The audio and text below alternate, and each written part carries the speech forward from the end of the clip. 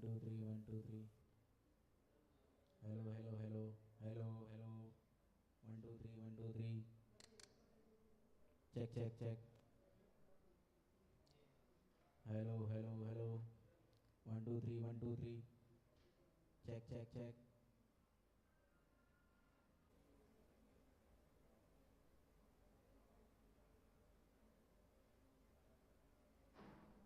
Auditorium. So we'll be starting in 5 minutes. So please be seated. Thank you.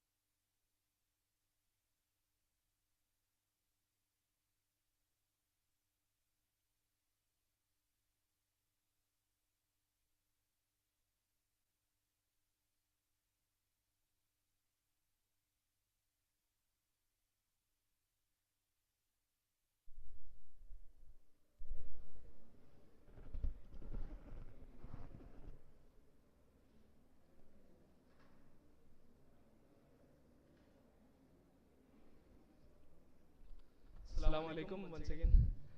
We shall start the session. The session is named Minority, Belongingness and Citizenship in India. This session will be chaired by Professor Irfanullah Farooqi. We request Professor Irfanullah Farooqi to come on. Hi, yeah.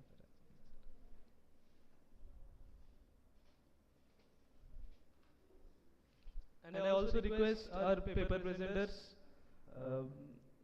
Adil Ahmad Wani, Ablaz Muhammad Shimnad, Muhammad Arif Ali, to please come on the dais.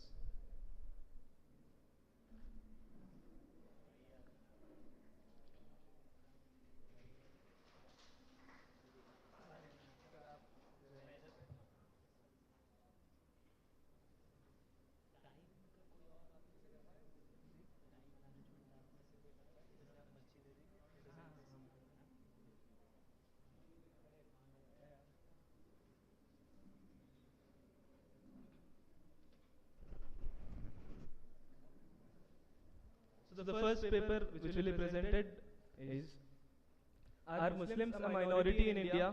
Reading Altaf Hussain Hali and Sir Syed Ahmad Khan into the contemporary debates of Muslim belongingness in India.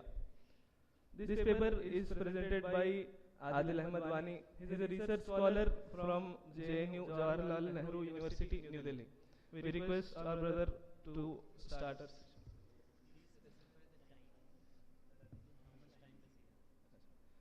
Each paper will have a time of 10 minutes. Each paper should be completed in 10 minutes, and then a review, and then the chair will address.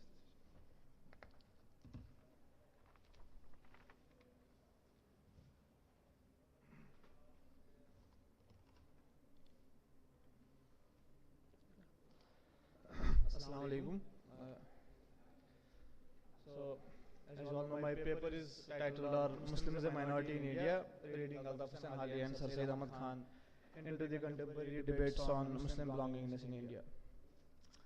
Since the theme of this topic is reimagining Muslim politics, same thing was happening in the aftermath of 1857. The intellectuals, Muslim intellectuals of that age were also rethinking over how should Muslims, reimagine their politics, what could be their way of action, how should they deal with the British as well as the majority community there, the Hindus. So in that way, chart a pathway for the future course of action. Who, what could be the place of Muslims in India after the loss of power? So the events of 1857 are seen as a watershed moment in the Muslim history in South Asia. The loss of sovereignty and the vilification of Muslim community raised serious concerns among the Muslim intelligentsia, who were differently opinionated about how to deal with the hostile ruler. The emergence of a more clearly defined Muslim community with distinct Muslim interests, as well as the idea of Muslim backwardness, these were some of the issues that also they were interested in, and I'm particularly interested in how Hali and Sir Said looked at those particular questions. In his poem, Shikwai-Hind, Altaf Hussain Hali, he reflects upon the spirits of his time, and when he writes, पस्ती का कोई है, पस्ती का कोई हद से गुजरना देखे, इस्लाम का गिरकर ना उबरना देखे, माने ना कभी कि मद है जज़र के बाद, दरिया का हमारा जो उतरना देखे. Much of the poem's appeal lay in its ability to provide an explanation for the tribulations that appear to have befallen the Muslims of India under the British rule. The fragmentation of community, loss of sovereignty and autonomy, and widespread economic decline. How do I see that there is an ambiguity in the concept of Muslim belongingness in Hali? It is usually, one can see in his two poems, one Hubbe Watan and Shikwai-Hind. In Hubbe Watan, Hali will come out as somebody who thinks about Hindustan, who wants Muslims and Hindus to be together, of all the religious communities. He wants them to come forward and bring Hindustan back to the glory.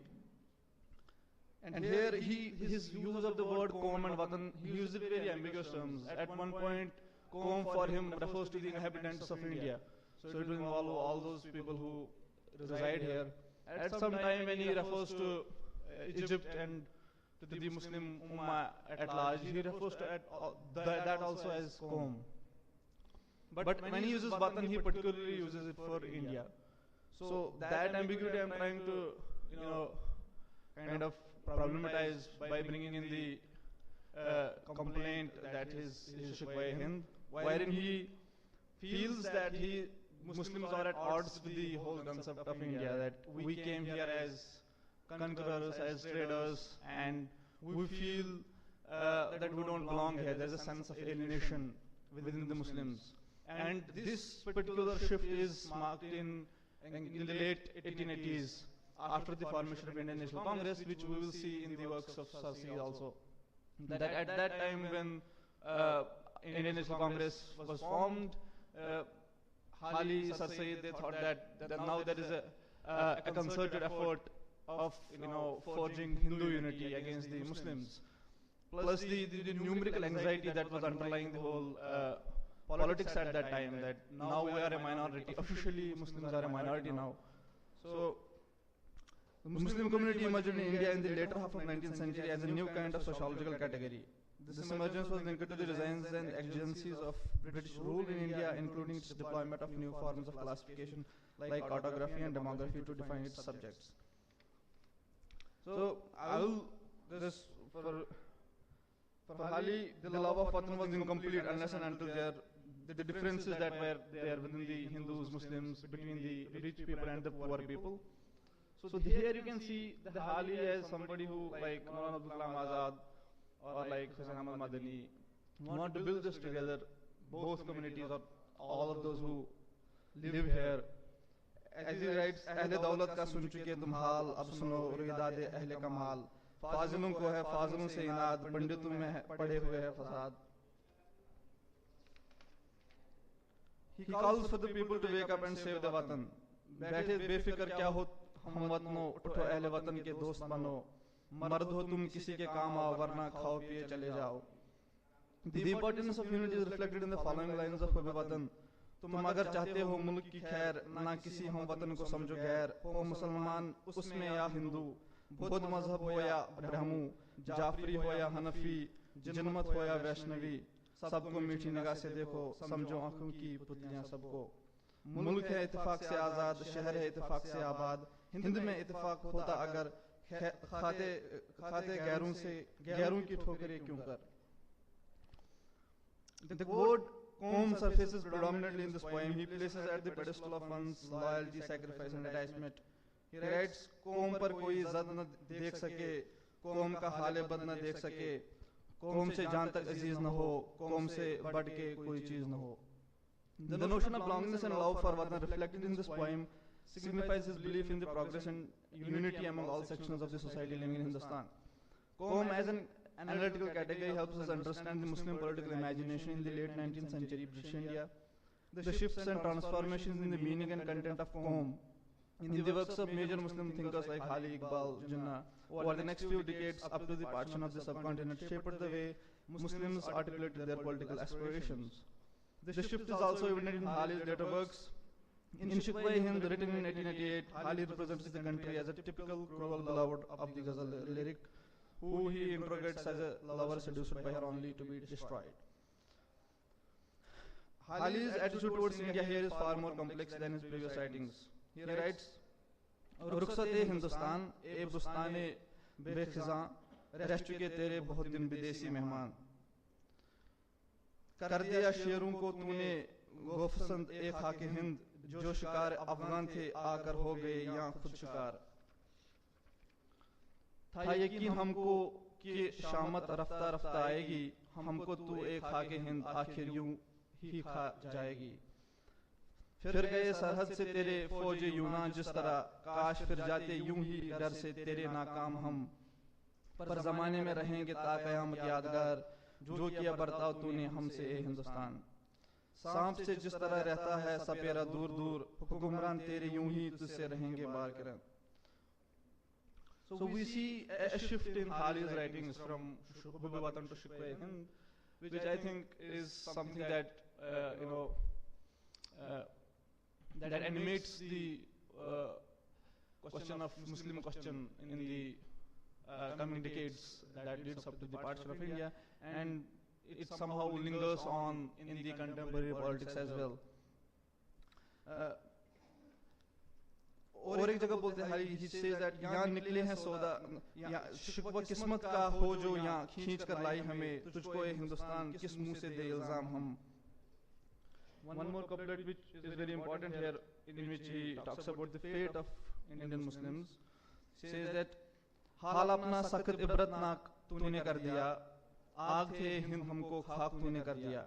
The transition in the attitude towards Qom or Hindustan from Hubbi Watan to Shikwa Hind and Hali reflects the general predilection of his time and place. As Francis Robinson argues that in colonial North India, especially in United Provinces, Muslims had already started feeling like a minority. Their representation and economic status had started to decline by the end of the 19th century. The treatment meted out to the Muslims by the majority community had made them question their belief in United India. Francis Robinson says that that divide was in itself, it could be visible in the Indian society, because as he says that Muslims ate the cow while the Hindus worshipped them. So this kind of a divide was something which could not be, it could not be resolved in by way of, for example, staying together or creating a polity that would not have fair representation. As Sir Said would argue that the representative system that British wanted to, at first in the aftermath of 1885, the representation system that they wanted to build here was totally unfair to the Muslims of India. Also, the concept of Qom and Watan in the works of Sir Said Nawal talk about that also, that his idea of Qom and Watan is first non-territorial. He doesn't say that it has nothing to do with the land. Basically, it is a feeling that one develops over time, and it distinguishes humans from animals. So he says that for him the Qom refers to, like, for example, people living in Afghanistan are a Qom, or people in Europe form a Qom. In the same way, people residing in India form a Qom despite their religious and cultural differences. But this also, there's a shift in Sir Said's thinking also, which is very like Sir Said's concept of nation continues to be a topic that still provides ammunition to his admirers and opponents in almost equal measure. If one looks at his writings, one realizes that his concept of a nation denotes semantic flexibility in the context of religious social consciousness. For Sir Said, it is certainly more than a political slogan or a marker of geographical identity. It is human instinct and not something that one acquires from one's land. But the problematic that arises here is that when he refers to when there are any Muslim gatherings, for example, in 1870, Sir Said, in one of the, it was in, I think, in one of the meetings where where there is a Muslim audience, Sir Said refers to Qawm just as like only Muslims, but in other places he might sometimes refer to Hindus as well. So there is a lot of ambiguity, and this ambiguity has been worked up like Faisal Devji is what complicates the situation, that what is it exactly that Muslims are? Do they form a Qawm? Where will be their future? Does their future lie in a separate state? Does it lie within the Indian Union? So these kind of questions were some of the major questions that these thinkers were engaged in. I think that's it.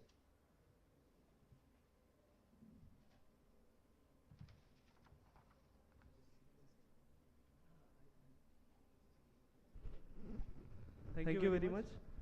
The next paper is on echoes of marginalization, assessing the socio-political disparities of Muslims in Telangana. This paper will be presented by Ablaz Muhammad Shimad. He is a research associate at Center for Development Policy and Practice, CDPP, Hyderabad. We request brother to start his presentation, and we request it to complete in 10 minutes.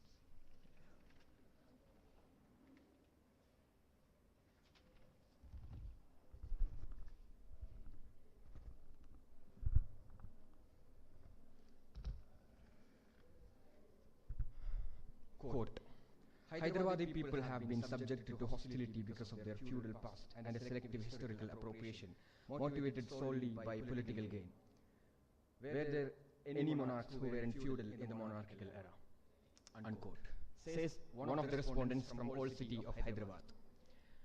Assalamu alaikum and good afternoon one and all. Myself Ablaz Muhammad Shamnad, and I will be presenting my research on assessing socio-political disparities of Muslims in Telangana, titled Echoes of Marginalization.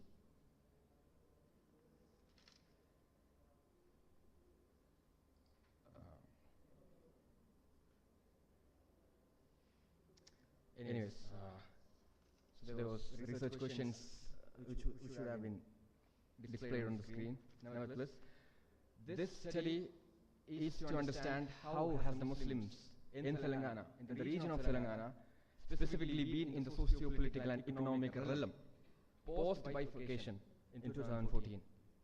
So the methodology is simple: secondary research, literature review, some reports and studies, and certain interviews with local people around Hyderabad, and also with experts who has conducted these studies.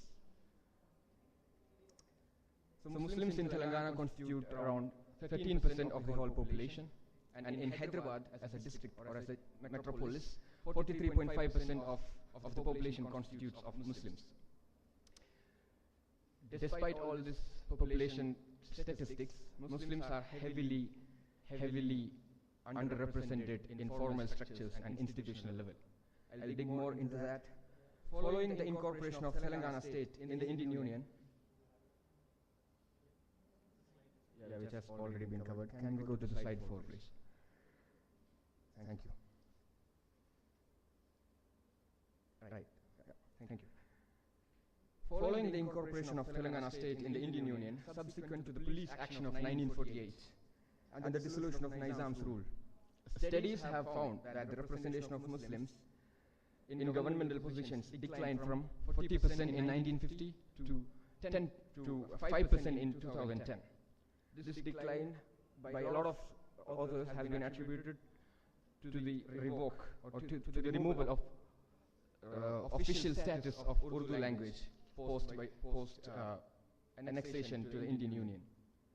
Politically speaking, for the last 3 tenures of Telangana State Legislative Assembly, only 7 or 8 of MLAs, that too almost all of them from the same party and in a very concentrated region within the city of Hyderabad, has been Muslims, whereas proportionally speaking it should have been at least 15. And members of parliament, solely 1 for the last 3 terms. Sujit Kumar Mishra, one of the household studies which I referred to greatly for this paper, from Council for Social Development Hyderabad Center, has found out in a study which focused on livelihoods opportunities and the status of women, has found out that Muslims reside predominantly in kacha houses and were employed in informal sector, self-employment or subcontract works. Mishra has attributed this trend to the barriers and threats encountered by the Muslim community in pursuing their livelihoods, compounded by a lack of political bargaining power. Talking about education and literacy levels, Muslims, 16% of the Muslim community has never been to any educational institution, which parallels with 17% for the scheduled tribes. The percentage of Muslim dropouts by the study by G. Sudhir Commission, constituted in 2016-2017, the percentage of Muslim male dropouts in the age groups of 18 to 20 and 21 to 29 were 31.6% and 81.5% respectively. For females, the similar figures would be 71.5% for 18 to 20 age group and 52.8% for the age group of 21 to 29. Financial strain, job-seeking behavior, understaffed schools could be attributed as the root causes of the high dropout rates. The Commission of Inquiry, aka G. Sudhir Commission, also headed by the speaker who spoke in the morning session, Professor Amirullah Khan, as well as Abdul Shaban and G. Sudhir himself, has found out that Telangana government's 23 departments, the representation of Muslim employees stood at approximately 7.36%, which starkly contrasts with the community's population of around 13%. The bottom line being, as with the national statistics shown by Sachar Committee report and Ranganath Mishra report, Muslims are significantly underrepresented in educational and professional spaces in the formal as well as institutional realm. Talking about the second point, reservation, I'll read out a para from my own paper. In the context of India's profound social, cultural, economic, linguistic, and political divisions, there arises a necessity for preferential treatment or positive discrimination to address historical injustices related to caste discrimination and to ensure equitable representation of each community in proportion to its population. Dr. B.R. Ambedkar, chairing the Constituent Assembly, underscored the imperative of achieving social, political, and economic democracy, highlighted India's unique democratic stance as the sole nation globally to enshrine explicit constitutional and legal provisions for compensatory discrimination widely recognized as reservations. Indian Constitution, while delineating reservations along the lines of caste, also incorporates provisions for, quote, making any special provision pushed and emphasized by Mandal Commission of 1990 in the Supreme Court. Talking about the place where we are, Telangana, 75 to 80% of Muslim population within Group E of BC or backward classes benefits from 4% reservations proposed by P.S. Krishna report, while it was Greater Andhra Pradesh in 2007. Post this benefit or preferential treatment or positive discrimination or reservation, a notable increase in Muslims in higher education institutes, specifically in medical and professional institutions, almost 27,000 boys and girls from Muslim backward classes getting admitted to these institutions. KCR, former Chief Minister who ruled for 2 terms, during Telangana formation had proposed 12% reservation, an increment from 4% already existing reservation to 12% reservation for the backward class Muslims, but failed miserably to do so during both his terms. The issue was featured in Muslim Declaration a document, a proposal put out by an amalgamation of Muslim advocacy groups in Hyderabad, specifically Telangana as well, presented by under the title Telangana State Muslim Joint Action Committee in 2023. Talking about communalism, communal polarization has increased in a way that mirrors the larger attempt by the RSS to gain momentum in the Deccan soil. For instances, BJP MP Hema Malini during one of the campaigns has equated voting for Muslim candidates with supporting Pakistan. Amit Shah himself has called Muslim candidates in the recent parliament elections as Razakars, and respected Prime Minister Narendra Modi has addressed a couple of years ago in an address nearby Hyderabad Old City, addressing the crowd as Mere Pyare Bhagyanagar Walo. So the PS Krishna report, which was titled Identification of Socially and Educationally Backward Classes in Muslim Community of AP and Recommendations, has acknowledged the presence of caste and caste-like communities within the Muslim population. Can we go to the next slide, please? Just to brief a bit about what has the situation been of caste among Muslims in India, right? Scholars like Imtiaz Ahmad, Khalid Anis Ansari, and the renowned anthropologist Ghosh Ansari has put out, and many other scholars and academicians has put out the existence of caste, or in another euphemistic way called as biradaris within the Muslim community. Ashrafs being the so-called upper caste, which could constitute around 15% of the population of Muslims in India. Arzals and Ajlafs, as the broadly known as Pasmandas, or upper classes or middle classes, who were told to be converted from middle caste of Hindu order, or the so-called untouchables from the Hindu order. It has been widely addressed at an institutional level, and still addressing, scholars are writing, advocating for it, but the constitutional aspect of it is yet to be achieved. So these are the commissions and reports and case studies which I have done. Next slide, please. Yep. Putting all of them in picture, what I've understood as for the socio-political disparities of Muslims in Telangana can be put out in 4 broader aspects of it. This is a concluding finding as well as a recommendation, which would be an answer to what these points are portraying. The deficiency in political representation, as we've already seen from the stats, and also a lot of respondents who have responded in such a manner.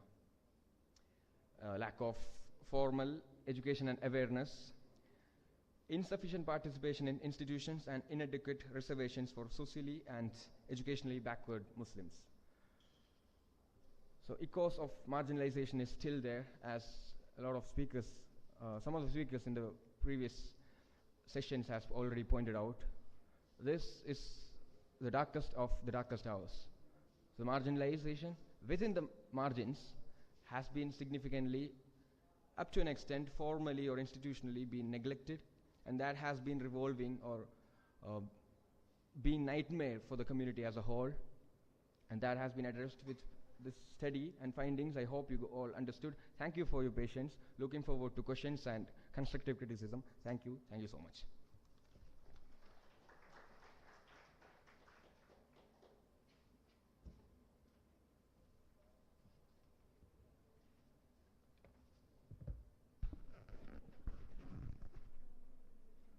The next paper is Possibilities of Communal Language in Indian Muslim Political Assertions Beyond Secular Narratives.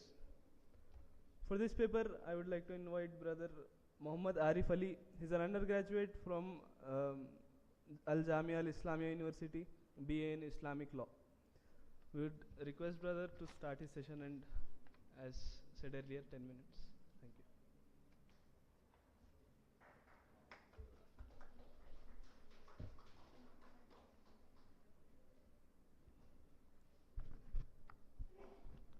Bismillahirrahmanirrahim. Alhamdulillah, alhamdulillah, Rabbil Alameen. Allahumma salli ala Muhammadin wa ala ali Muhammad. Kama sallaita ala Ibrahim wa ala ali Ibrahim. Innaka Hamidum Majid. So, as my title denotes, the possibilities of communal languages in Muslim political assertions. So, before knowing what our Muslim political assertion is, or what it should be, or what it has been in the past, it is important to know how we understand Muslims, or how Muslims were understood in not only India but globally. So, in other words, it is important to know why always Muslims being subjected to such violence, starting from the normalization of hate that has been institutionalized, not only through legally but in different aspects of domains like economically, culturally, and how it enables the Hindutva majoritarian politics in this nation state, especially in India. The thing we need to know here is we are asserting our political assertions, mainly representation or recognition, in the name of the constitution or the constitution accordance, which has been, even though there may be many advantages and disadvantages during the Constituent Assembly debates, the constitutional accord or the Constituent Assembly debates were held in the name of a communal contract, by the contract of all communities, representing from Muslims being minorities to other backward classes. So, exemplifying the Kashmir, how Kashmir came to the part of India by giving itself autonomous power, even though later it has been denied by the Article 37. So, to understand the Muslim political assertion, it is imperative, crucial to know how Muslims were being, why Muslims are being subjected to violence. And not only in India, globally, if we take any context, starting from the fall of Granada, and even after the modernity, since the emergence of nation state, Muslims have been regularly and continually being subjected to any kind of violence. Especially if you take the Indian context, from the denial of autonomous power to Kashmir to the demolition of Barbary, and even if we take today's scenario about the Waqf bill, and about the 40 Assams or factions of Muslim being detention in the name of NRC or in the name of foreigners, why Muslims are being consistently subjected to such violence. So first of all, we need to understand how Muslims are placed in this India, even though the category of minority, where Muslims are being internalized to this minority category. So broadly, if you understand how Muslims were understood, even though since the emergence of nation state, many anthropological studies and many liberal think tanks in US and other organizations, they have classified to study about the religion Islam. But in what ways they study religion as Christian as a religion? In the same framework they have been studied Islam. So Islam is equal to religion is equal to Christian. So there are many implications, namely studying from Muslims have been categorized like Muslims living in a local area, and the anthropological field decision Muslims are understood to in a field of the local Muslim, and the studies that have been based on the text and categorize them as textualism. So there have been many categories regarding Muslims like global Muslim, local Muslim, textual Islam, so and so on. And the another aspect is about the Muslims being categorized into several binaries. So, for example, in South Asian, in a Defending Muhammadan Modernity work by Sheryl Theron, he describes how the very understanding of Muslim religion has been categorized in several binaries. Taking, for instance, the Barelvi Dayubandi debates, in which we follows his book. The debates, the Western or Orientalist and scholarship academics, they have categorized the Muslim religion into several binaries, namely from Sufi Islam and legal Islam, where the Dayubandis, who were the reformatives, and they categorized the Dayubandis into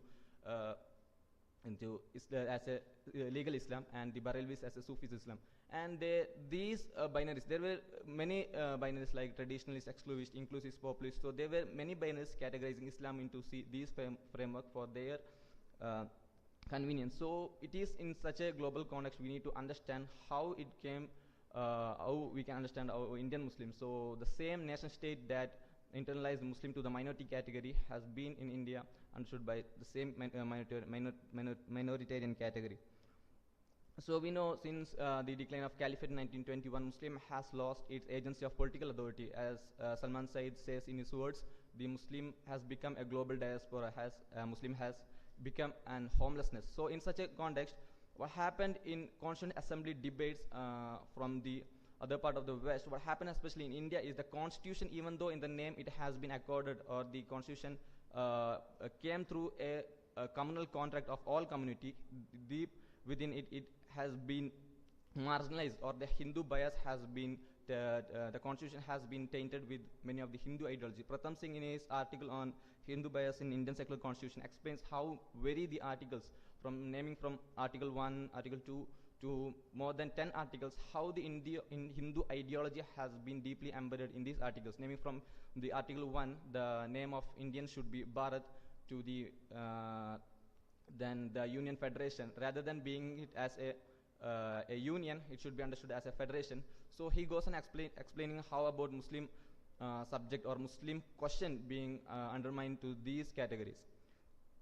And later, how nation state, how minorities is being is worked through, how it worked in the nation state is like, for example, if we take our Islamic tradition of Kali system, once it has stood as like a power structure during the colonial power, since the modernity it has become mainly privatized or depoliticized into religious affairs, only affairing in religious affairs. So the modernity and the nation state through which the minority category is working, it has disciplined the Muslim subjects there by itself. So what happening is here, the two processes have been taken here. One is the nation state discipline Muslims, and Muslims, second is Muslims are disciplining within themselves. For example, what we are doing here is, even though there is a secular constitution which is undermined by the Hindutva politics for their Hindutva nationalist agenda, so Muslims are asking their assertions or the representation in a secular language. So what happens here is, for example, any violences that have been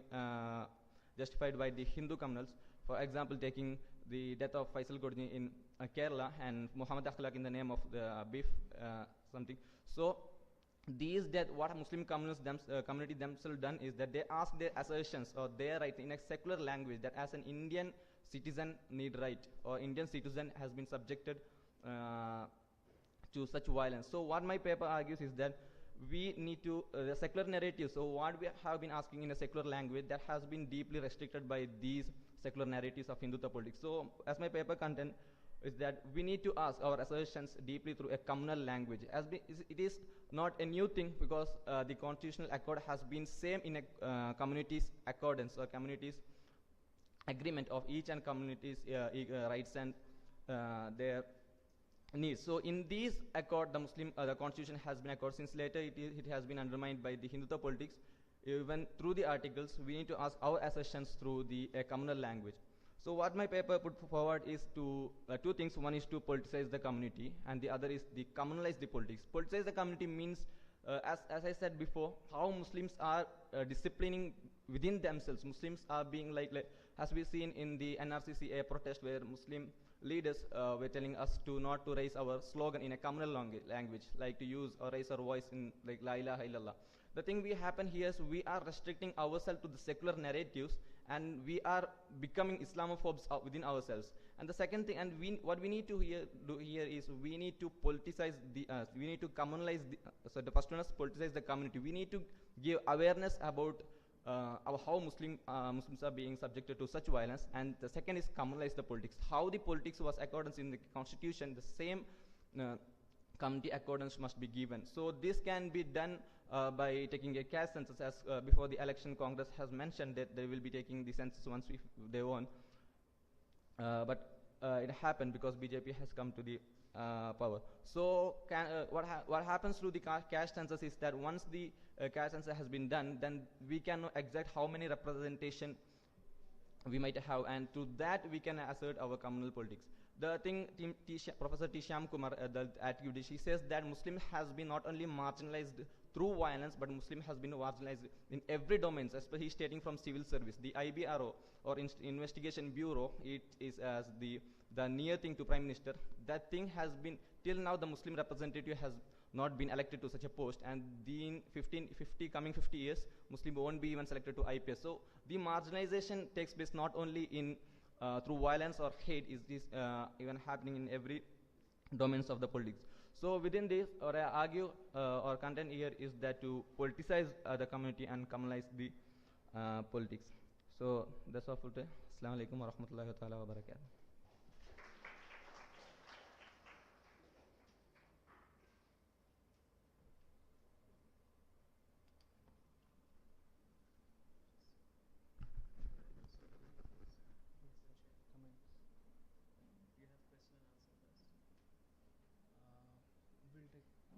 We'll take comments. ठीक है.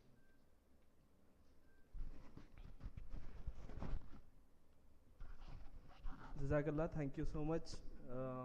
We personally thank three of our presenters for their rigorous efforts, and we hope that your efforts will have fruitful results, inshallah. Of these three papers, if you have any doubts, you can raise your questions now. Yes, please. Mike. Mike.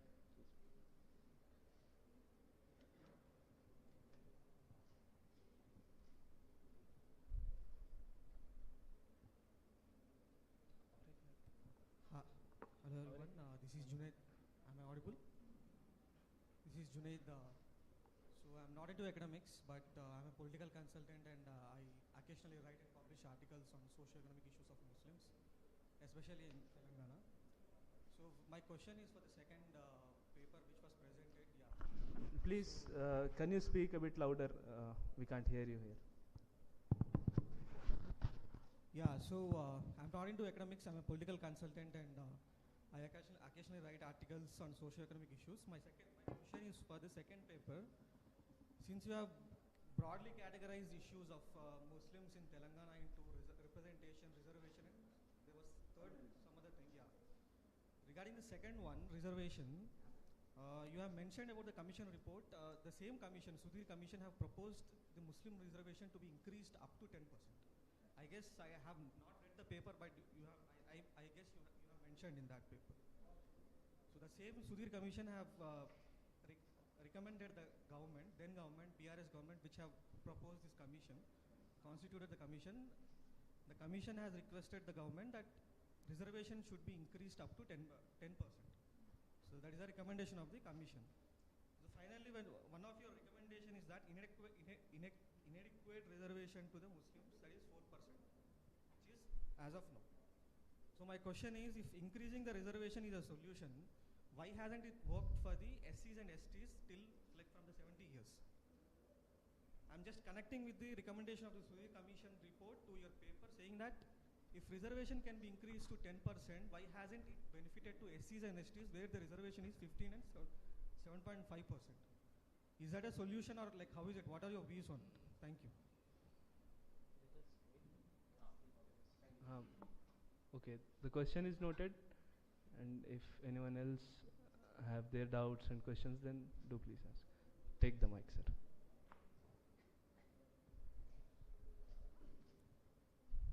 This is more a comment, Ablaz. In your paper, you mention Imtiaz Ahmad, Ghaus Ansari, and other anthropologists and sociologists.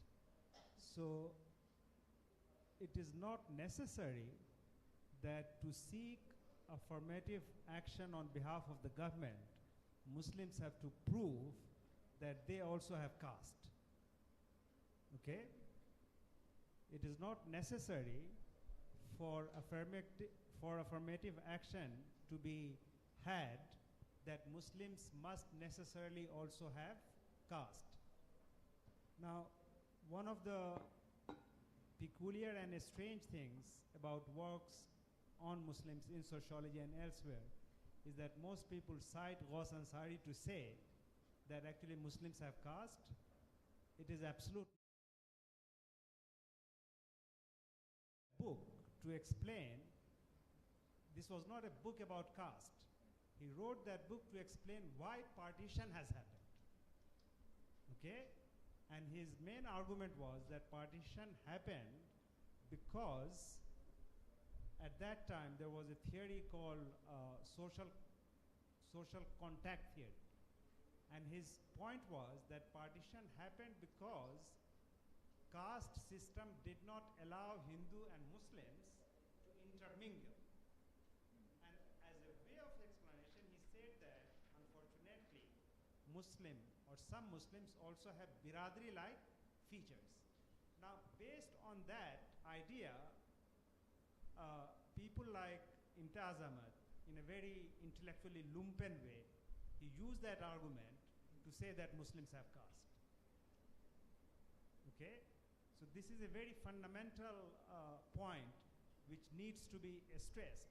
Now, an important point is, why did people like Imtiaz Ahmad has to say that? He has to say that because he was nationalizing Islam and Muslims for the cause of Hindu/Indian nationalism. Now, if you ask how, from M.N. Srinivas until now, in order to prove that actually there is something specific about Indian Islam.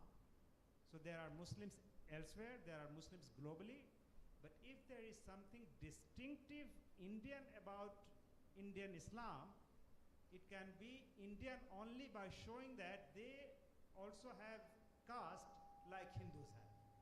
You follow the logic? So it is this larger theoretical framework in which people like Imtiaz Ahmad and subsequently others would come.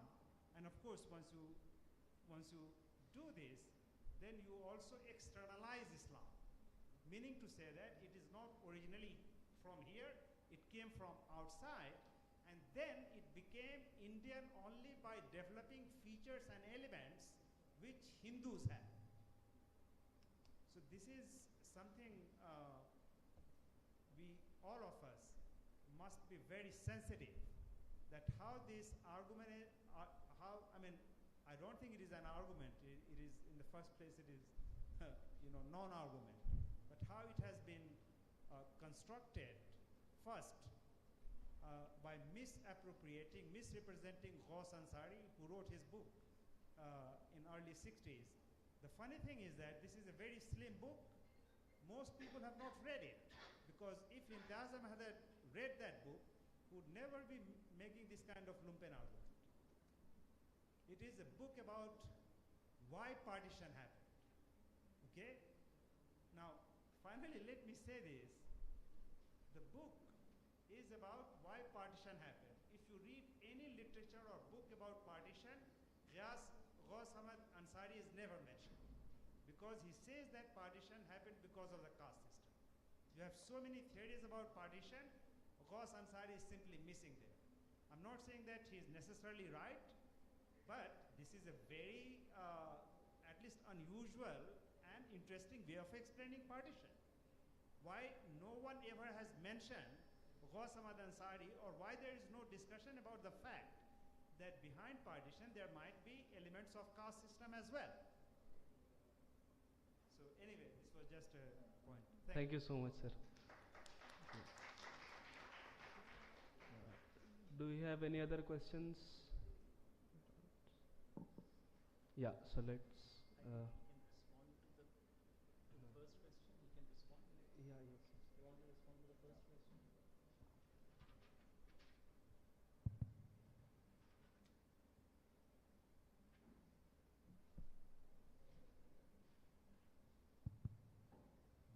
Thank you so much for such a critical angle to it, and also pointing out the fact of a possibility of reservation having an emancipatory power to a whole larger heterogeneous community in itself.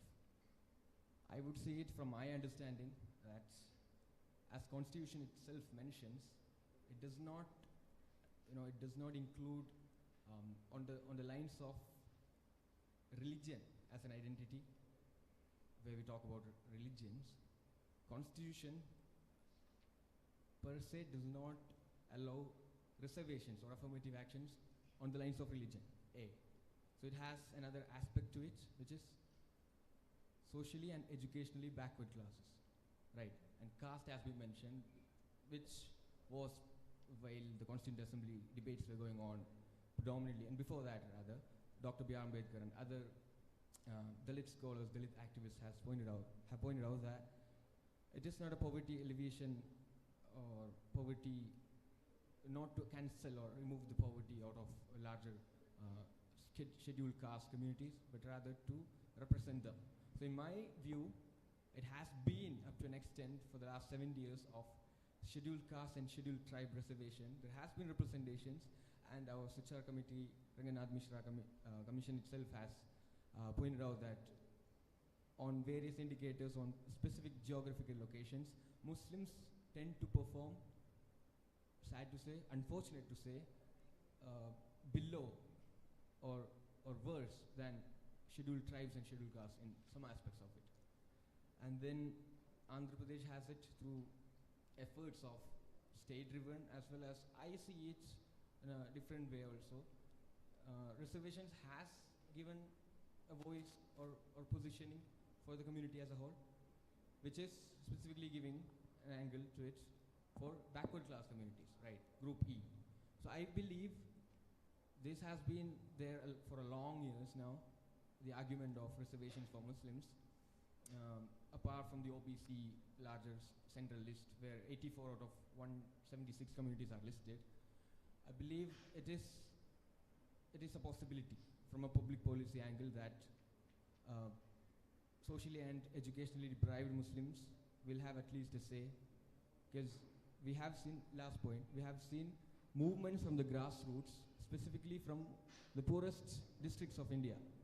I'm talking about Yavatmal, I'm talking about Nanded, regions where droughts, farmer suicide has been happening, where movements like Eklavya movement, Nalanda movement, where a whole large community who has never seen or never approached or never been able or allowed or permitted to access institutions educationally has gained momentum. And the tag of first generation learners has been well celebrated around the world.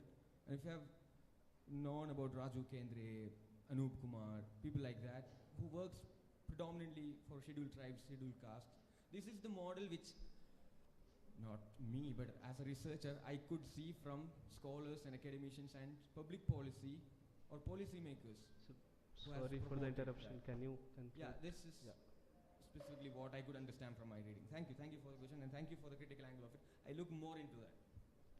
Thank you so much. So now I would request the chair, Janab Professor Irfanullah Farooqi, to have his comments on all these three papers. Thank you. Can I just sit here? Yeah, you. Okay. So, very quickly, because in the interest of time, so I'll be as precise and to the point as I can be. So let me just very quickly speak about each of these presentations. These are excellent themes, right? No denying the fact, but there are always concerns. So let's start with Adil's paper on Sir Syed and Hali and the question of Muslim belonging, right? Of course, my hunch is that maybe there were some other details that we were deprived of because of paucity of time. Maybe Adil wanted to speak more about some of these concerns. But I just want to flag a few pointers that might enrich the paper, hopefully, significantly. So one is when we use the word Muslim in the 19th century context, right? And when we are kind of mapping a certain trajectory, we might also want to ask ourselves what exactly do people like Sir Syed and Hali and others imply when they use the word Muslim, right? Are they really thinking about the community as a whole, or they have a specific section in mind, right? And particularly when it comes to this specific family of thinkers, this question acquires a certain significance. So when we say Muslim and Muslim and Muslim again and again, we might also want to take a moment and ask ourselves whether the word Muslim is invoked exactly the way in general it is invoked, or there is a certain qualifier that they have, right? So this could be an interesting inquiry in itself. The other is when we talk about belonging, and this becomes very critical in relation to Sir Syed and Altaf Hussain Hali, and there is Deputy Nazir Ahmed as well. they were also looking at belonging from a slightly different vantage point. And I wish that was underlined in your presentation, which is to do with belonging from the vantage point of language. And Sir Syed, of course, happens to be an icon when it comes to a certain style of Urdu prose. Sir Syed is somebody who kind of starts a certain movement, if you will, to de-Persianize Urdu, right? To kind of bring Urdu down to the masses. Although he would think, but in any case, we didn't have that kind of literacy rate. But it was definitely not the kind of Urdu that was in fashion. And through his very important intervention like Tehzeebul Akhlaq, Sir Syed wants to kind of introduce another chapter, and it's a very powerful chapter in the history of Urdu prose, language, literature. And Hali, of course, is a diehard admirer. He is somebody who really considers Sir Syed as this icon. Deputy Nazir Ahmed also, in some senses, if you read his didactic novels, etc. So there is another way in which the idea of belonging is introduced by de-Persianizing or kind of turning Urdu a bit more accessible. The register of Urdu needs to be more accessible for common people. So maybe when we are thinking about Muslim belonging, this is something that we can think about. And then towards the end, you know, when we say Sir Syed's reference to this idea of Qaum as an ambiguous reference, there's a certain ambiguity, and you're right, Faisal Devji has written about this. But one thing that we might want to also look into is that Sir Syed is also very, very attentive vis-a-vis his audience. And Sir Syed, in various lectures of his, in various speeches of his, he invokes the idea of Qaum differently. So when he is giving a speech in Gurdaspur, his invocation of the word nation, Qaum, is different. And Qaum and community also kind of gets interchanged. Then in Lahore, and then in Meerut, when after a few years after Congress's establishment, I think 1887 perhaps, the invocation, and after Congress enters into the picture, the ambiguity is not really as prominent as it used to be earlier. So it is not really as, of course, he kind of goes from one register to another, but in my opinion, it is also perhaps to do with Sir Syed's very sharp understanding of his audience. He knows his audience.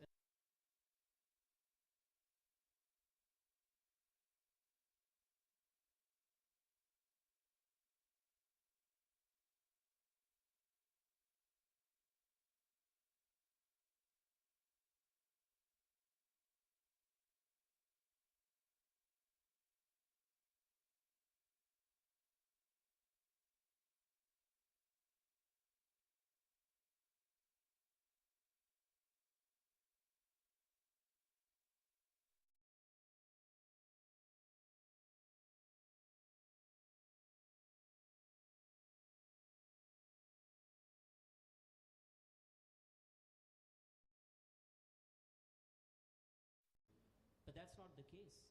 They were compelled or they were pushed into a situation wherein they had no other option but to leave their schooling halfway. So the word that we use now is push out and not drop out. Because push out is about circumstances. And Muslims, of course, are no exception. So whether we are talking about SCs or the STs or women or the minorities, the preferred reference would be push out. Because it is the structure that is not letting them finish their schooling, not letting them get enrolled into higher education programs. And lastly, just to kind of second what Irfan Bhai was pointing out, reservation in itself, you see, constitutionally mandated reservation, you have 4 sections. You have the SCs, you have the STs, you have the OBC, and you have the EWS. Of course, the EWS is a complete nonsense. But anyways, you know, 4 sections. Now we all know that for each of these sections, the logic for reservation is different. So the logic behind extending reservation vis-a-vis the scheduled castes is not similar to the logic vis-a-vis the scheduled tribes, and then OBCs, and then EWS. So when we speak about the Muslim community, we don't, whether caste is there or not there, that's a different discussion altogether. But just because there is caste, that does not necessarily become a plank vis-a-vis a case for reservation. So reservation can be an independent argument in relation to the minorities, in relation to the marginalized. Of course, for scheduled castes, we have to invoke the question of caste because they have been historically disadvantaged, discriminated against, right? So these are just 2-3 pointers that and you mentioned Pasmanda separately. I don't know whether, it's Pasmanda is a broad reference, and within the Pasmanda there is a lot of rift.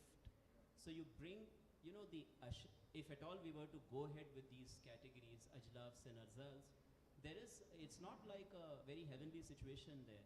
There are a lot of issues within these lower sections as well, right?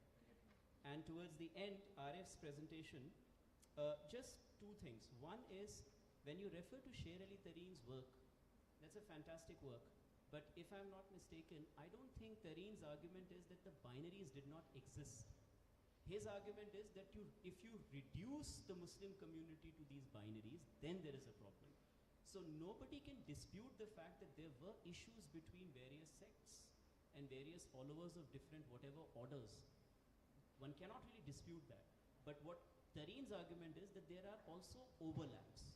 And in that sense, he's trying to problematize a certain for grantedness, right? That if you simply take it for granted, there is one section of the Sufis, and then you have the jurists. That is something that he's not really very comfortable with, and he's not the first one to argue this out. There are arguments along similar lines made by other scholars as well. And in his recent work as well, Perilous Intimacies, he's once again looking at overlaps. He's interested in overlaps, right? So that is one. And then when you say politicize the community, I get it. That's a good phrase. I hope everyone believes in politicizing as a positive endeavor.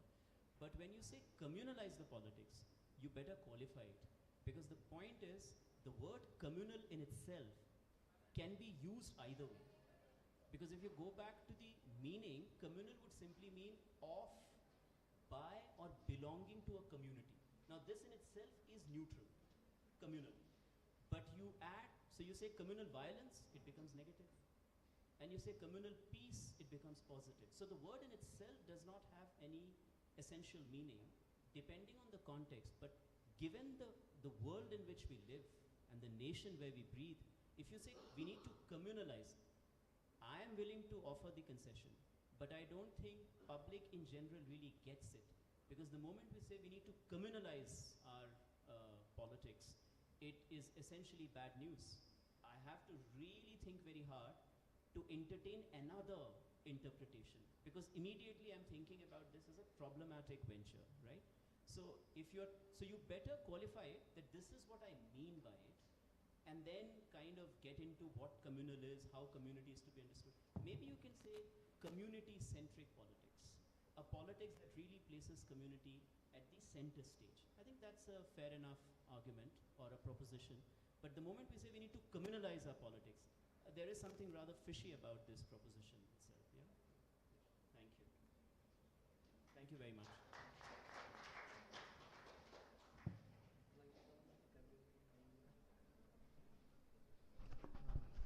Thank you so much for your valuable comments. If our paper presenters have any question or doubt for the chair, and also the participants can ask their questions now. We have 5 minutes more remaining. So, yeah, mic, please.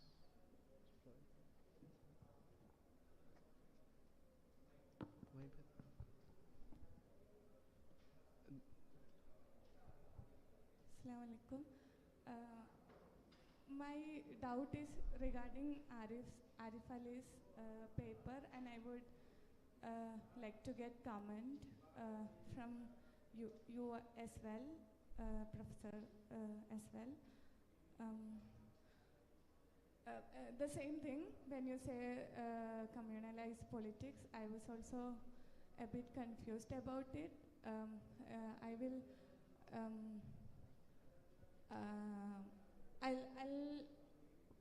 I had recently had an experience that I'm studying in Germany, and there is this among the left people, there are discourses like multiculturalism and new migrants are coming, and all these discourses are going on. And I'm studying in Center for Modern Indian Studies, and there were this discussion among Indian students who are minority in Germany, and some students from Muslim community wanted to have holiday for Eid in the center, and some Muslim students are opposing to it by so there was this heated discussion about if we are asking for a holiday for Eid, other Ram Navami and all other celebration will also, the people will also ask holiday for this celebration as well, because they are also minority in Germany.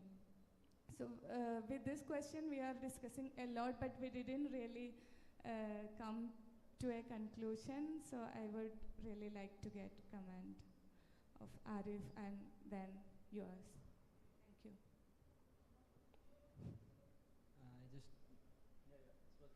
I just don't know about into Indian politics what I meant here by the term communalize. I didn't really was be aware of this term communalization. So in paper I explained about what it means about communalizing the politics. Is that the same way the secular politics in India in constitution has been known, or right to religion or right to religion representation expression. In that sense, I describe the term what community is. But in title, if we here communalize the politics, that may be misunderstood as Professor just said. I was not talking about the situation in Germany that you just an anecdote, but still this discussion was among the Indian students. So that I feel like that can be applied in Indian context as well.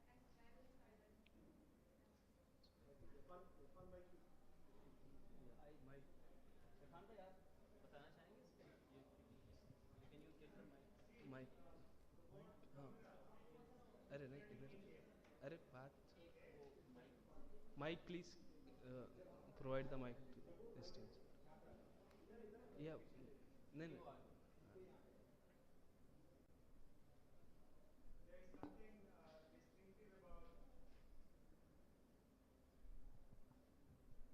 There is something distinctive about Indian English.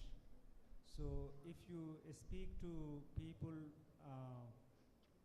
who are not Indian, okay, the word postpone makes sense, but prepone doesn't make sense.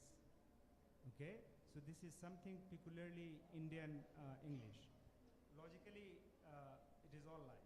If you can have postpone, you can also have prepone. Now the word communal, the sense in which it is used, this word is not used outside of India. Outside of India, the word communal has a positive connotation. So when I say, if I'm an activist in Germany or elsewhere, and imagine that I'm a green activist, I say communal ownership of forest, communal ownership of land, okay? So the first thing to note is the distinctive, peculiar meaning of the word communal. I think what you are probably aiming at, okay, given that this word historically has been enmeshed, okay, in Indian politics, you cannot think this peculiar Indian meaning is that Hindus by definition are nationalists and Muslims are Hindu nationalists today. It has a very different meaning, okay? From late 19th century until 1947, there is nothing called Hindu nationalist, because Hindus were almost naturally taken as nationalists, whereas Muslims were naturally taken as communal. You understand? So Hindus often, they think about the larger nation, country. Muslims always think only about their own community. Okay? So in that sense, the peculiar Indian meaning of the word communal is directly connected to the highly politicized meaning of nationalism itself. Okay? Now the second point, I think what you are probably aiming at, to avoid that confusion, probably a better alternative would be communitarian rather than communal. So if you say that I want attention to what you are aiming at. That might be, this is offhand, this is what comes to my mind. So, Thank you so much. just to respond to your question, so what you are referring to is actually happening in many campuses in India as well. So, for example, at South Asian University, and this is almost like some kind of a competing religiosity, right? So, at South Asian University, for a very long time, for more than several years, it was a very routine thing for Muslim students to get some arrangement done for their sehri and iftar. But then 3 years ago, 4 years ago, you have a certain movement sort of thing, which is about why only for them, why not for Navratri? Now, nobody in JNU, for example, never ever there was any discussion. But these days, so if you look at the recent Azan controversy, right? Again, all kinds of crazy controversies. Now, in the case of Azan in Maharashtra, in Karnataka, a lot of communal leaders, they are saying, if they don't stop Azan, we will play Hanuman Chalisa.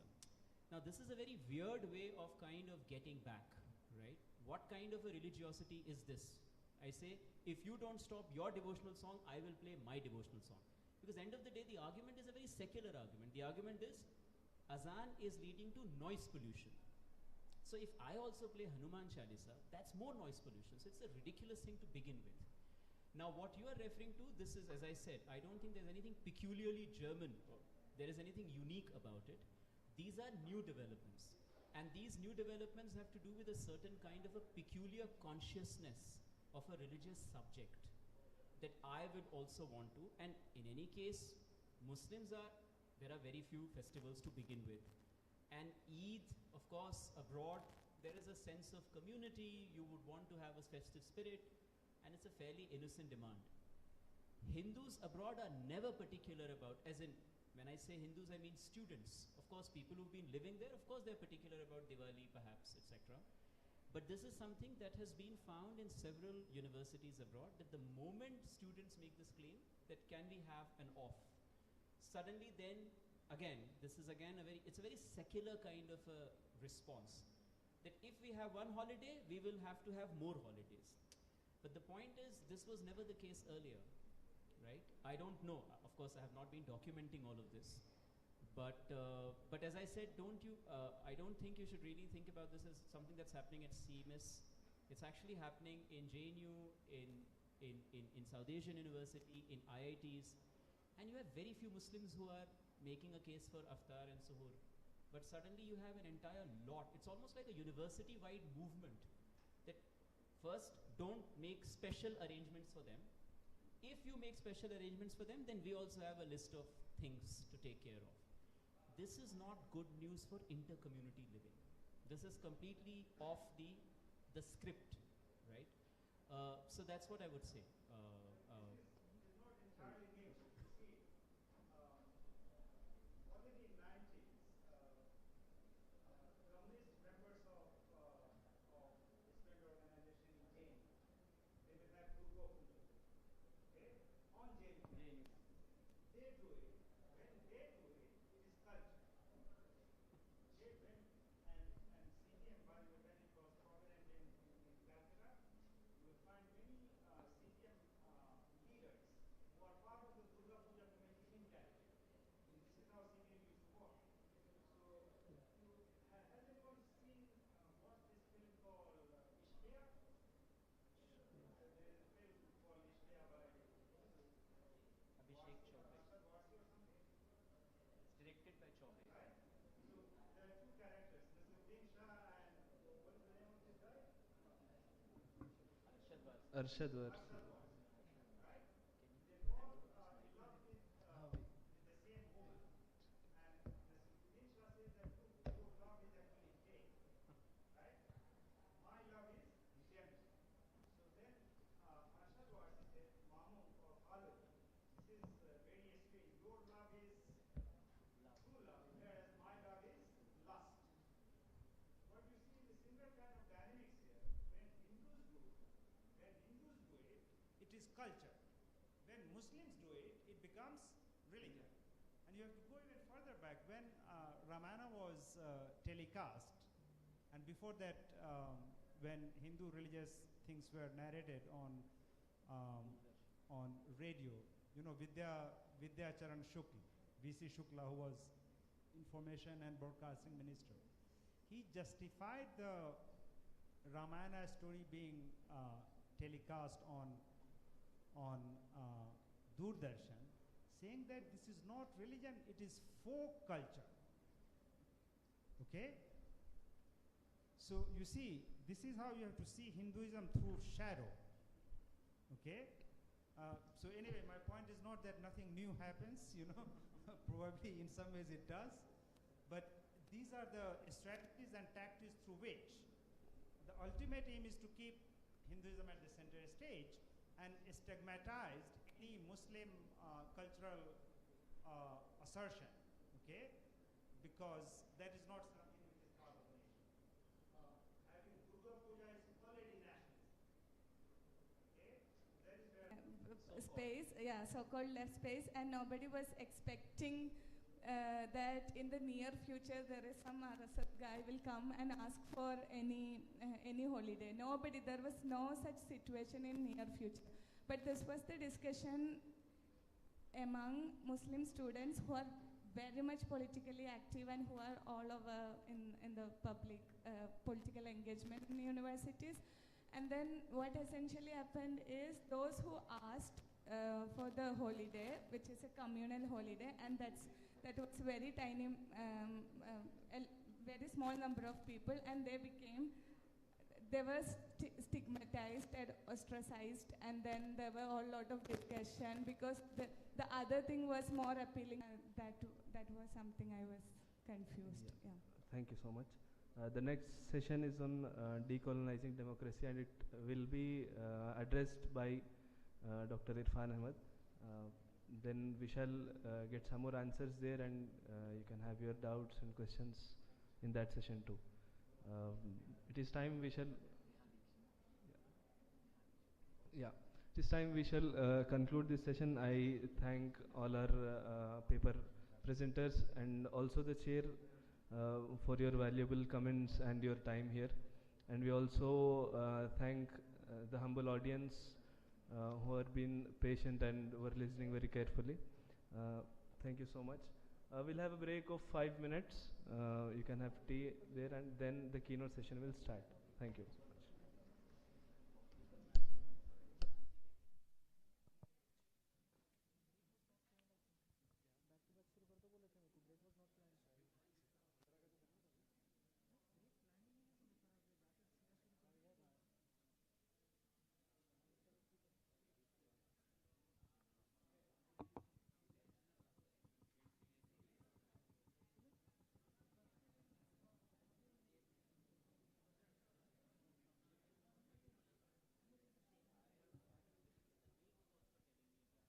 A quick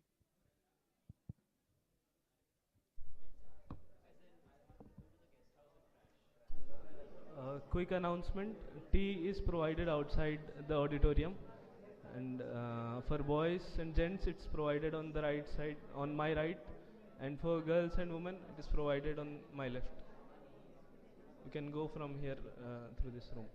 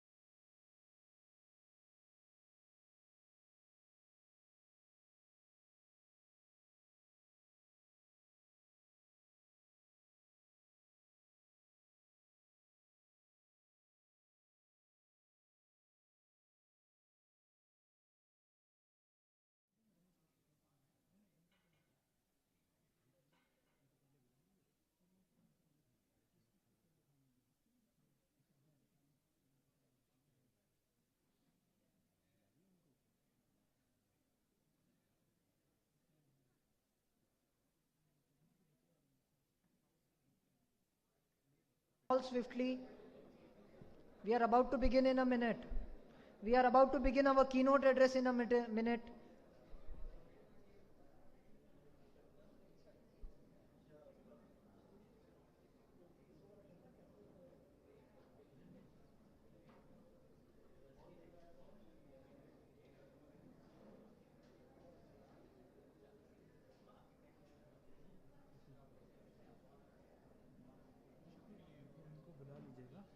सदर साहब को भी बुला लीजिएगा नहीं नहीं इनकी actually PPT है नहीं इनकी पीपीटी है तो हम उसको स्पेस रख रहे हैं हाँ ठीक है वहीं पे बुला लीजिए उनको सदर साहब को बुला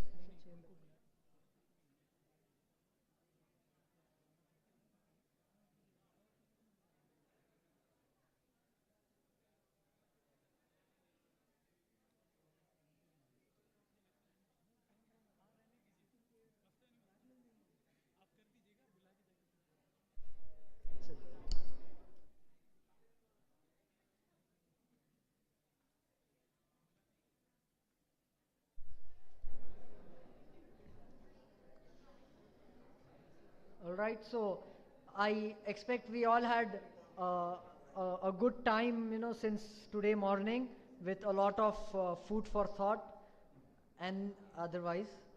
So moving to the last session of the day, this is our keynote address, and this actually encompasses a lot of our imagination that we had, put in through. I begin with inviting our guest, Professor Irfan Ahmed. I request you to come on stage and take his place.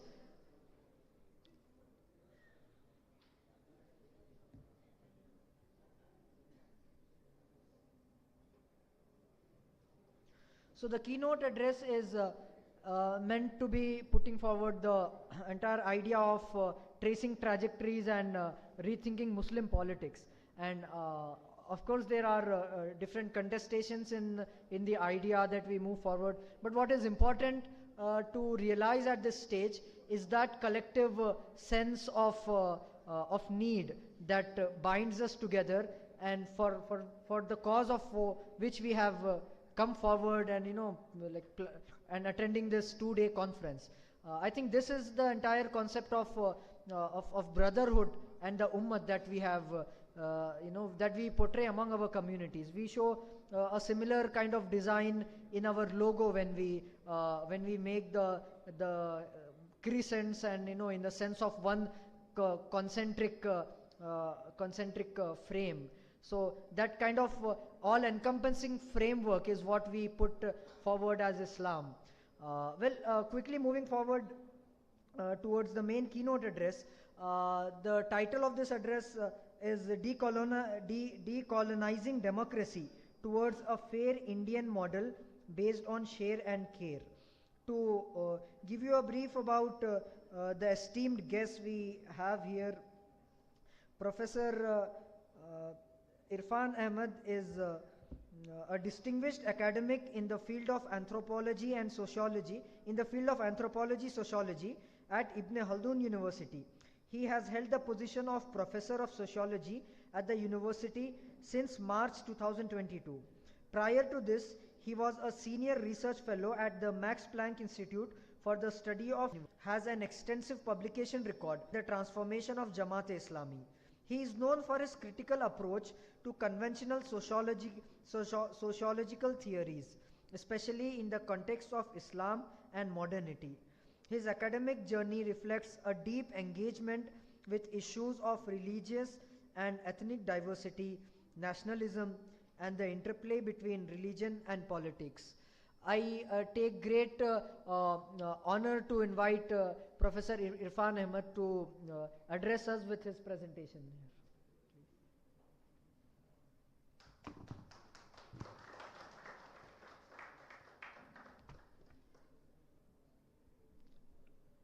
Assalamu alaikum. Okay, so you guys can hear me, right? Okay. So this is more like sort of an academic paper. Generally speaking, for an audience like this, I would actually not stick to this written paper and speak extempore. But since there are some key constitutional developments for which I need to stick to the text. Now, before I start, there are a few clarification. One is that when we see this title called Decolonizing India and its democracy, but my argument is not limited to Indian democracy, because I don't think we can have a decolonization of democracy in India without taking into account the global developments. Okay? Now, the two key terms, decolonizing and then democracy. Now, on the one hand, there is a series of attempts more recently in India, and there are many voices which speak about decolonizing India, okay, or decolonizing studies of India.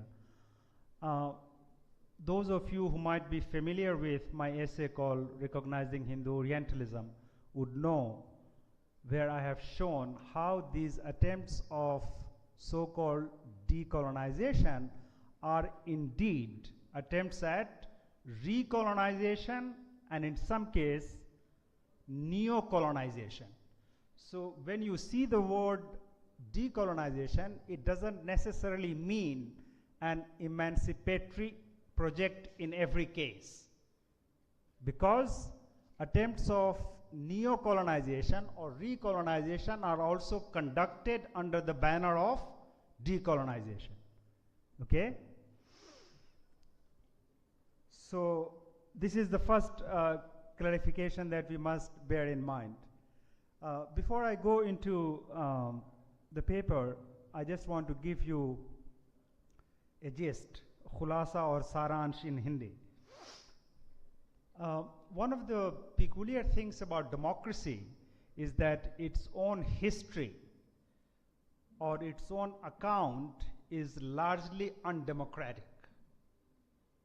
The history of democracy has been written predominantly in the globe as well as in India by a triumphalist cohort of intellectuals. Okay? And that account is itself undemocratic. So we need to also present a democratic account of democracy rather than repeat the undemocratic narrative of democracy which has been dished out time and again. Okay? In the case of India, the account of democracy is often laced with bombastic adjectives rather than with critical reflections. Okay? I mean, you know, the terms like the world's largest democracy. Now we hear there is something called mother of democracy. Until now we all knew that democracy was born in ancient Greece. Now we are told that no, actually much before Greece we already had it in India, and apparently in the region from where I come from, Vaishali or Bihar, that is where the first democratic experiment, we are told, happened. Whether that is reality or not, that is a different thing. So the first point is that this triumphalist account, which itself is undemocratic and laced with bombastic adjectives rather than critical reflection, that needs to be taken into account. What I will do here, based on a very thick notion of justice, in this talk I present how can we in academic, and I will draw on resources from history and sociology. Therefore, we need to have a democratic vision of democracy. In a nutshell is what I'm going to do. So let's start with the first section. In terms of fact and superficial procedure, India certainly is the world's largest democracy. However, from the lens of justice, fairness, and equality, India is anything but a genuine democracy. In fact, India is what Debashish Chaudhary and John Keane call elective despotism. In 2021, the Sweden-based Varieties of Democracy, or as it is called, VDEM Institute, termed India not as a democracy, but as an electoral autocracy. According to Larry Diamond, contemporary Indian polity is characterized by features of a successful authoritarian populist leadership. In 2021, Freedom House declared, and I quote, India, the world's most populous democracy, dropped from free to partly free status, end of quote. And Freedom House explained this representative democracy for Churchill. It was impossible. Instead, a candidate who has received the largest minority vote is declared elected. This is also known as first past the post system. And in this system, even a low vote ratio becomes something like an uncontested majority. In the UK, this system of electoral disproportionality has been particularly unfavorable to smaller parties like the Liberals and Liberal Democrats. Not surprisingly, while the smaller parties have often asked for reform in the existing electoral system, the two dominant parties, the Conservative and the Labour, have been extremely hostile to any proposal to change the existing system of election, which is disproportionate. The Westminster model of democracy is based, moreover, on a heavy concentration of power in bare majority cabinet, itself premised on the logic of one-party dominance.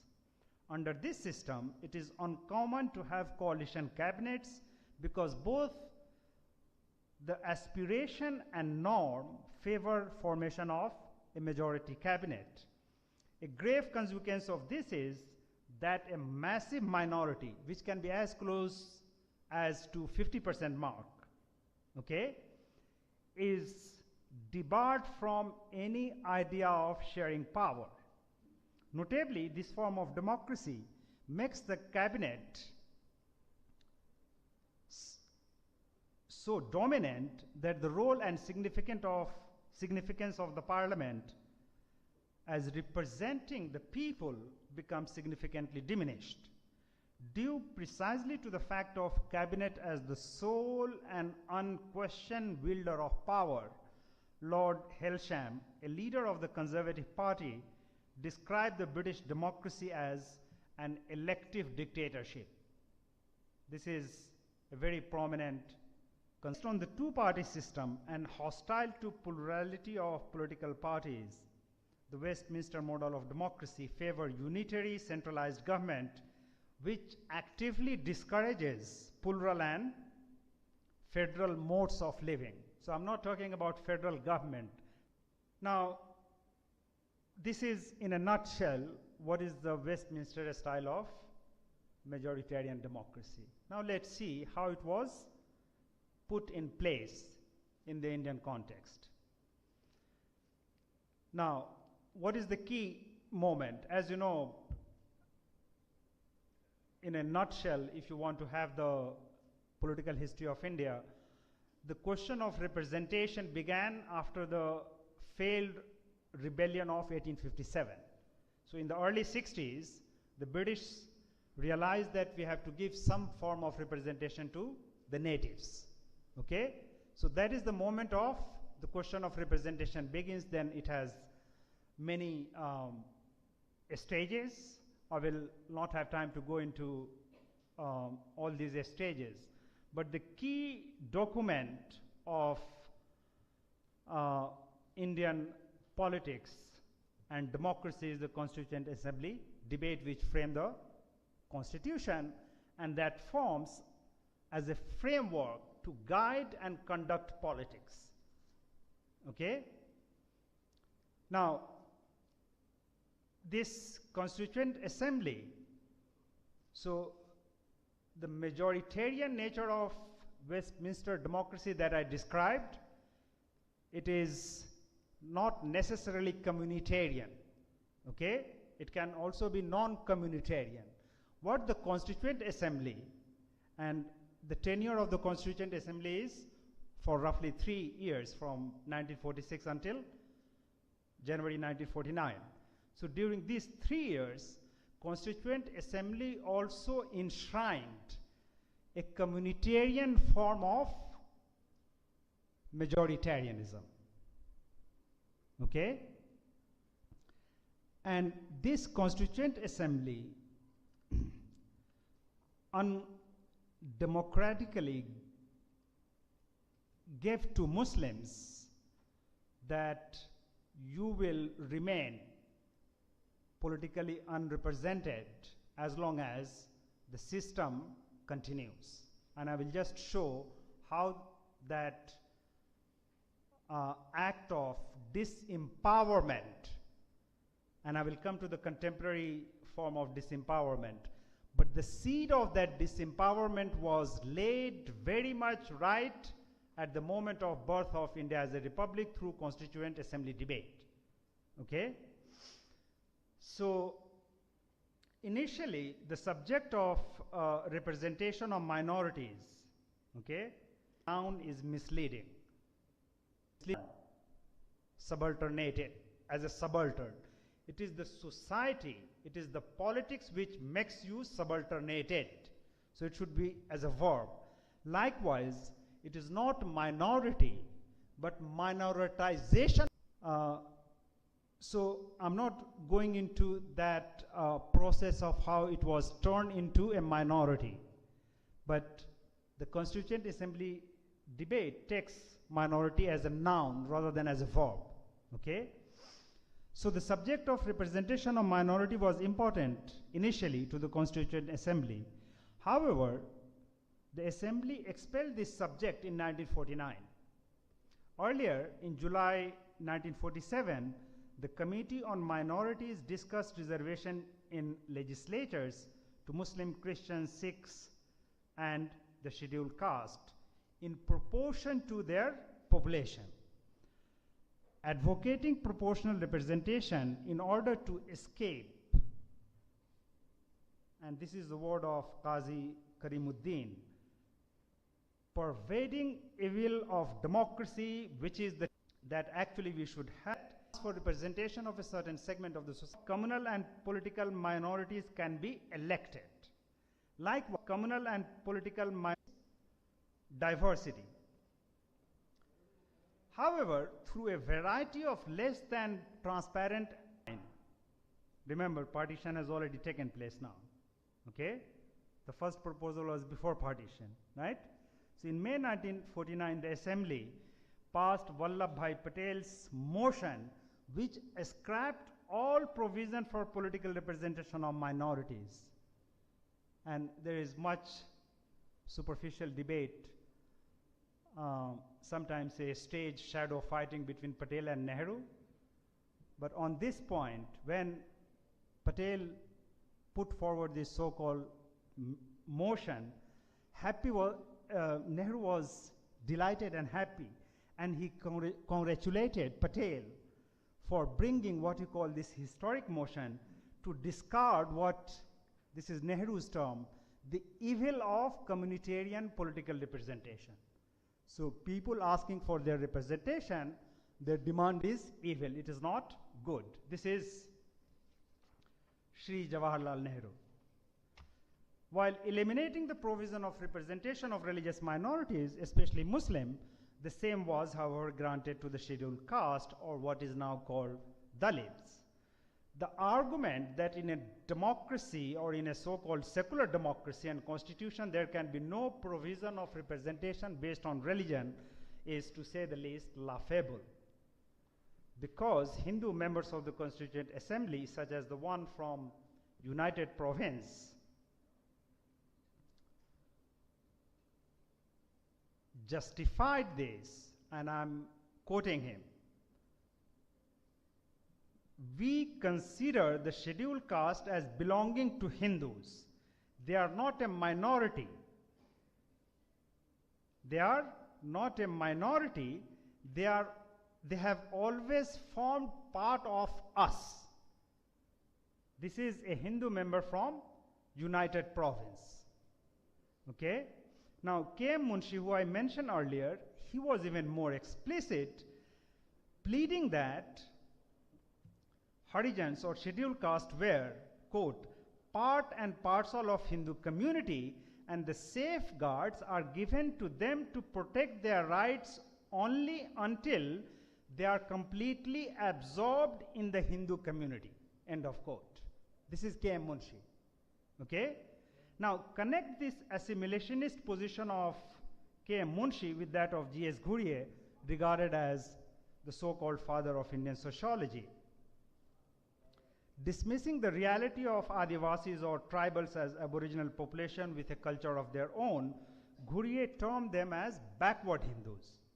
So Adivasis are not an independent people, but they are backward Hindus. So Ghurye actually wrote a book in 1943, so long before the Constituent Assembly is formed. And the title of that book was The Aborigines, So-Called and Their Future. It is important to point out that for Ambedkar and many others, neither scheduled caste nor tribes were Hindus. And note it that in pre-47 India, the term minority was widely used also to refer to the depressed classes. You do not have the term Dalit then.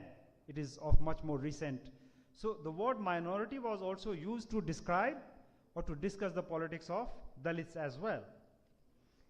Now, what is the result of this Constituent Assembly discussion, which has a tenure of three years? The one undeniable conclusion of the Constituent Assembly debate is total disempowerment of Muslims in legislative bodies. Okay? And this you can see how Muslims have been consistently denied their due representation. It is not just that Muslims are grossly underrepresented, more importantly, Hindus are overrepresented. While Hindus form 82% of the population, that, by the way, is also not a fact, because that 82% would mean including many elements. There are tribes who say that, no, we are not Hindus, right? So while Hindus form 82% of the population, their representation in Lok Sabha is 91%. So think about this, over-representation of Hindus, and then ever declining representation of Muslims in the parliament from the first to the latest one. Now, historically, I'm not somebody who is actually quite fascinated with numbers, but if you do a statistical calculation from 1952 until 9, I mean, it has fluctuated, but the constant is 5%. From 52 to 2024. It has never crossed 5% marks. Also note, and this is very crucial, I would suggest, that, and that is the question of gender. So until now, out of 690 women MPs, elected so far in the history of Indian Republic, only 26 are Muslim. I mean, in any case, the representation of women in parliament is less. And out of 690, this is throughout our temporal frame, out of 690, only 26 women are Muslims. Note also that roughly of 500 and, sorry, not 500, 5,200 parliamentary seats, that includes both Rajya Sabha and Lok Sabha, and assembly seats in India. If you calculate all of them, they are over 5,000. In 2024, BJP, as the largest political party in the world, had no Muslim member either in parliament or in a state assembly.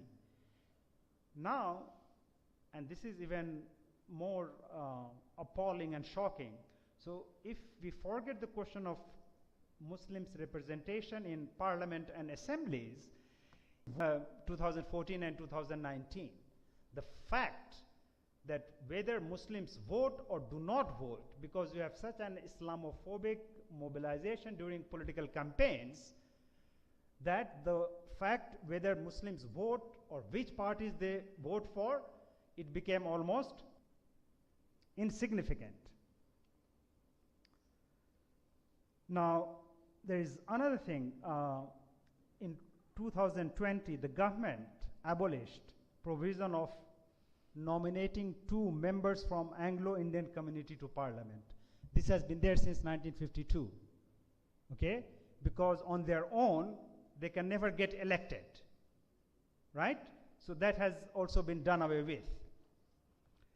Now, this extreme underrepresentation of Muslims is not limited just to Lok Sabha.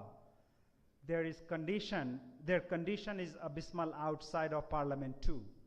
And I urge all of you to make the connection between the two, underrepresentation in parliament and their extreme underrepresentation in government jobs and services. And as some presentation I've already made it clear here, I will just give you one quote from Sachar Committee. And Sachar Committee concluded, and this is a quote, "While there is a considerable variation in the condition of Muslims across states, the community exhibits deficit and deprivation in practically all dimensions of development. In fact, by and large, Muslims rank somewhat above SC, STs, but below Hindu OBCs, other minorities, and Hindu general in almost all indicators considered." This is Sachar Committee in 2016.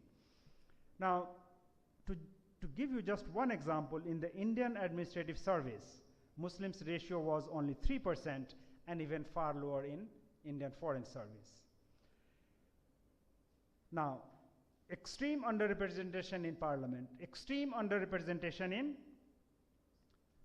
services and jobs, okay? But there is a reverse of this. In jail, Muslims are overrepresented, okay? Not simply Muslims, but also other marginalized communities. Now, why they're overrepresented in jail? Because there is a wider perception that Muslims are prone to committing crimes. So in a recent survey which was done by Lok Niti and others, this survey found that every second police officer thinks, and this is the quote, "Muslims are naturally prone towards committing crime." Every second police officer, okay? Now, consider also the recurrent cases of open videographed lynching of Muslims and bulldozing of their homes. The latest one includes bulldozing 11 homes of Muslims in Madhya Pradesh. This is 3-4 days ago. Now, what I have done until now is to give you a case of why we have come and how we have come to this position, okay? This is a demonstration that there is something fundamentally wrong with the way democracy and constitution have been conceived, okay? So the point that it is, I for one do not think that it is a case of deviation from the so-called golden founding moment of Indian Republic. Any proposition that maintains this is utter nonsense. It is foundational and structural, okay? And I showed you why and how we have come to this point. But this is not actually my main task here. My main task, because I think an emancipatory politics and a politics, and there is no politics without thinking, okay? So just like the word subaltern as a noun, I also don't like the word thought, because it is a dead word. It is not thought, but it is a thinking. Thinking as a continuous act, okay? When you think about thought, it gives you the impression of a pond. What happens in pond? In pond, there is a water which is stuck. But thinking is a process like a flowing river, okay? So the question of thinking, and a thinking which is geared towards securing freedom and empowerment, it cannot simply do the diagnosis and stop it. A thinking worth its name has to also outline a future. And future is very important in relation to the hope, not simply from an Islamic perspective, but also in so-called secular perspective. Without a hope for a better future, to live a life ethically is almost impossible. And therefore the question of an alternative is at the heart of what I'm going to say in next 15 minutes, which is to say that can we present an alternative to this Westminster style of majoritarian democracy which has been instituted, okay?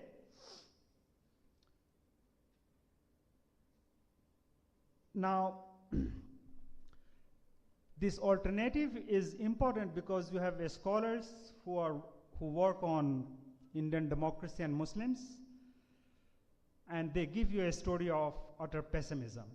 So there is one, just for an example, one formulation is that since Muslims form a minority in 97% of electoral constituencies, okay? This is all stats, the CSDS style.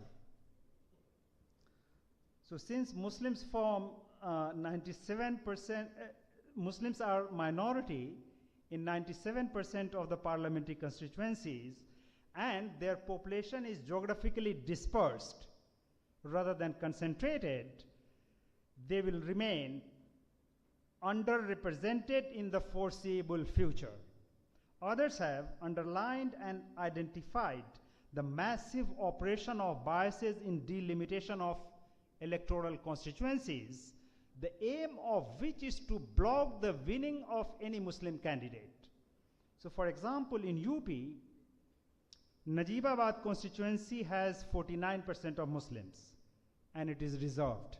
Likewise, there is another constituency called Nagina, which has 43% of Muslim population, and that is also reserved.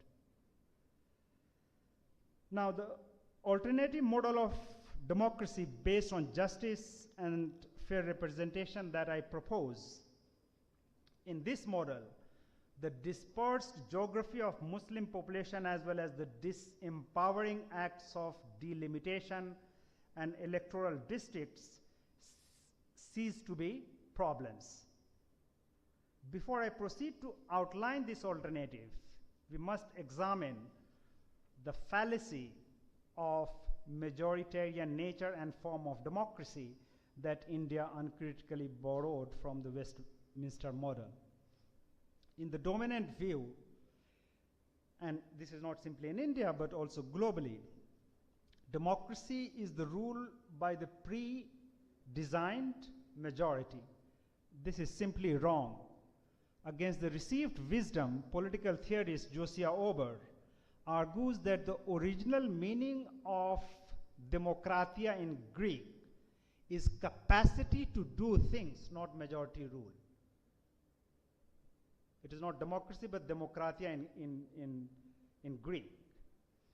Now, demokratia, if you conduct a linguistic examination, demokratia is counterposed to monarchia. Mono in Greek as well as it means one. So rule by one, okay, is monarchia. So demokratia is contrasted with monarchia and oligarchia. In Greek again, hui oligoi, that means few. So you have rule by one, monarchia, and rule by few is oligarchia. In contrast to both, demokratia in Josiah Ober's reading has no reference to any number. In his reading, it is simply the harnessing of capacity to do things. Okay? Now, what is also forgotten, that the equation between democracy and majority rule, or the rule by the majority, was not made by the advocates of democracy, but the critics of democracy. Okay? Now, if democracy is capacity to do things, not majority rule, which I think it ought to be, it follows that neither geography nor electoral constituency should come in the way of capability for different sets of people in not only doing the same thing differently, but to do different things. And I want you to note this. Doing the same thing differently and doing different things, they're not the same. Okay? So let us not make geography in terms of electoral districts as either paradise or prison. This precisely is the case in Dutch democracy. In the Netherlands, the whole country is taken as one single electoral constituency. This is not to say that there is no electoral district. It does exist, but its function is to determine and distribute seats in the parliament. So if you take the entire country as one single constituency, okay, and different parties contest election, and based on the percentage of votes that different parties receive, they get representation or number of seats in the parliament. Do you see the logic? So this Dutch democracy, and because it trains your mind also how to think differently. So in a study in 2017, only 50% of the Dutch people said that they voted on the ground that a candidate was from a particular region or from a particular neighborhood. The geography doesn't matter, right?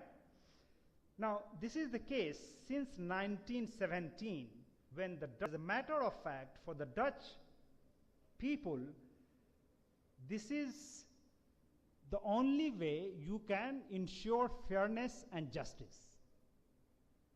And the Dutch system is regarded as one of the most proportional electoral system in the world. Okay?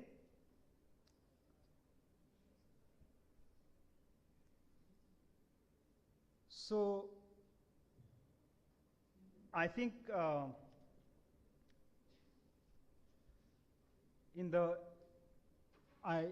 I just got a reminder that I need to conclude soon. I wanted to say something more about how the Dutch system works. Okay? One constituency. Now, in 2017, in the elections, 13 parties took 1 crore and 5 lakhs.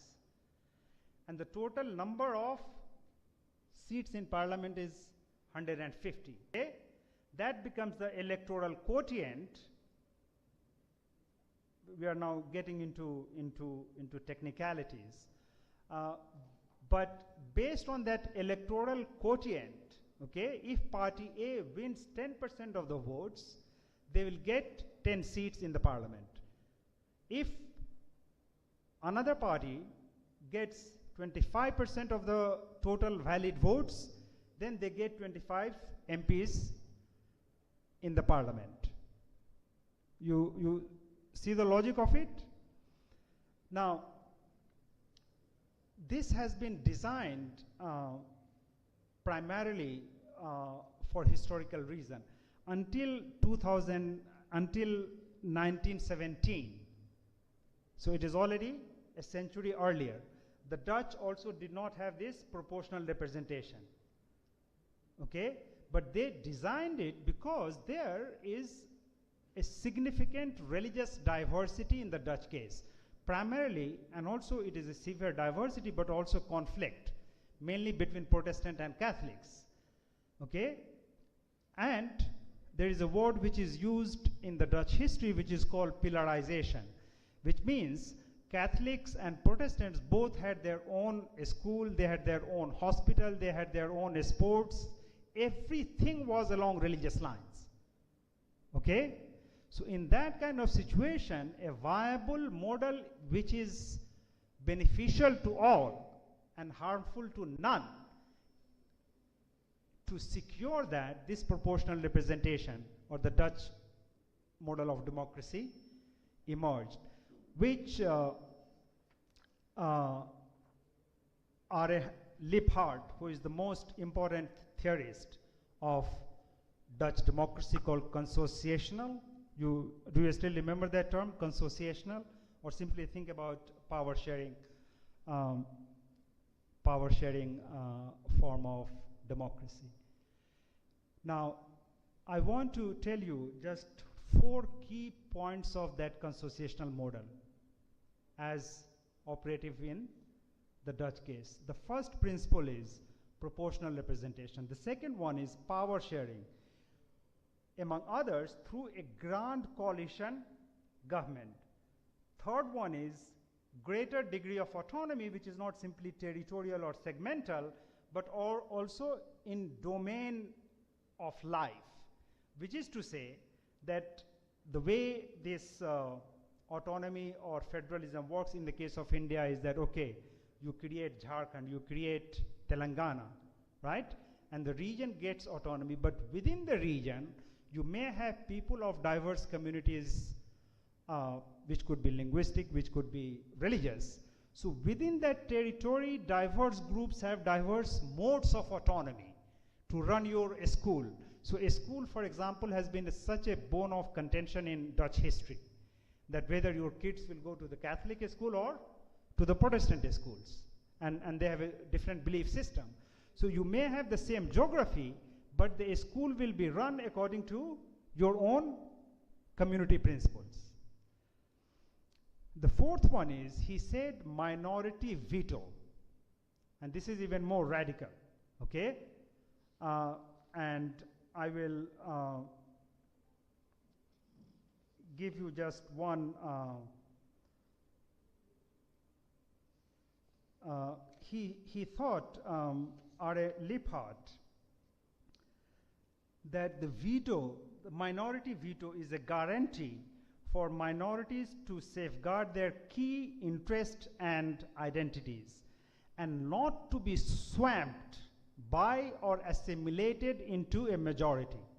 And he kept this open, that it can be formal or informal or both, but he underlined its distinctive significance beyond the usual provision of extraordinary majority in anti-consociational democracies, where if you need, even in India, if you need to make changes in the constitution, you need extraordinary majority, right?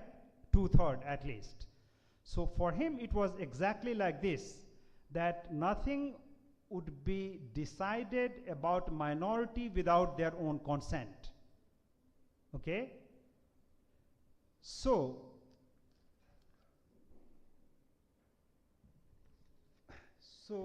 now think about this. The alternative is this consociational democracy. And this is the Westminster majoritarian democracy which is operative in India. This is not all, but these are 5 key points on which there is a significant difference between these two models of democracy. Okay? Now,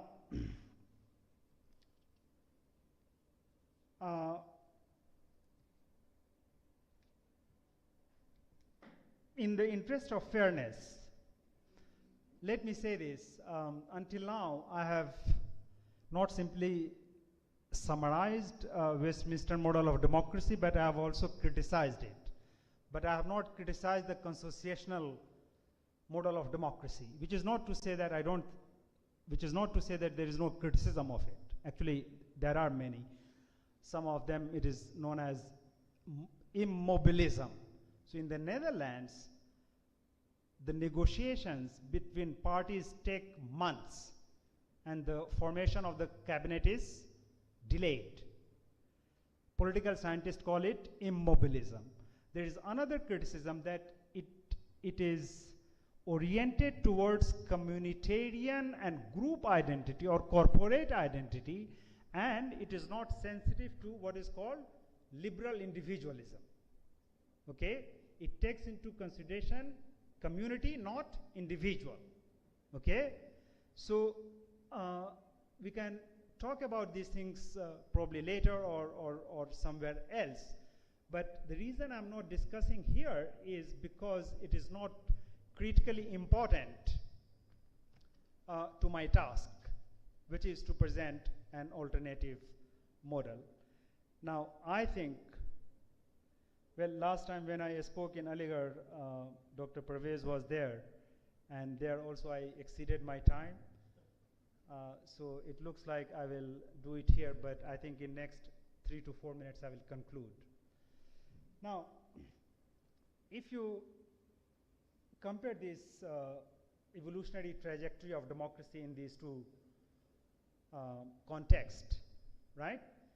We see a contrast here. And I think, by the way, thinking or a study by its very nature, if it is not comparative, at least it becomes quite boring.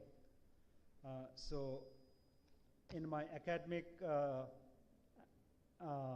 thinking, taqabli jaza, this is very important. Without comparison, we don't see things in a much more clear way. Now, if you look at comparatively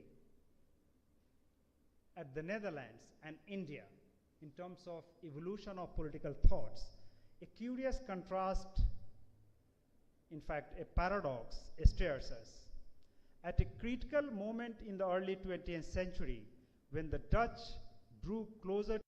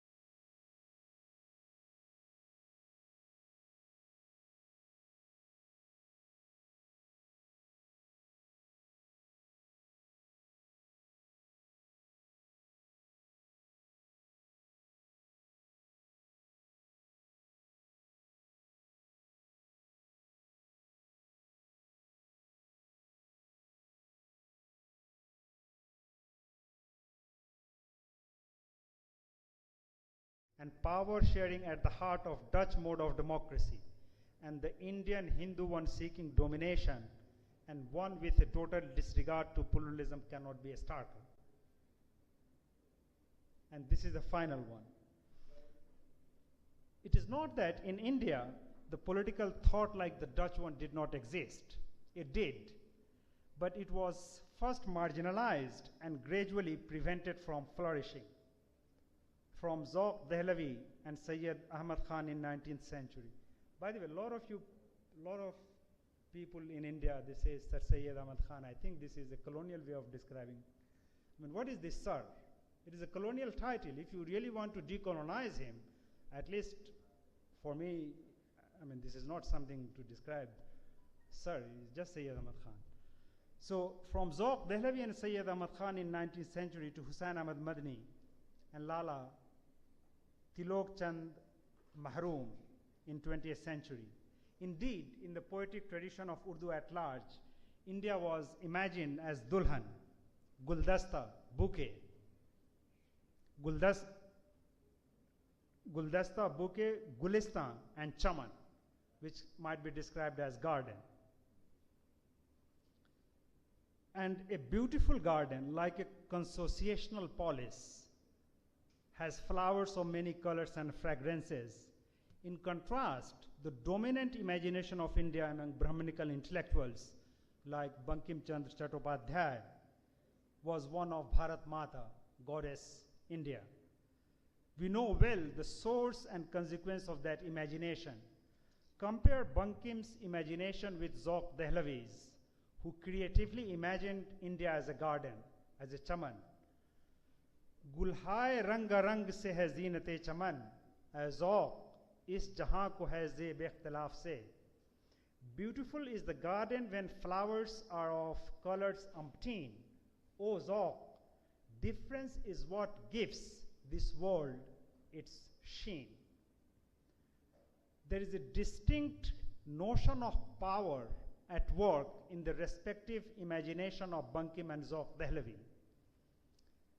Bankim Chand Chatterjee takes power as power over. Power as power over, hence as domination, which began to manifest more prominently in Hindu political thought, as I documented earlier, from the interwar period. In contrast, Zauq Dehlavi's concept of power signals power with. This is a crucial distinction, power over and power with. In 1930s, the American thinker Mary Parker Follett usefully differentiated power over and power over from power with as two opposing conceptions of power. She wrote, and I quote, "It seems to me that whereas power usually means power over, the power of some person or group over some other person or group, it is possible to develop the conception of power with." Further discussing this differentiation, Follett noted that while power over is coercive, power with is coactive. To conclude, in introducing the theory and praxis of consociational democracy in India, this talk is an invitation to think about power not simply as power over, but power with. Thank you.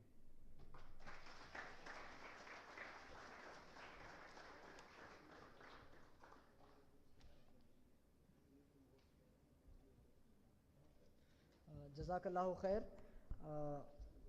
Dear scholars, this was the keynote address of this entire international academic conference, where we put in tracing trajectories and rethinking Muslim politics. This is the crucial part where we engage our thoughts critically on how we see what is yet to come ahead. Do we shape it, or do we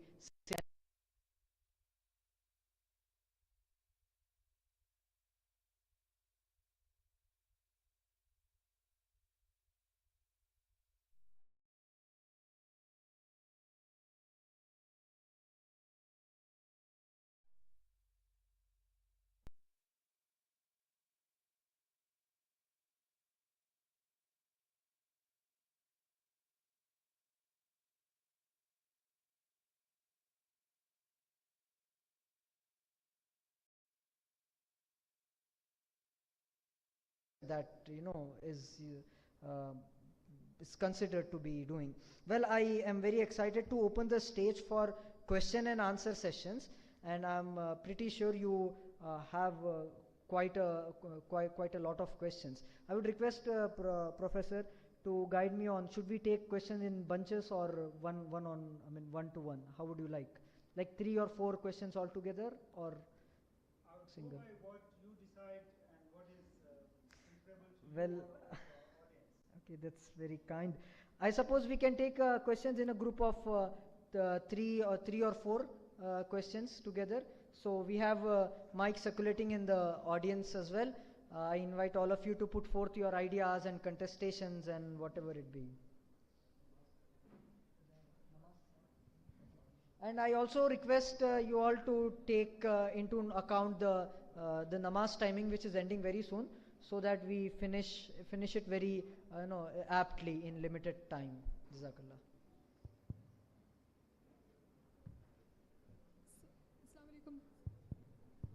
Assalamu alaikum, sir. Thank you so much for that amazing and very informative presentation. Sir, you have spoken about the democratic model, which is based on fairness and sharing and caring. Sir, right now, as far as the electoral process. Don't use sir. So, as far as the if we want to talk about fairness in the democratic process, in the electoral process in India, so the question is of a level playing field. So just a second, I think your microphone is not switched on. It is. So the question is, right now in India,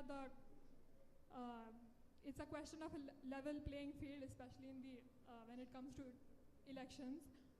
And the influence of money power in elections is really distorting the fairness of the democratic process. So, your thoughts on that, sir, firstly, and secondly, this question is related to the discussion we had in the previous session, which is this phenomenon of some members of majority community taking issue or umbrage with things like namaz and azan and festivals of Muslims, and they are threatening to carry out their own, religious actions in opposition to that. So, mostly in popular discourse, the perception is that, these things are just a quote-unquote distraction from the real issues. So, sir, my question is, according to you, what is the thing that is driving this animosity? Like, what is the root cause of this animosity? Is it as simple as these things are just a distraction, or is it how valid do you think is the explanation that this kind of behavior is stemming from a kind of insecurity within the majority community, or a sense of identity crisis within the majority community?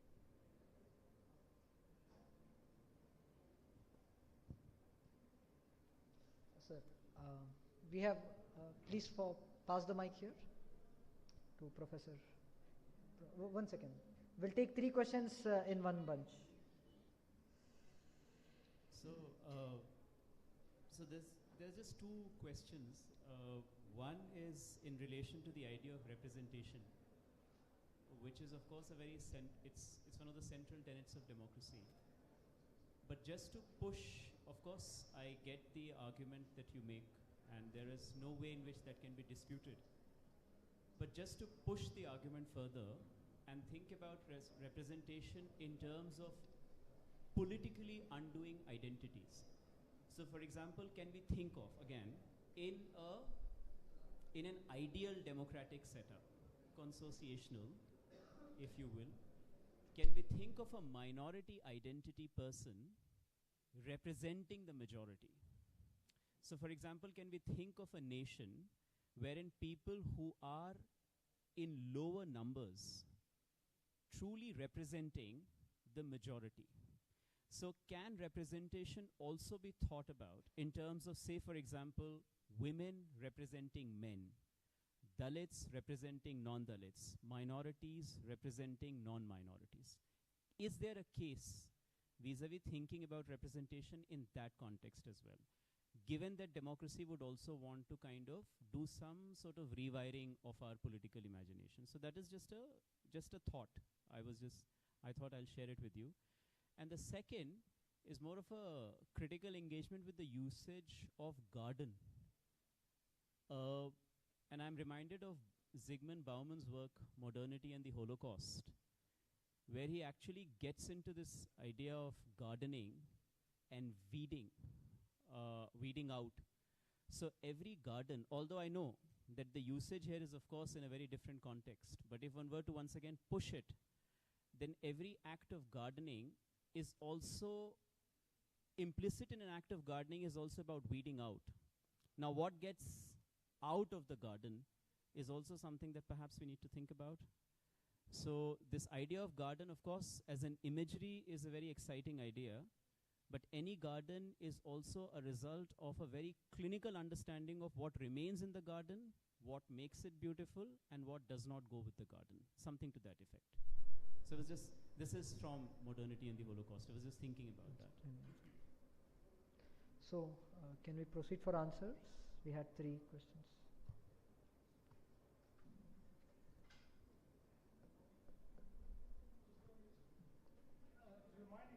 Yeah, sure. As per your convenience.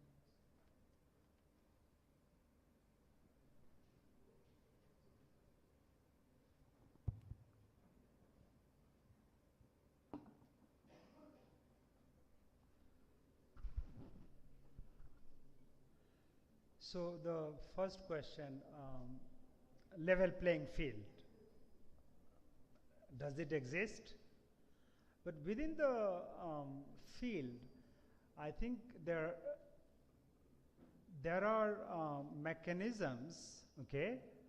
I mean, of course, we all know that, you know, money power is such a big factor.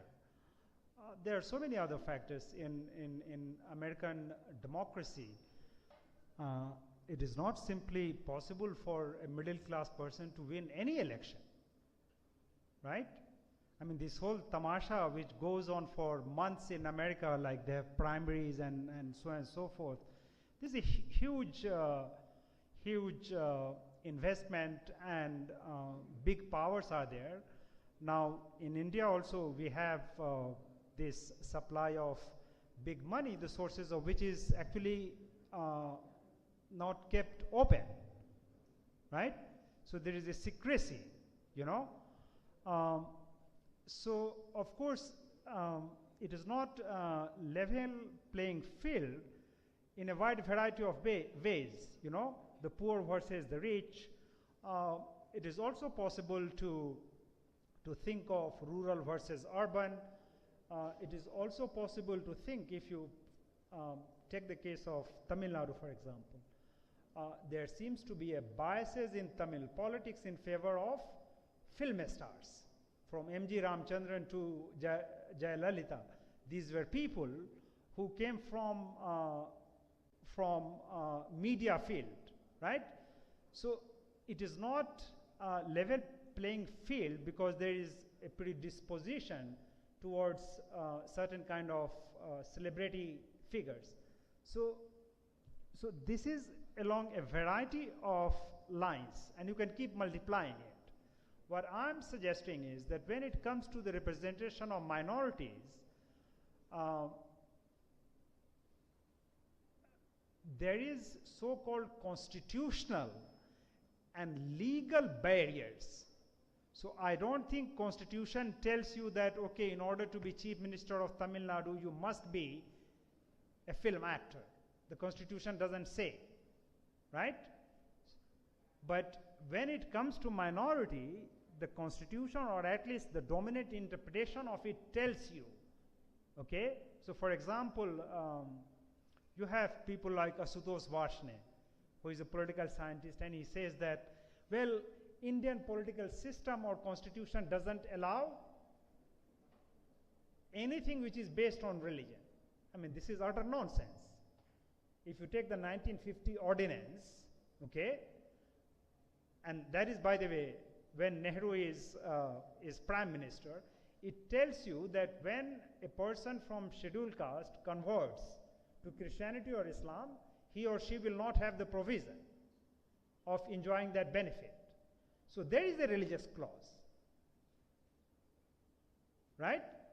So to say that Indian constitution doesn't, in the directive principles of the state policy, you have the state shall strive to do something, which is what you see in the lumpen violence which is unfolding in India in terms of lynching of Muslims. Now, that directive principles of the state policy, of course it is based on religion. And you do have certain Hindus, and some of them also include so-called Marxists, who bring agricultural and environmental argument to make the case for cow. By the way, I minded the term cow protection, or what is known as cow vigilante. This is the term or the vocabulary of the oppressor. Okay?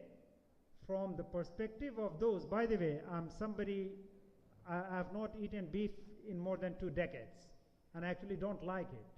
But I'm in favor of those who want to eat it, because the question should be of dietary freedom. Okay? The moment you say cow protection, why don't you speak about chicken protection? Why don't we speak about goat protection? So the fact that we speak only about cow protection, that means you are privileging some animals, and then the reason is, what is the basis of privileging that? So it is, of course, religious. So what I was saying is that, of course, level playing field, it is not, and it is along a variety of lines. In this particular talk, I wanted to underline one particular and very dominant foundational idea, which doesn't allow the true democracy or the true diversity of India to be manifest in Parliament. Now, about namaz and so on, I think if I got you correctly, and you can correct me if I misunderstood you, okay? What I understood it is a kind of crisis, or if you will, a dilemma which Muslims face. And I think to the extent that I understand it, this can be overcome only when we come to a position in which we denaturalize what is natural and naturalize what is considered as natural. You see what I mean? Denaturalize what is considered as natural and naturalize what is considered as unnatural. Meaning to say that if offering namaz is a sign of religiosity and you stand marked out, but certain kind of other religiosity is taken as natural, and that naturalness is based on the idea that it also qualifies as national, right? So we need to denaturalize.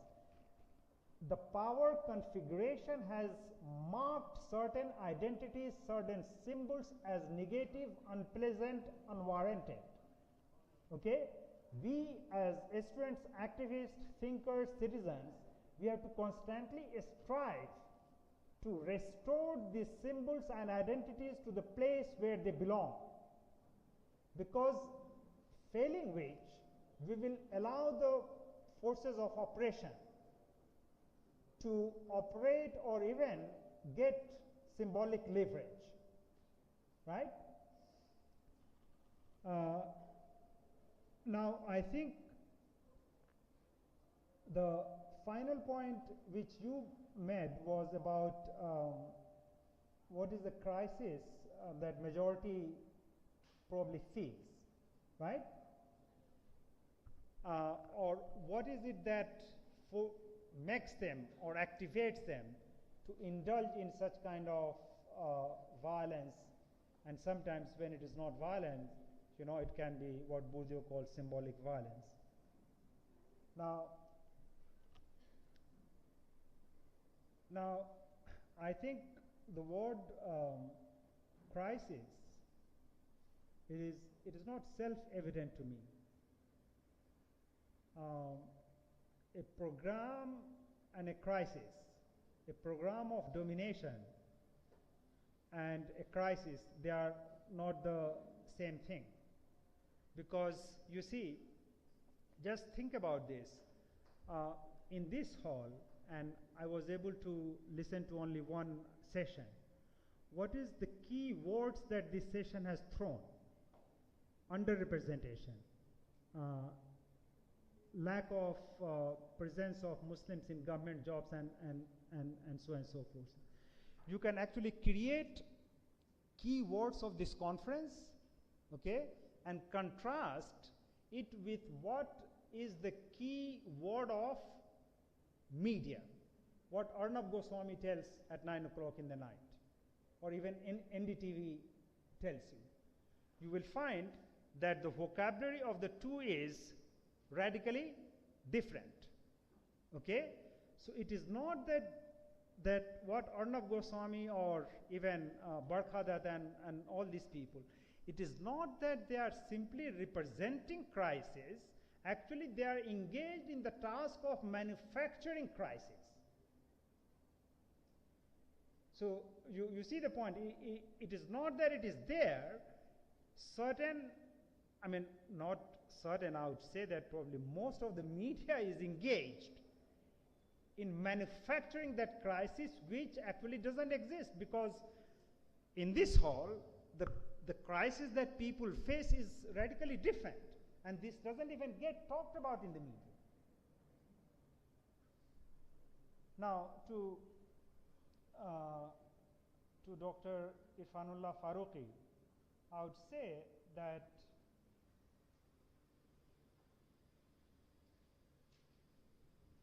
so if you read the Dutch history, actually it is described, the word majority has been dispensed with.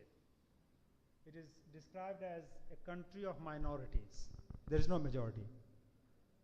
So another way to come out of this minority-majority dualism is that can we begin to think of all of us as some kind of minorities?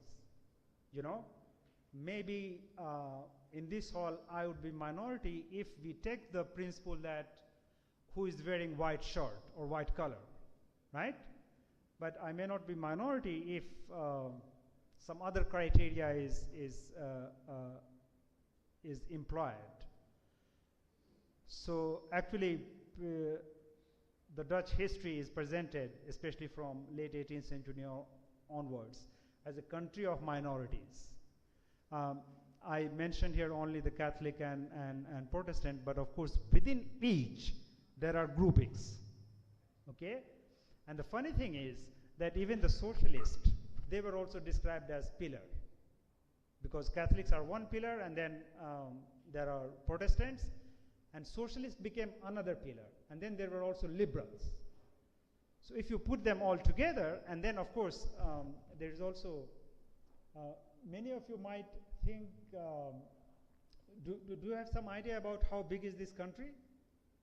So when I went to a study there, we used to make this joke that the whole population of New Delhi is only slightly smaller than the whole population of the Netherlands. Okay? So it is also a very geographically very small country. If you take a train from Paris and if you come to Amsterdam, it is called Thalys Express. It takes only 4 hours. So there is a joke, it runs very fast. So there is a joke that when the train enters Netherlands, the driver deliberately slows down the speed, otherwise the whole country will pass within 20 minutes.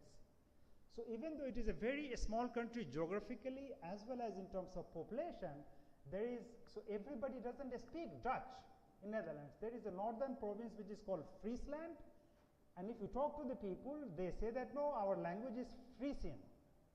We don't speak Dutch, right? So what I wanted to say is that this, it is not simply religious, you know, and then the groupings within the socialists, and then you have the liberals, but there is also this autonomy of Frisians, right? So as a whole, there is another way, not simply that whether minority can represent majority, but to do away with the of the idea itself. Now, your question about Bowman, I thought if you would have thought about carefully, you should not have asked it, because I'm not, the Holocaust and modernity is making of a garden or a house based on European Enlightenment, which is already anti-Jewish, as it is Islamophobic. So their idea of the garden is enmeshed in modernity and Enlightenment.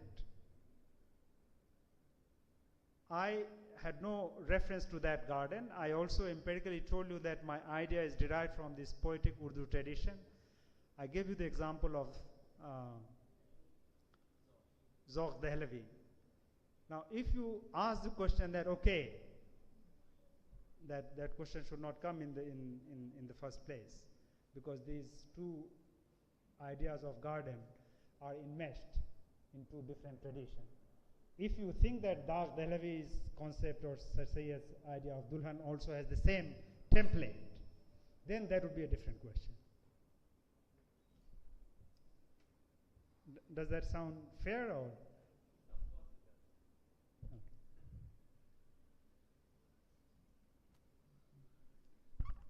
We humbly thank Professor for his keynote address.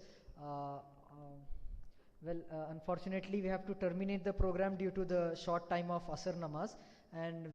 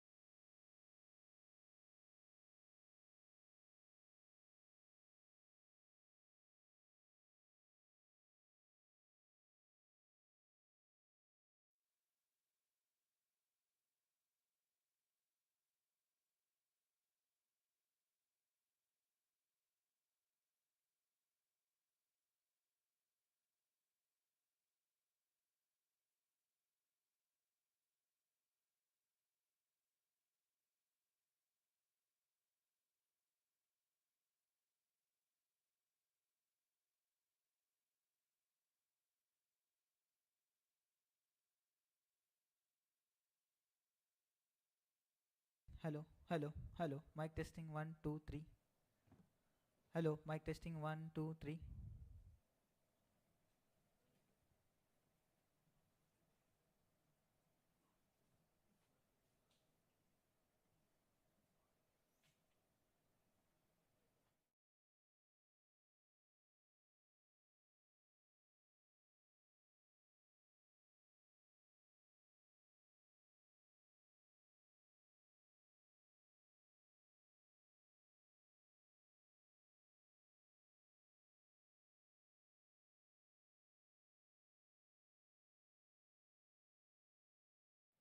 इंशाल्लाह हमारे इस programme का आगाज़ हम लोग कुछ ही वक्त में किए जाते हैं. हम लोग इंशाल्लाह 5 मिनट में हमारे इस प्रोग्राम का आगाज़ कर लेंगे. जज़ाकल्लाह.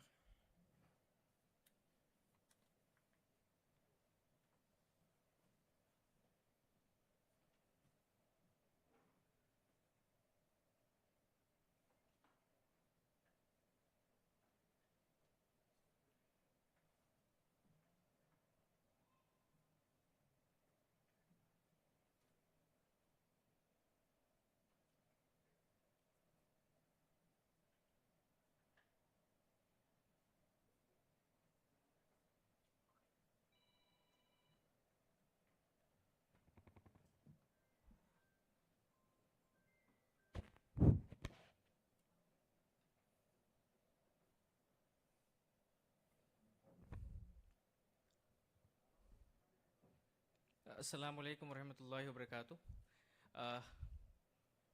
Welcome to all of you from Student Islamic Organization of India, Telangana Zone. I would like each one of you to be seated on the front rows, so that the people who are coming back, they can come and occupy the remaining seats.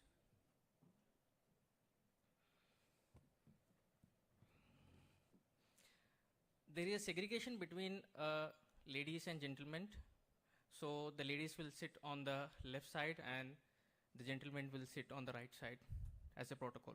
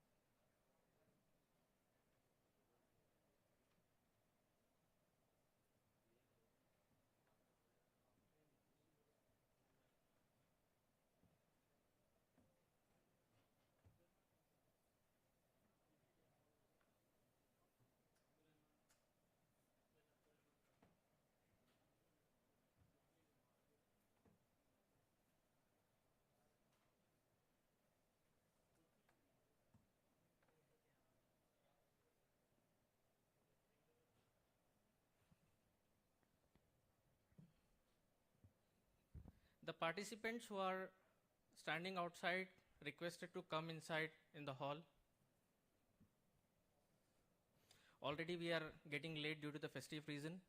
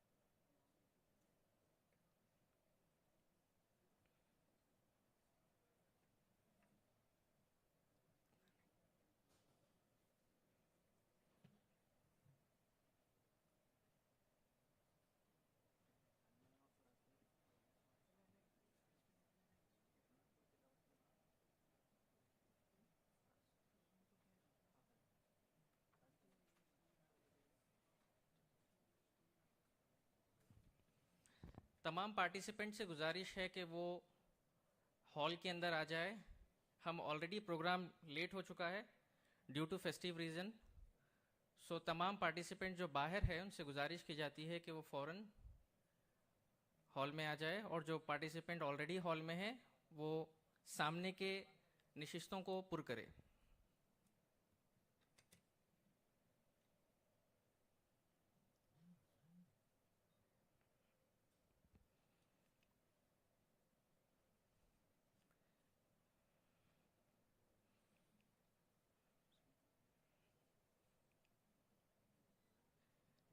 Bismillahirrahmanirrahim. In the name of Almighty, who is most beneficial and merciful. आप तमाम का इस international academic conference student Islamic organisation of India SIO Telangana zone की तरफ से मैं welcome करता हूँ, खैर मकदम करता हूँ. हम इस अपने प्रोग्राम का आगाज़ ब्रदर अदनान की तिलावत से शुरू करेंगे. I would like to call Brother Adnan on the stage for reciting of verses.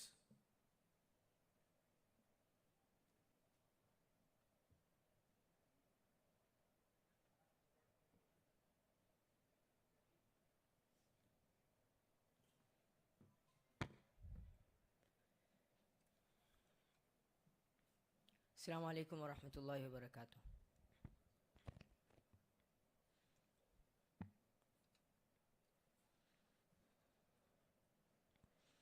أعوذ بالله من الشيطان الرجيم.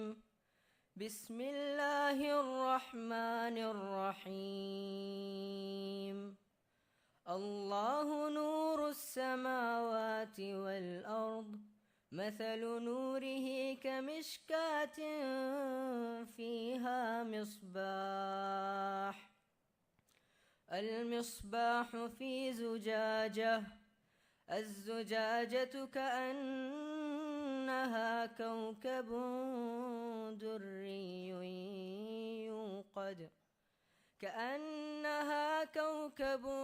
دري يوقد من شجرة مباركة زيتونة لا شرقية ولا غربية يكاد زيتها يضيء ولو لم تمسسه نار. نور على نور. نور على نور. يهدي الله لنوره من يشاء ويضرب الله الأمثال للناس والله بكل شيء عليم. صدق الله العظيم. Surah An-Nur, ayat number 35. Translation is as follows. Allah is the light of heavens and the earth. The example of his light is like niche within which is a lamp. A lamp is within the glass. The glass as if it were a pearly white star lit from the oil of a blessed olive tree, neither of the east nor of the west, whose oil would almost glow even if untouched by fire. Light upon light. Allah guides to his light whomever he wills, and Allah presents his example for the people, and Allah is knowing of all things. Sadaqallahu al-Azim. Jazakumullah khair.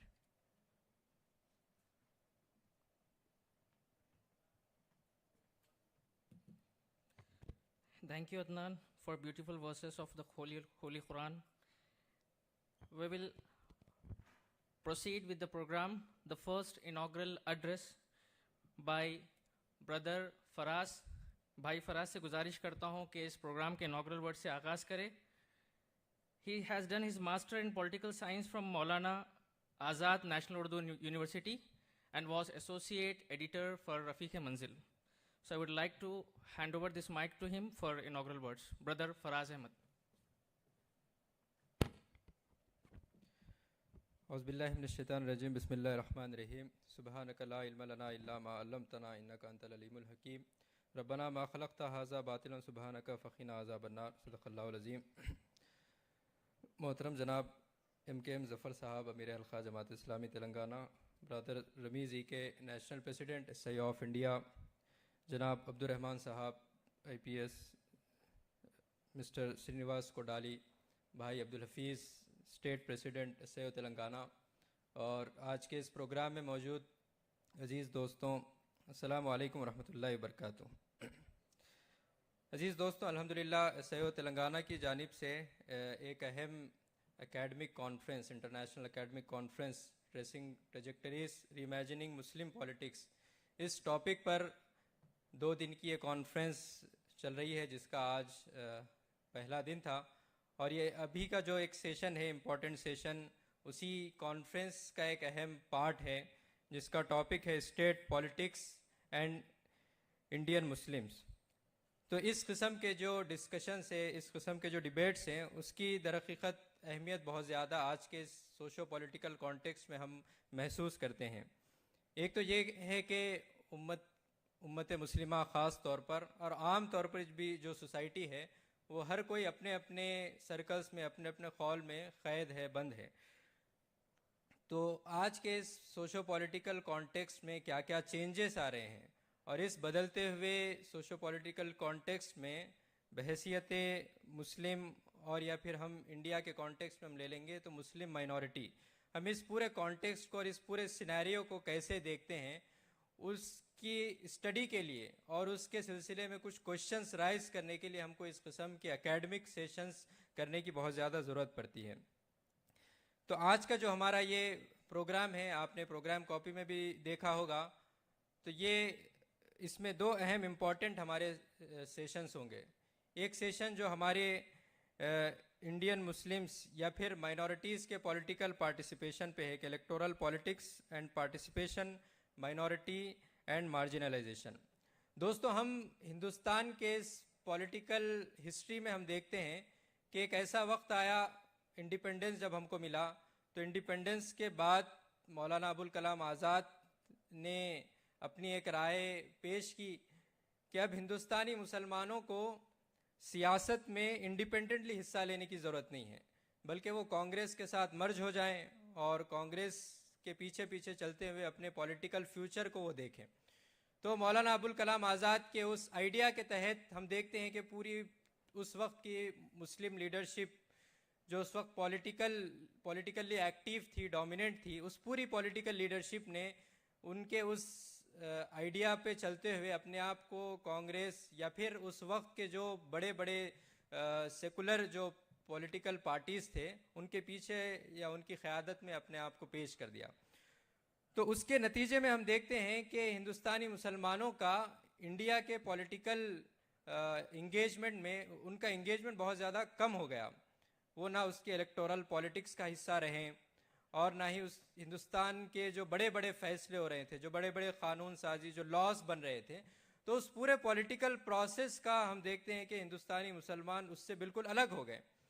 अब उसका नतीजा ये हुआ कि जो बड़े बड़े secular parties रहे हैं, वो हिंदुस्तानी मुसलमानों का मुस्तकबिल लिखना शुरू कर दिए, और उसी किस्म के लॉज बनाए गए, उसी किस्म के क़वानीन बनाए गए, और उसी तरीक़े से वो पूरा एक हम उसकी हिस्ट्री देखते हैं। लेकिन फिर कुछ सालों के बाद 1980s में मुस्लिम लीडरशिप ने महसूस किया कि अब हिंदुस्तानी मुसलमानों को इस पॉलिटिकल प्रोसेस का हिस्सा बनने की ज़रूरत है। तो उसके नतीजे में हम देखते हैं कि मुख्तलिफ डिलिब्रेशन हुए, मुख्तलिफ उस कॉन्फ्रेंसेस उस वक्त हुए, और उसका एक आउटपुट हमको ये दिखा कि मुस्लिम मजलिस मुशावरत के नाम से एक कोशिश हुई कि मुसलमानों का पॉलिटिकल पार्टिसिपेशन किया जाए। वो एक एक्सपेरिमेंट रहा। अब वो बाज़ वजूहात हम देखते हैं, कुछ इसके रीज़न्स थे, उसके नतीजे में वो एक कह सकते हैं कि वो नाकाम साबित हुआ। तो लेकिन उस पूरे प्रोसेस में मुस्लिम लीडरशिप में ने तो ये उनके अंदर ये बात पैदा हो गई थी कि अब मुसलमानों को इस पॉलिटिकल प्रोसेस का हिस्सा बनने की ज़रूरत है। तो उस वक्त से मुस्लिम लीडरशिप अलग अलग तरीके से इस पूरे पॉलिटिकल प्रोसेस का हिस्सा बनना शुरू हो गई। तो उसी के नतीजे में हम देखते हैं कि अलग अलग पॉलिटिकल पार्टीज, चाहे वो रीजनल बेस पे हो, नेशनल बेस पे हो, वो बहुत ज़्यादा उभर कर सामने आने लगे। तो उसके बाद अब जब हम 2000 के बाद हम देखते हैं, तो उसके बाद से मुस्लिम पॉलिटिक्स का एक नया दौर शुरू हुआ। लेकिन उसके बाद भी मुसलमानों में ये सवालात खड़े रहे कि मुसलमानों की सियासत किस तरीके से हो। क्या जो सेकुलर पार्टियां हैं, जो सेकुलरिज्म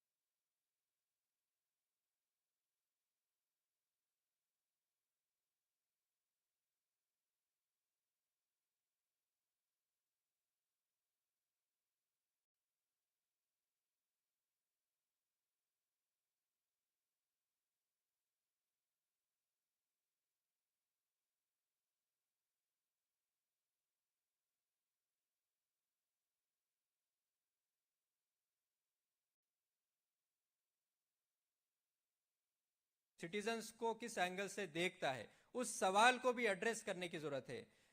सर्विलांस के मामले में आमतौर पर हम देखते हैं कि जो छोटे छोटे सीसीटीवी कैमरास होते हैं, तो एक कोई आम शख्स उस सीसीटीवी कैमरा को देखता है तो उसके जहन में बस इतना ही ख्याल आता है कि ये तो कुछ चीज़ें रिकॉर्ड करने की हद तक है कि कोई हादसा, कोई एक्सीडेंट हो गया, कोई चोरी हो गई, कोई हादसा पेश आ गया, तो हम उससे उसको तलाश कर सकते हैं। तो एक सिटीज़न उस एंगल में उसको देखता है। लेकिन इस पूरे प्रोसेस को स्टेट किस तरीके से देखता है, तो हम देखते हैं कि ये जो पूरा सर्विलांस का सिस्टम है, उसकी एक मिसाल सीसीटीवी कैमरा है। उसके बहुत सारे चीज़ें हैं कि लोगों के फ़ोन को टैप किए जाते हैं अलग अलग तरीके से। वो पूरा एक अलग टॉपिक है जिसमें हम तफसीली तौर पर उस सेशन में लाएंगे। तो स्टेट किस तरीके से अपने सिटीजन्स को देखता है कि क्या वो एक नॉर्मल सिटीज़न है कि अपनी आज़ादी के साथ, पूरी लिबर्टी के साथ अपने रोज़मर्रा के वो काम कर सके, डेली रूटीन में वो मसरूफ़ रह सके, या फिर स्टेट उन पर कड़ी नज़र रखा हुआ है। हम देखते हैं कि जिस तरीके से ख़ासकर हमारे तेलंगाना में ही जिस तरीके से इस पूरे प्राइवेसी के और ये फेशियल रिकॉग्निशन का जो पूरा सिस्टम बनाया गया है, उसके ज़रिए से हर सिटीज़न की एक पूरी प्रोफाइलिंग की जाती है। तो इसके नतीजे में ये होता है कि कोई भी शख्स पूरी आज़ादी के साथ, पूरी लिबर्टी के साथ अपने काम अंजाम नहीं दे पाता। तो ये जो स्टेट का अपने सिटीजन्स को देखने का एक एंगल है, उस पर भी हमको सवालात खड़े करने की ज़रूरत है। ये कोई रेसिस्टेंट बेस्ड सवालात नहीं है, बल्कि ये खालिस हमारे जो एकेडमिक क्वेश्चंस है, इस पर रिसर्च करने, इस पर डिस्कशन करने की ज़रूरत है कि किस तरीके से स्टेट इन चीज़ों को डील करता है। तो उन चीज़ों को भी हम इंशाल्लाह इस सेशन में हमारे साथ जो है श्रीनिवास कोडाली साहब मौजूद है, मनीषा सेठी साहिबा भी हमारे साथ ज्वाइन करेंगी। तो ये जो दो लोग हैं वो इन पूरे चीज़ों को कवर करेंगे। तो हमको भी गौर करने की ज़रूरत है कि हम जब आम तौर पर रोज़मर्रा की ज़िंदगी में इन पूरे चीज़ों को देखते हैं तो उस पर भी हमको सवालात खड़े करने की ज़रूरत है। ऐसा नहीं कि हम कुछ चीज़ों को देख रहे हैं और उसको नज़रअंदाज करके चले जा रहे हैं। तो ये ख़ास तौर पर हैदराबाद के रहने वाले अफराद के लिए तो ये बहुत ज़रूरी है कि हैदराबाद चूँकि सर्विलांस के मामले में बहुत ज़्यादा टॉप पोजीशन पर है, तो यहाँ के रहने वाले अफराद की प्रोफाइलिंग होती है, उनके हर तरीके से उनको ट्रेस किया जाता है, उनको ट्रैक किया जाता है, और उनके रोज़मर्रा के जो डेली रूटीन है उसमें भी उसमें दखल अंदाजी करने की पूरी कोशिश होती है। तो ये इन मौज़ूआत पर, इन टॉपिक्स पर हम इंशाल्लाह आज के इस प्रोग्राम में डिस्कशन करेंगे।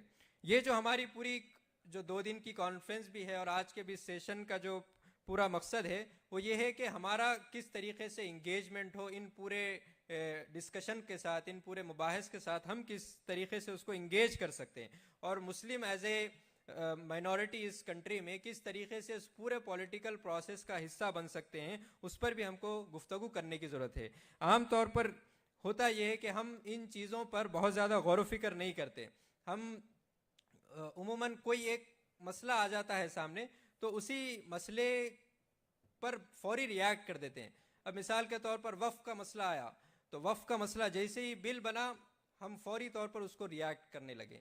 CA NRC हो या फिर इस किस्म के जितने भी डिस्क्रिमिनेटिव लॉज बनाए जाते हैं तो फौरी उस पर वो आने के फौरी बाद हम उसको रिएक्ट करने की पोजीशन में आ जाते हैं। ऐसा क्यों नहीं होता कि हम उन पूरे चीज़ों को एक ब्रॉड माइंडसेट के साथ पहले से उन चीज़ों पर डिस्कशन करें। ऐसा नहीं है कि ये तमाम चीज़ें फौरी होती हैं, उसके पीछे एक आइडियोलॉजी काम कर रही है। तो उस आइडियोलॉजी के जितने भी आइडियोलॉग है उनको हमको पढ़ने की ज़रूरत है, उनके पीछे जो नज़रिया काम कर रहा है उनको भी हमको पढ़ने की ज़रूरत है कि ये पूरा एक सिस्टमेटिक अंदाज में इन चीज़ों को हमारे सामने लाया जाता है। तो इस जानिब हमको तवज्जो देने की ज़रूरत है कि ऐसा करने के बजाय कि हम रिएक्शन दें। ठीक है, वक्तिया तौर पर कुछ चीज़ों पे हम रिएक्ट करेंगे, कुछ चीज़ों के लिए प्रोटेस्ट करेंगे, कुछ चीज़ों के लिए काम करेंगे, लेकिन लॉन्ग टर्म के लिए कुछ चीज़ों को ब्रॉडर माइंडसेट के साथ समझने, उसकी अंडरस्टैंडिंग के लिए ज़रूरी है कि इस किस्म के डिबेट्स और डिस्कशन बहुत ज़्यादा ज़रूरी है जो हमको लॉन्ग टर्म प्लानिंग में काम करते हैं। तो हमारा ये जो पूरा सेशन है आज का और ये इस 2 दिन की कॉन्फ्रेंस में भी हम ये एक्सपेक्ट करते हैं कि हमारे जो पार्टिसिपेंट्स हैं, हमारे जो कैडर है, वो इस किस्म के सवालात पर बार बार गौर करें। इस किस्म के अलग अलग एंगल से, अलग अलग जाविये से जो भी गुफ्तगू आती है, इन चीज़ों पर बहुत सोचें, उस पर गुफ्तगू करें, नए नए किताबें पढ़ें, ताकि हम अलग अलग एंगल से इस पूरे पॉलिटिकल, सोशो पॉलिटिकल कॉन्टेक्स्ट को, इस सिनेरियो को समझते हुए क्या प्रैग्मेटिक हमारा आगे अमल हो सकता है, उस पर हम इंशाल्लाह सोचने की कोशिश करेंगे। तो हम उम्मीद करते हैं कि आज का ये जो हमारा सेशन है वो तमाम के लिए एक फ्रूटफुल सेशन होगा, थॉट प्रोवोकिंग सेशन होगा, और अल्लाह ताला से भी दुआ करते हैं कि हम यहाँ पर जिस मकसद के लिए जमा हुए हैं उसमें हमको कामयाबी अता फरमाए और यहाँ से एक नई सोच ले जाने की अल्लाह ताला तौफीक अता फरमाए। जज़ाकल्लाह।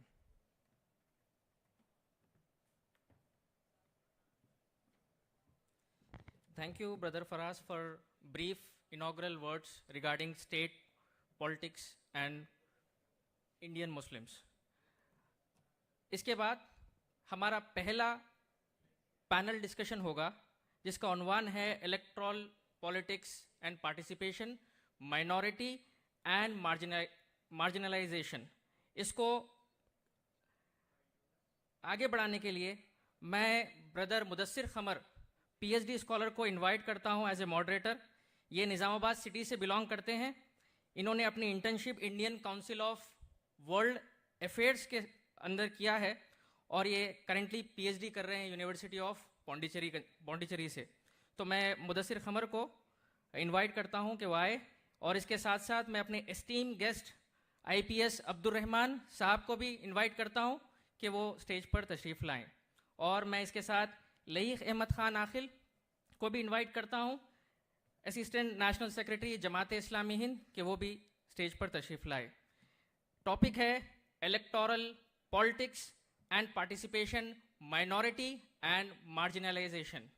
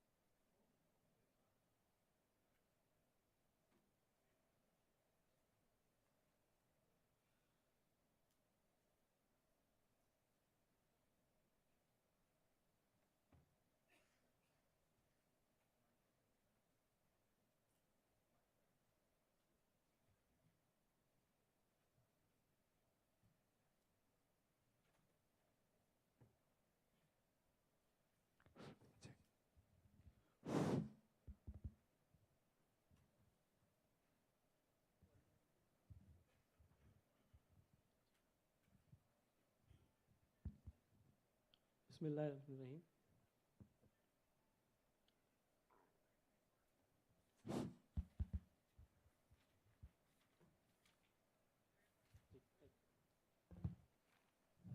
जी, मैं सबसे पहले आप सभी का इस पैनल कन्वर्सेशन या डिस्कशन में आप सबका वेलकम करता हूँ।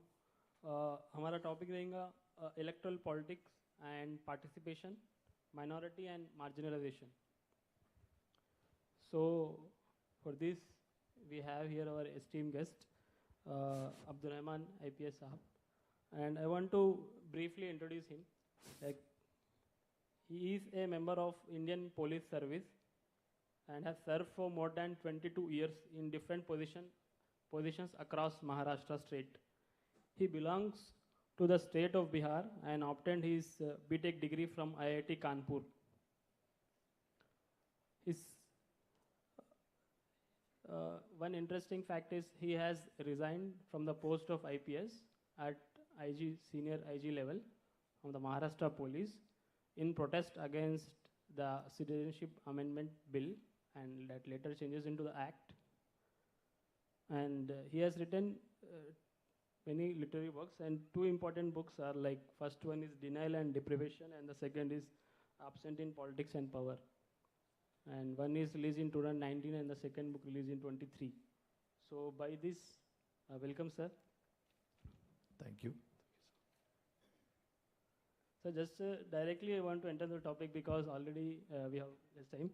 So I want to ask by starting that what are the major reasons for very low representation of Muslims in assemblies or parliaments across India? Or in a broader sense, the marginalization of Muslims from Indian electoral politics. What are the major reasons you think? Or first of all, I extend my sincere thanks to the SIO team of Telangana, esteemed guest, and all the participants that they invited me to deliver a lecture on a very crucial topic like the participation of Muslims in Indian politics. What are the reasons that they are not properly represented, and what are the way forward. Thank you all. Assalamu alaikum wa rahmatullahi wa barakatuh. Coming directly to the question the moderator just asked me,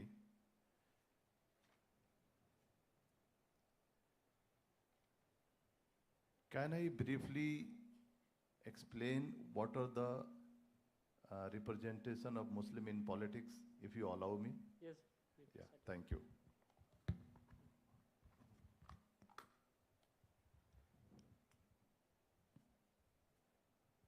Friends, I have written a book titled Absent in Politics and Power, Political Exclusion of Indian Muslim. This book was released last year in this month only, on 18th September 2023 in Ambedkar International Center in Delhi. And Indian Muslims, the scholars, academicians, have been liking the book so much that now this book is being translated in 5-6 languages. Of course, Urdu, Hindi, then Marathi, Bengali, Tamil, and Malayalam. And I will explain what are the representation of Muslim in politics. Friends, so far we have seen 18 parliament elections. Total 9,535 MPs have been elected. Out of them, only 544 were Muslims. So this comes around 5.70%. If we see, the Muslims expected 1,147 Muslim MPs on the basis of their participation in the population. So the deprivation is almost 53%, the overall deprivation. If you see the current parliament, we have just 24 Muslim MPs out of 543. Percentage-wise, they are just 4.4. Expected on the basis of present population, 77. So the deprivation is 53. And percentage deprivation is almost 70%. I mean to say, if you deserve 100 MPs, today we have just 33, and 70 MPs are absent, and those seats are being taken by some other socio-political groups or religious groups. Our MPs normally come from, if you analyze, they come from Jammu and Kashmir, Assam, West Bengal, Bihar, UP, one MP from Telangana, one from Tamil Nadu, 2-3 from Kerala, one from Lakshadweep, and there are several states where Muslims constitute significantly, like Maharashtra, Gujarat, Madhya Pradesh, Andhra Pradesh, Delhi, Haryana. These states don't send a single Muslim MP.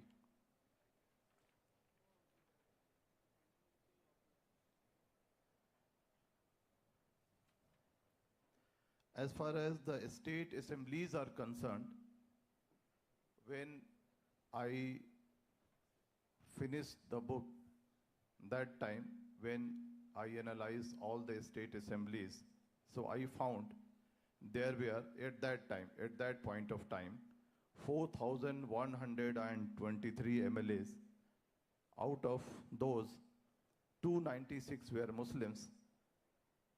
Expected MLAs were 587, and deprivation was almost 50%.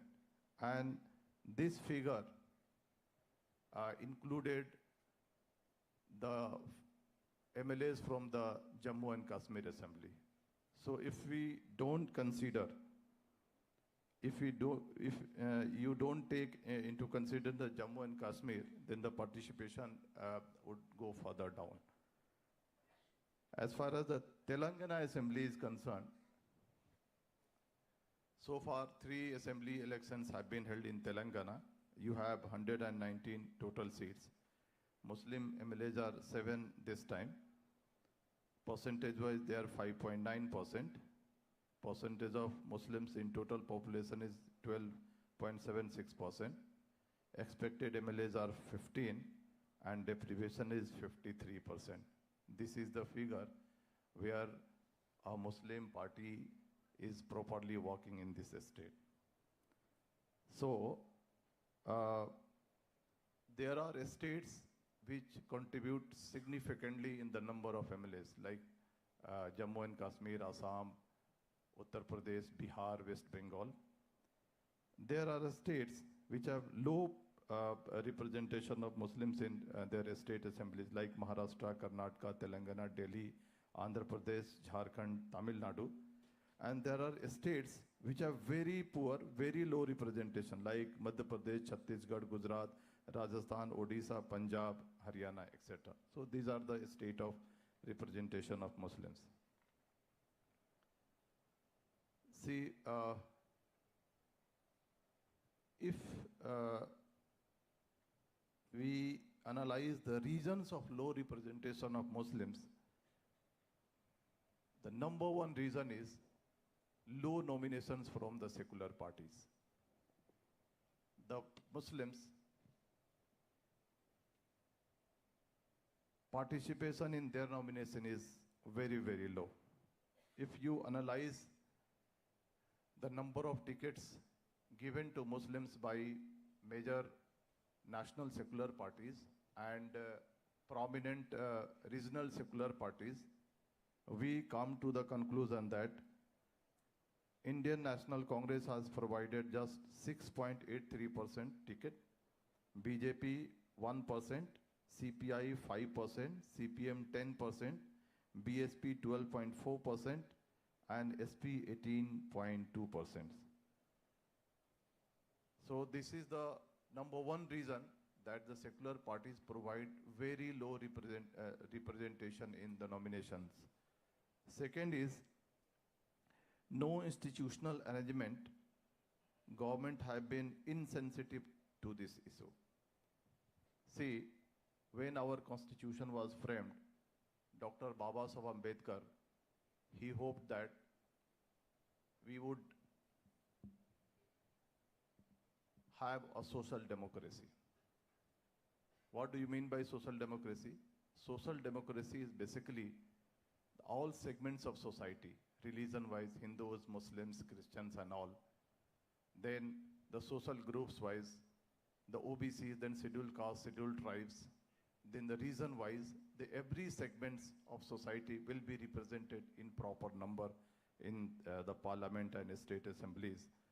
But the Indian Muslims have been facing consistently the very, very low representation, not only in the parliament but state assemblies also.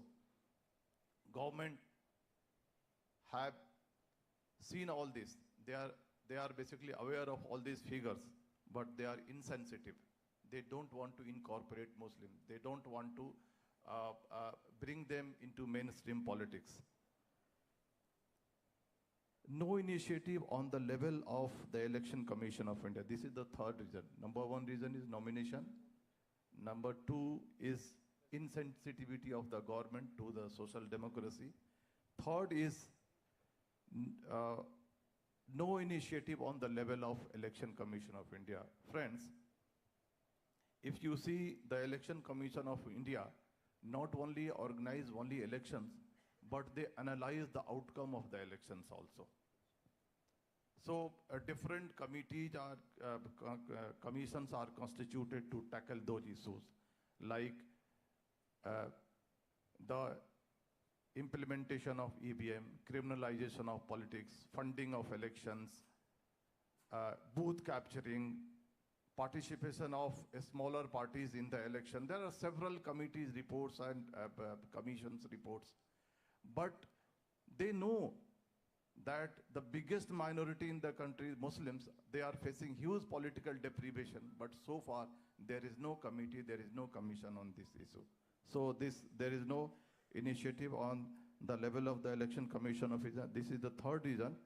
Fourth reason, there is no discussion in the academic circle on the level of Muslims NGOs, there is no discussion in the media. You know media, what they discuss today. There is no need to go in deep in all these things. But the Muslims, they constitute 14.2% of the population. They are the biggest minority in the country. They are the second majority in the country. They are facing huge political deprivation. And because of that, those political deprivation, there are several fallouts, like no voice in the legislation. Nobody listens to them. Targeted legislations, you know what I mean to say. Socio-economic issues, educational issues are not discussed. Issues of protection are not discussed. Exclusion becomes very fast, not treated like an equal citizens. But looking at all these issues, the media basically shy away from discussing the Muslim political deprivation. The fifth is lack of leadership in the Muslim community. We can elaborate later on. Yeah. Adverse institutional arrangements. See, if you analyze the electoral system of Indian politics, first of all, it is FPTP, first past the post. Suppose an election is going on in a particular constituency and there is a triangular fight. Somebody gets 30%, somebody gets 35%, someone gets 35%. The person who gets more than 35% gets elected. Although he is not the true representative of that constituency because he has not got more than 50% of the vote, but he gets elected. So this is basically a discrepancy in Indian political system. So this FPTP system basically favors the majority and harms the minority. Adverse gerrymandering.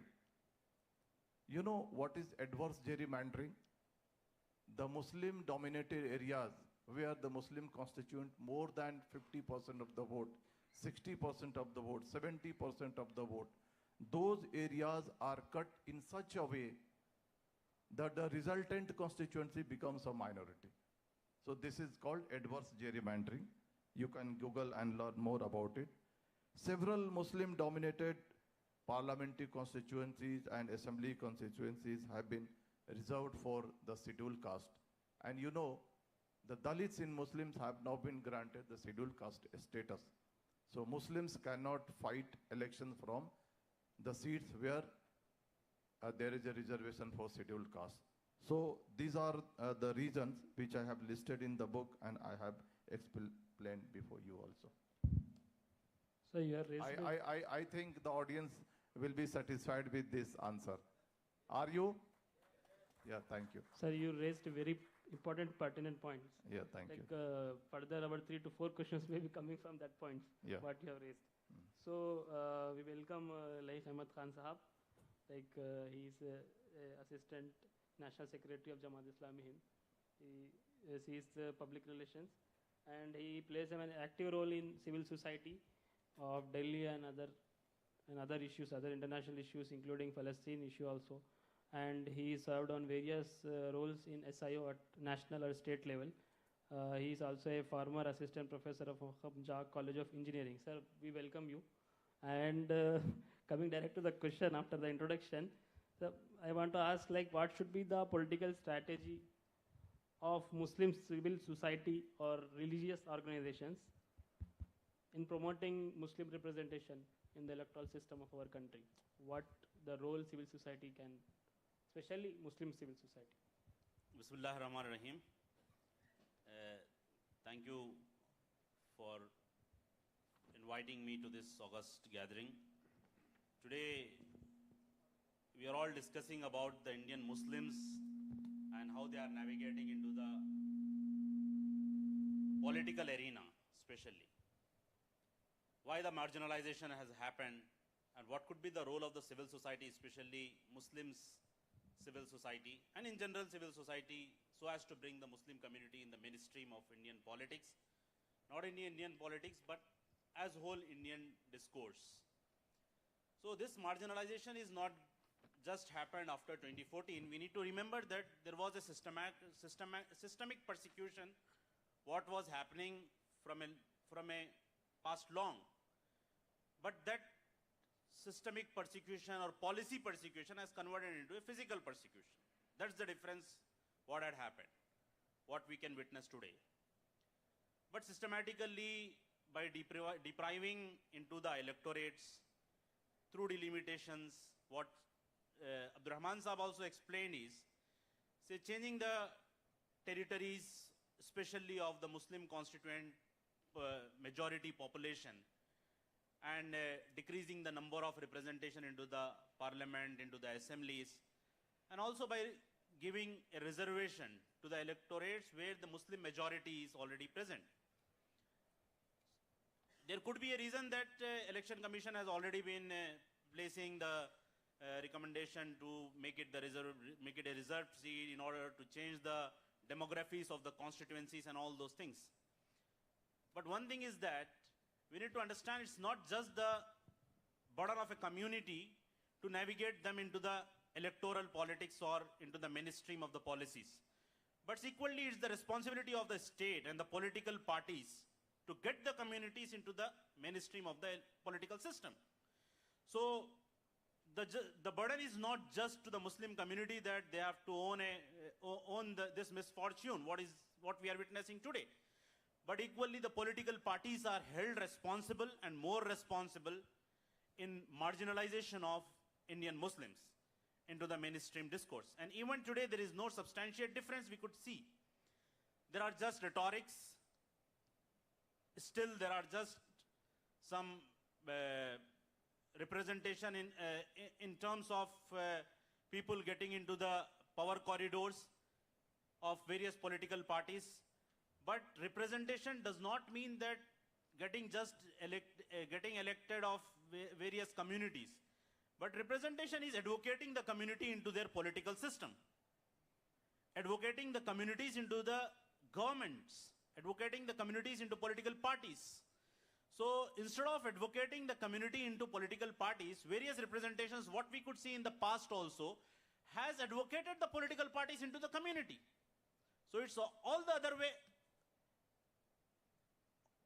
opposite. So instead of the political leaders getting elected from the votes of a community, they represent the consensus of the community and influence the state policies. They start representing their political parties and the positioning of the government into the community. So these all things amalgamate and we reach to this misfortune. How we can navigate and come out from all these situations? Yeah, so a thorough study and right time interventions are needed. Today we could see that a nation where 200 million Muslim population lives, but hardly we could not find a single candidate in the cabinet of this country. We could not find a single candidate into the largest political party who claimed to be one of the largest political party of this world. They could not place a community of their own homeland. So this is the reality we are facing today. But in order to navigate this, Muslim community must reclaim all those territorial demographies through delimitation process wherein their representation can be improved. Unless and until you have representation in various forums, you cannot influence the state policies. If you don't have elected representatives in the assemblies and the parliaments, you could not be part of the policy-making institutions. You cannot be part of the governments. You cannot influence the authorities. You cannot have influence on the legal system, on the administrative system, various systems what is working out to help the governments. We cannot influence them. We cannot influence their policies.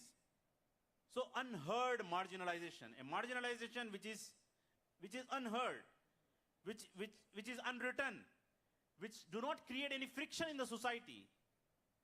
This is a kind of persecution what was happening in the previous also and what is happening even today. Since the political party who is in power, right-wing forces, they get benefit from the rhetorics. They get benefit from the anti-Muslim agenda and all those things. So that they encash their political benefit out of it. And the parties who get political benefit, who get political benefit by appeasement or by just making the rhetoric statements and by convincing the community through various commitments and all, they are getting benefited. But I do feel that a long-term agenda of Muslim community is utmost important for the stability of this nation even. For the growth of this nation, for the prosperity of this nation, for the stability of this nation, unless and until a community having such a huge population of 200 million cannot be in the mainstream of the political discourse, in the mainstream of the policy formulation, this nation cannot grow, cannot prosper with sustainability. And discussing on the Muslim subject does not mean exclusion of a community, or discussing on a Muslim subject does not just merely mean that we are discussing on a community, so there may be a possibility of communalism and all those things. Discussing on a community which is systematically marginalized is the foremost constitutional duty of the state, is the foremost constitutional duty of the elected representative, is the foremost constitutional duty of every citizen of this country. Speaking by calling out an identity of Muslims does not mean a marginalization, further marginalization, but it's an assertion how we have to navigate that we need to plan it through the shared vision of the community, inter-community, outside the communities, with different communities, having a strategic alliances on all those. So we have 125 to 30 MCDs in this country, which are Muslim concentrated districts. So if constituencies are designed in a format of a district, presently the electoral constituency, maybe that is a parliament or an assembly, it is not defined based on the district. It is based on a territory of the district. But it's defined based on some other criteria. So if it is designed based on the districts, even then 125 to 130 Muslim elected candidates could be in parliament of this country. There could be 600 to 700 member of legislative assemblies. There could be a big number of participation into the upper house. And subsequently, the representation reflects into the various policy institutions also. But unfortunately, out of that 123 to 30 majority districts, the demographies are designed in such a way that already 30 to 35 constituencies are snatched away. Recently, you could see in the Assam what had happened. 2 Muslim majority parliamentary constituencies were disintegrated into some other constituencies so that the number of population get reduced and the representation we have missed out in that constituency. So such already 30 to 35 constituencies we miss. Then again, there is a big number of Muslim majority constituencies which are reserved for SC/ST, wherein they have very big number of Muslim population in the constituency, but constituencies are reserved. So almost you have hardly a 50 to 55 or 60 maximum constituencies wherein your vote can play a decisive factor. Your vote will play a decisive factor, out of which you are winning 35 to 40. The winnability is maximum. If you are reducing the constituency in a systematically way wherein you cannot contest, and then asking a community that why your representation is reduced, then this is not a justice with the community even. So political parties, civil society must have a long-term fight in order to reclaim all those demographies wherein the representation can be improved. We need to set long-term agenda wherein the Muslim subject must be a mainstream discussion of this country, and rights of Muslim, how we can guarantee it through the constitutional means, how laws can protect the rights of Muslim minority, other minorities. All these things, unless and until it is systematically designed, drafted, a people movement led by a people movement, it is very difficult to reclaim that political positioning, and it is very difficult to come out from this marginalization. Thank you, like, you answered very comprehensively and raised many important points. What Abdurrahman Saab said in his previous answer regarding the lack of political leadership of Muslim political leadership within the political parties, my question is like related to it.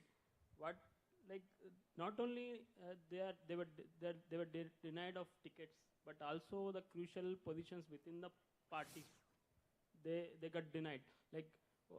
What is the role of political parties in the exclusion of Muslims? Like, there may be the role of state, there may be the role of election commission or delimitation commissions, but what so-called secular parties and other political parties played in the exclusion? And I don't want to name any political party, but you can answer it by naming them. So that is my question. I mean to say, not only the low participation in the nominations by political parties, you want their role in nurturing the leadership of Muslims in their party, isn't it? Yeah, various positions. See, often we say that a Muslim cannot become the Prime Minister of India. Often we say in some state that a Muslim cannot become the Chief Minister of that particular state. Why it is so? It is because the parties which get the Muslim votes, the parties which thrive on Muslim votes, the parties which form the government with the help of Muslim votes, they are very casual about the leadership of Muslims. In fact, they are working hard how to marginalize the Muslim leadership in their party also. See,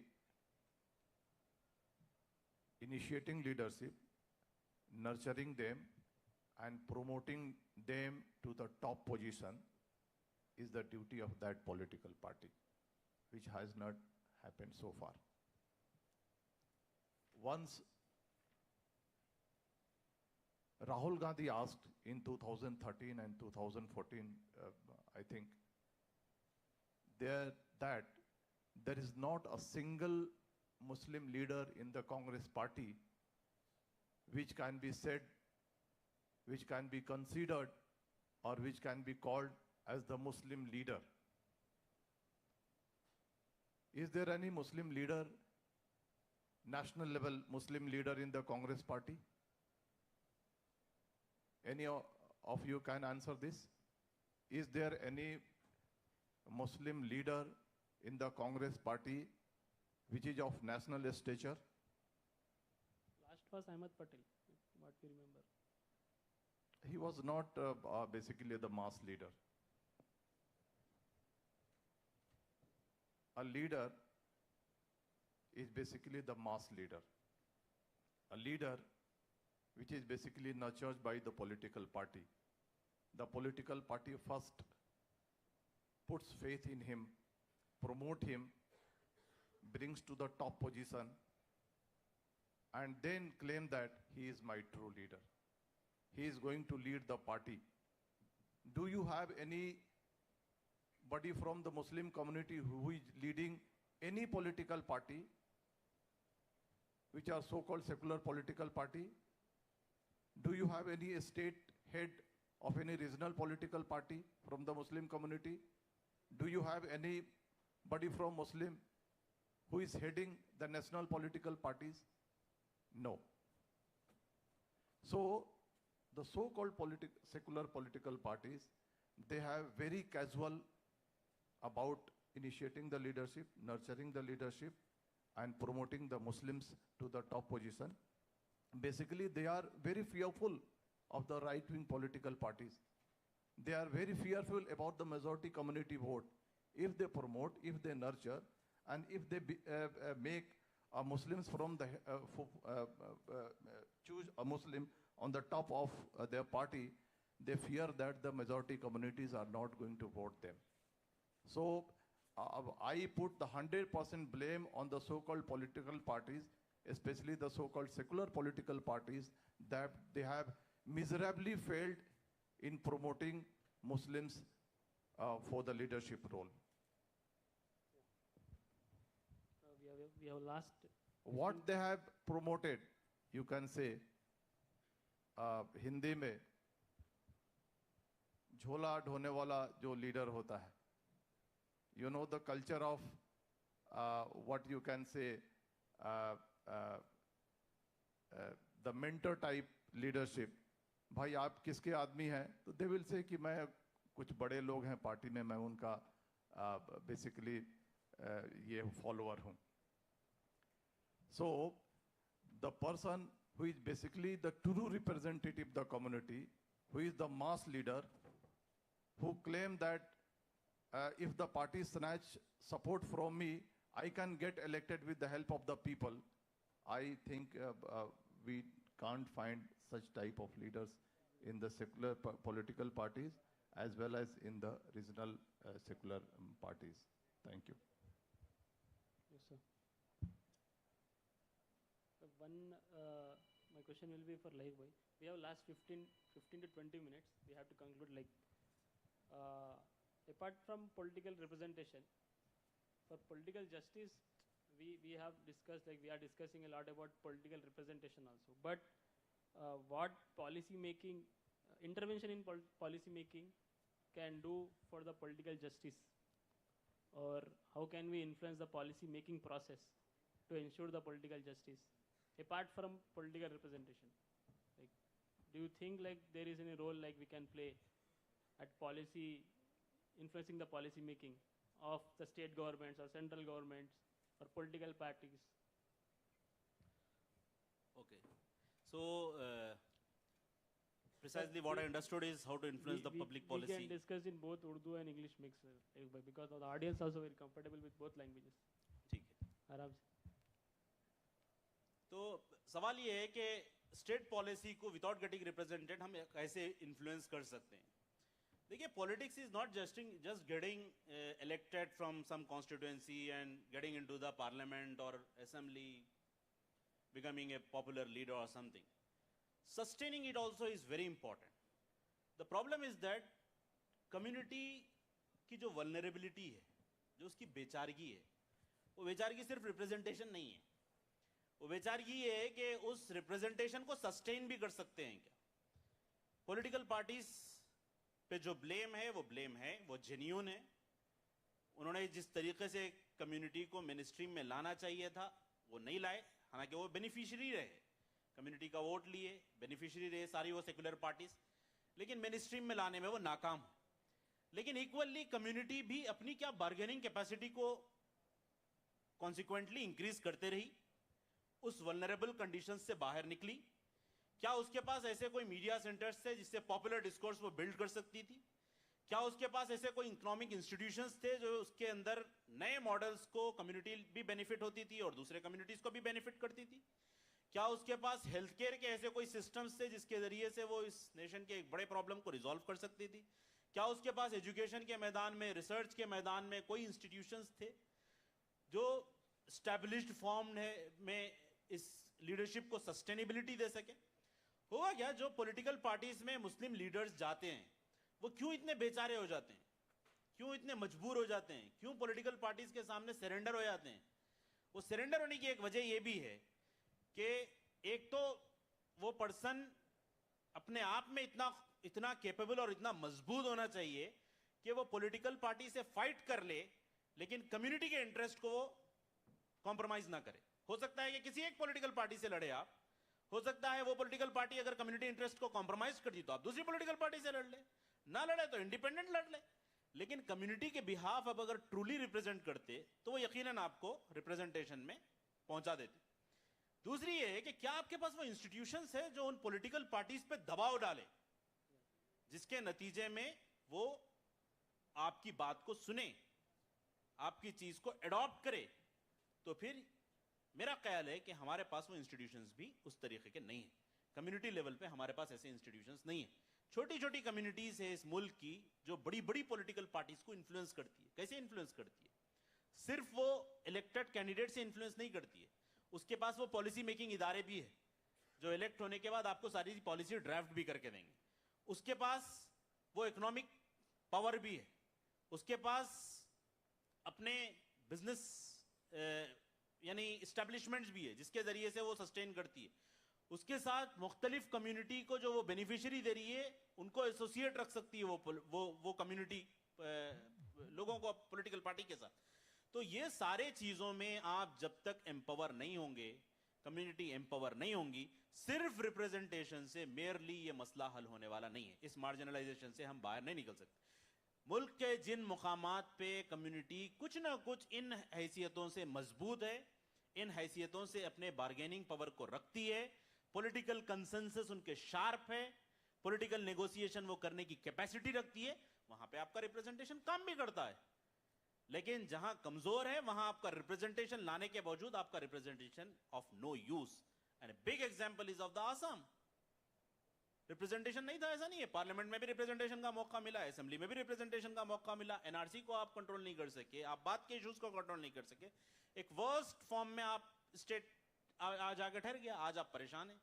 तो मुझे लगता है कि representation के beyond वो सारे areas जहां पे कम्युनिटी को अपनी वल्नरेबिलिटी से निकालने के लिए इंस्टीट्यूशंस दरकार है, वो इंस्टीट्यूशंस को जब तक कि हम एक लॉन्ग टर्म एजेंडा के तहत कोलैबोरेटिवली एम्पावर नहीं करते हैं, और इसके लिए जरूरी नहीं है कि सिर्फ मुस्लिम कम्युनिटी, वो सारी सेक्युलर जहन रखने वाली कम्युनिटीज जो इस कॉज के लिए तैयार है, उनके साथ भी हमको सॉलिडारिटी बिल्ड करना है। सिर्फ पॉलिटिकल सॉलिडारिटी नहीं, वो लीडर है, आपके लीडर है, दोनों के दरमियान ताल्लुक, ऐसा नहीं हो सकता है। क्रिश्चियन कम्युनिटी किसी मामले में बहुत स्ट्रेंथ है, मुस्लिम कम्युनिटी किसी मामले में स्ट्रेंथ है, let's share the strength.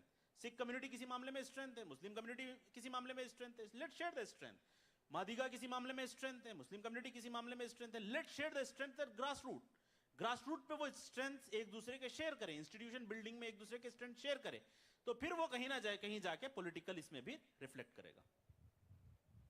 Sir आपने अपने आपकी जब बुक की इजराई हो रही थी दिल्ली वाली और मुंबई वाली और डिफरेंट इंटरव्यूज मैंने देखे, आप बता रहे थे कि उसमें पॉलिटिकल पार्टीज जनरली हम सोचते हैं कि पॉलिटिकल पार्ट जब मुस्लिम पॉलिटिकल पार्टीज की बात होती then we think about the vote divide हो जाते फाइट करने से, बट पॉलिटिकल पार्टी का रोल क्या है? जस्ट फाइटिंग इलेक्शंस या उससे आगे बढ़ के भी कुछ, मतलब ऐसे pressure group, what may be the role of a political party in the general democracy in the country, like for Muslims I'm saying, particularly for Muslims, just like if you take for an example MIM is there, it fights election but it plays a different roles. All India UDF, if you take from Assam, along with a political party he is working for various like economically marginalized communities, he is working on welfare level also. So ऐसे हम क्या क्या role play कर सकते हैं ऐसे मुस्लिम political party apart from elections I am saying? क्या सिर्फ इलेक्शंस लड़ने के लिए पॉलिटिकल पार्टी रहती? See, the political parties are basically made for contesting elections, That's the primary role. getting elected and forming the government. So, and after that, the laws, acts, rules, they decide the direction of the country, they decide the policies. So, these are the roles which the political parties play. But so, what is your exact sir, question? But then secular parties will come and say like, अरे आप बना लिए, आप fight करेंगे तो हमारे vote divide हो जाएंगे. Then that how to counter it? Like वो तो एक है. You basically mean to say how to counter the division of vote? That also, and उससे आगे बढ़ के और political party क्या function कर सकती है? Like capacity building, एक leadership develop करने के लिए. See, मैंने शुरू में ही कहा है कि political parties जो हैं basically they are constituted to participate in the democratic process. Democratic process का मतलब ही होता है कि सबसे पहला उसका process है the electoral politics, यानी electoral participation होना चाहिए. Second, legislature में elect होकर के जाना चाहिए. Third, अगर majority बनता है तो government form करना चाहिए. So these are roles. उसके बाद क्या वो गवर्नमेंट करेगी, that is immaterial here. So what is your exact question? Please repeat. But वो प्रोसेस किससे गुजरने के लिए आप जो तो process इसके बता अलावा रहे हैं। मुझे नहीं लगता कि पॉलिटिकल पार्टीज और कुछ काम करती है. Whatever they do they are already in their agenda. Then this will हम ये ऐसे डिबेट में चल जा रहे then फिर सेकुलर देखिए पार्टीज सोशल रिफॉर्म तो पॉलिटिकल पार्टीज नहीं लाएंगे. अच्छा ठीक है, आप उनसे तो ये अलग रहिए, और सोशल रिफॉर्म नहीं ला सकते. इकोनॉमिक रिफॉर्म यस, जहाँ तक सामाजिक न्याय सोशल जस्टिस की बात है, वो भी उनके एजेंडा में नहीं है. वो जब आप उन पे प्रेशर डालेंगे तो करेंगे, अदरवाइज दे आर कंफर्टेबल. तो मुझे जैसा as I have seen in India since 1947, the role of political parties is very restricted. Participate in the election process, get elected, form the government, earn more money to fight next election. So these are basically their terms of reference. Yeah. You want to ask what is the role of Muslim political अब एक parties? Final मतलब आपका opinion चाहिए कि should we form new parties or we should we go with the It's a $1 million question. I don't think it's a proper forum to discuss कि should we form a political party or should Muslim have a separate political party. maybe at different state level also. Yes. See, I have already discussed this topic in my book. We have already have 3 Muslim regional political parties, I can say. The AIUDF in Assam, MIM in Telangana. They are trying to spread their tentacles in other states, but they have failed. IUML, Indian Union Muslim League in Kerala. So these 3 political parties, they are very weak in as far as their spread is concerned. AIUDF in Assam, they have just 15, 16 MLAs. So they can't influence the policies of the government in Assam. In Telangana, MIM has 7 MLAs. 7 MLAs are not going to make any difference in the policy making. Kerala, they have 20, 25 MLAs. They just get 1 or 2 berths in the ministry when the government is formed. And they are basically junior partner of the Congress party in Kerala. So these 3 political parties basically have what you can say, they have not been true to the expectations of Muslims. So now the question is whether Muslims can form a political parties, whether they can sustain a political party. So there are different perspectives that we can, yes, we can form a national political party. Then there is another this thing, no, we cannot form a national political party. We can form a Muslim political parties of regional nature. Then we can amalgamate all those political parties and we can put pressure on the national mainstream political parties. So these are the questions which have been elaborately discussed in this book. And I hope the audience may get this book and read. And this is a very pertinent question that मुसलमानों को अपनी separate political party होनी चाहिए कि नहीं, क्या होना चाहिए, what will be the issues, किस तरह से fight करेंगे. Everything has been discussed in this book. And I think this is not the proper forum to discuss this issue. And we will certainly discuss this issue on a later time. Yeah. Sir अगर आप way forward जो आप लिखे थे किताब में अगर वो डिस्कस करना चाह रहे हैं या what you have raise some points regarding first past the post system और डिलिमिटेशन कमीशन या और एक है रिजर्विंग द सीट्स, तो उसके रिलेटेड क्या reforms like we can bring और we can work on so that we can increase the participation. See, before going to the way forward, before going to the solutions of Muslim political problem, Muslim political deprivation, I would like to read out the pattern of Muslim representation. Friends, there are only 4 patterns of Muslim political representation in India. You can note down also. Number 1, it is directly proportional to the share in state population. Whenever the share of Muslim in the state population increases, the representation goes up.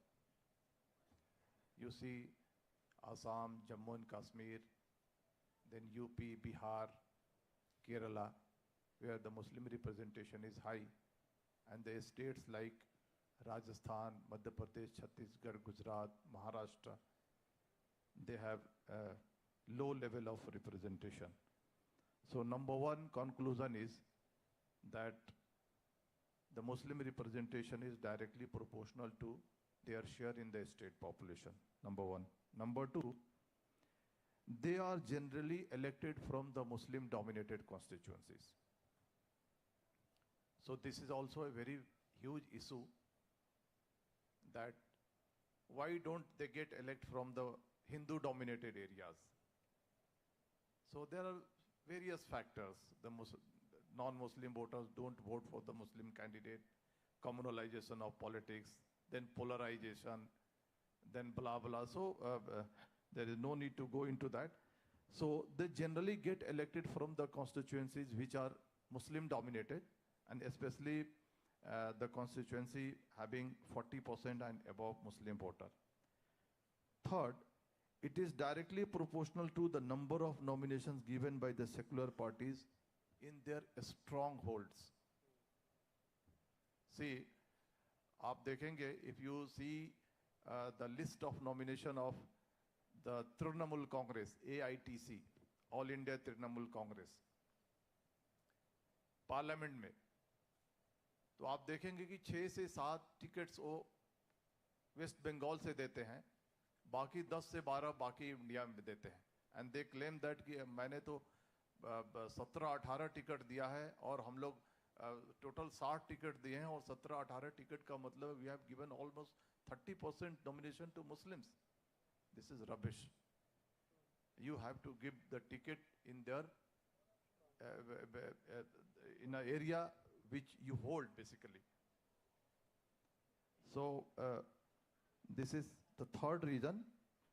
Fourth reason is number goes up when secular issues dominate the election. This is also a very important issue. When inflation, unemployment, secular issues, economy, social issues dominate the discourse of the election, then the Muslims can get easily elected. But when there is a polarization, when the communalism basically rules the election, so in that scenario, in that situation, the probability of Muslims getting elected becomes very low. So these are 4 patterns. Now you want way forward. Yeah.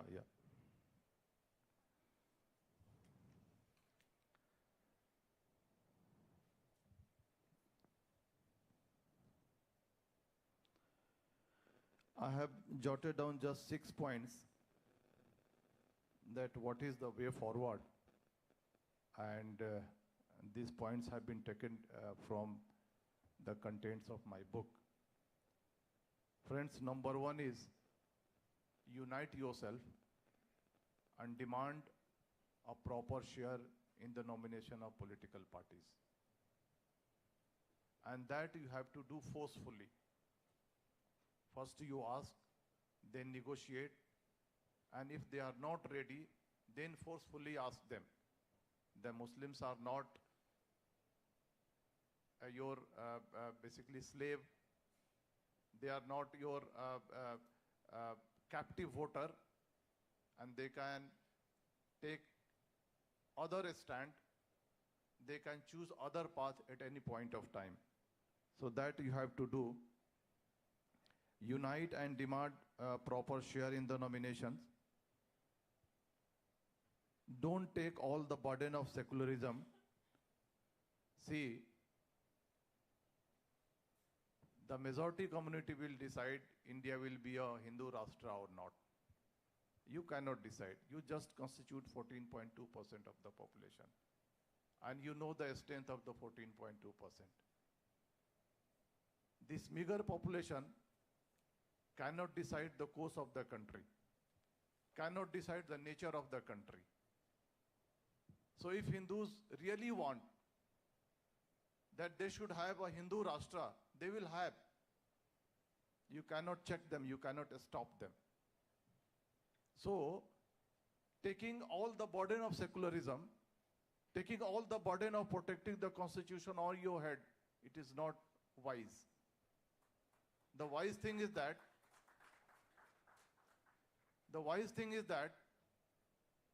first of all, you ensure your share in politics. Second, ground level work. And this ground level work includes update the voter list, increase voting percentage, and consider it as a moral and constitutional duty. First of all, go to your family. If there are 4 or 5 in the family, ensure that everybody has got the election voting card. If there is any mismatch, any correction in the spelling, any correction in the name, of date of birth, or address, or gender, or photo, there are several things on the election voting card.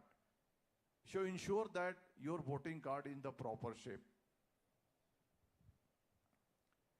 Third is, make a strategy to avoid division of votes. See, division of vote occurs because the political parties you vote, they are selfish in nature.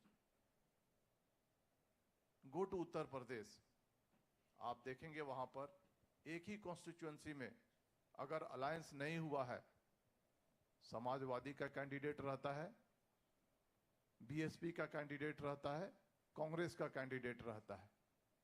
तो in a situation where there are 3 candidates, the poor Muslim fails to decide which candidate is going to win. मुझे भी दिक्कत होगी decide करने में कि कौन सा कैंडिडेट जीतने जा रहा है. So it is not your fault. It is the fault of the political parties. They are selfish in nature. They are not uniting themselves to protect the constitution. Just for a petty number of seats, 1 or 2, they break the alliance. आपने देखा होगा ना कि हमको 2 seat ज्यादा नहीं दिया तो हमने अलायंस तोड़ दिया और सारा बर्डन सेकुलरिज्म का आप पर डाल देते हैं. बेचारे मुसलमानों पर, जिनकी तालीम कम है, जिनकी तरबियत कम है, जिनकी इकोनॉमिक कंडीशन पुअर है, उनको डिसाइड करने पे छोड़ देते हैं कि which is the strongest candidate, which candidate is going to win the election. तो in that scenario the role of NGOs, civil society, ulamas comes in. Sit and decide which candidate the community is going to vote for. So this is one way. I have explained many things in my book, how to check the division of votes.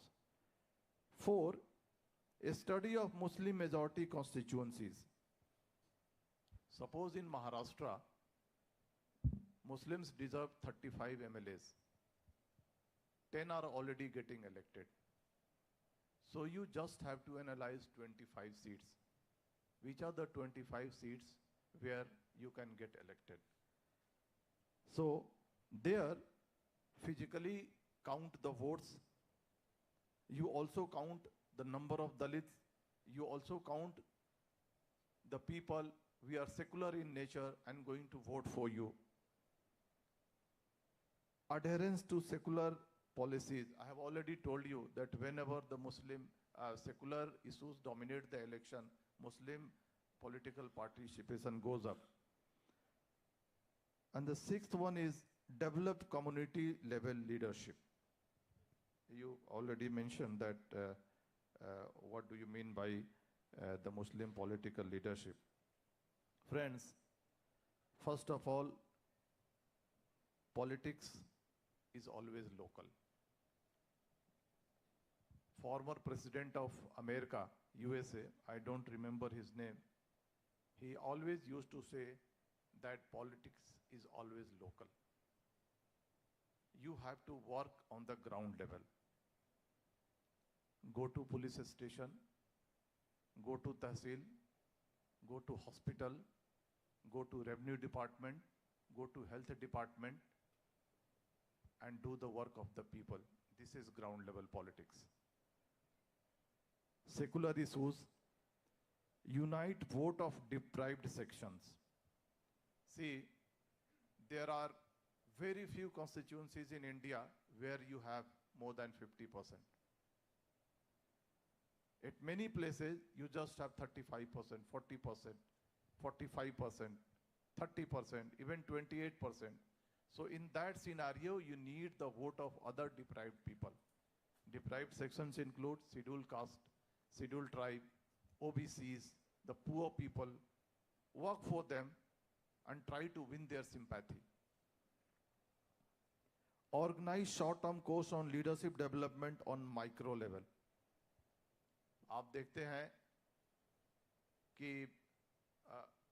दो mobile application के छोटे छोटे जो applications हैं उस पे short term courses हैं,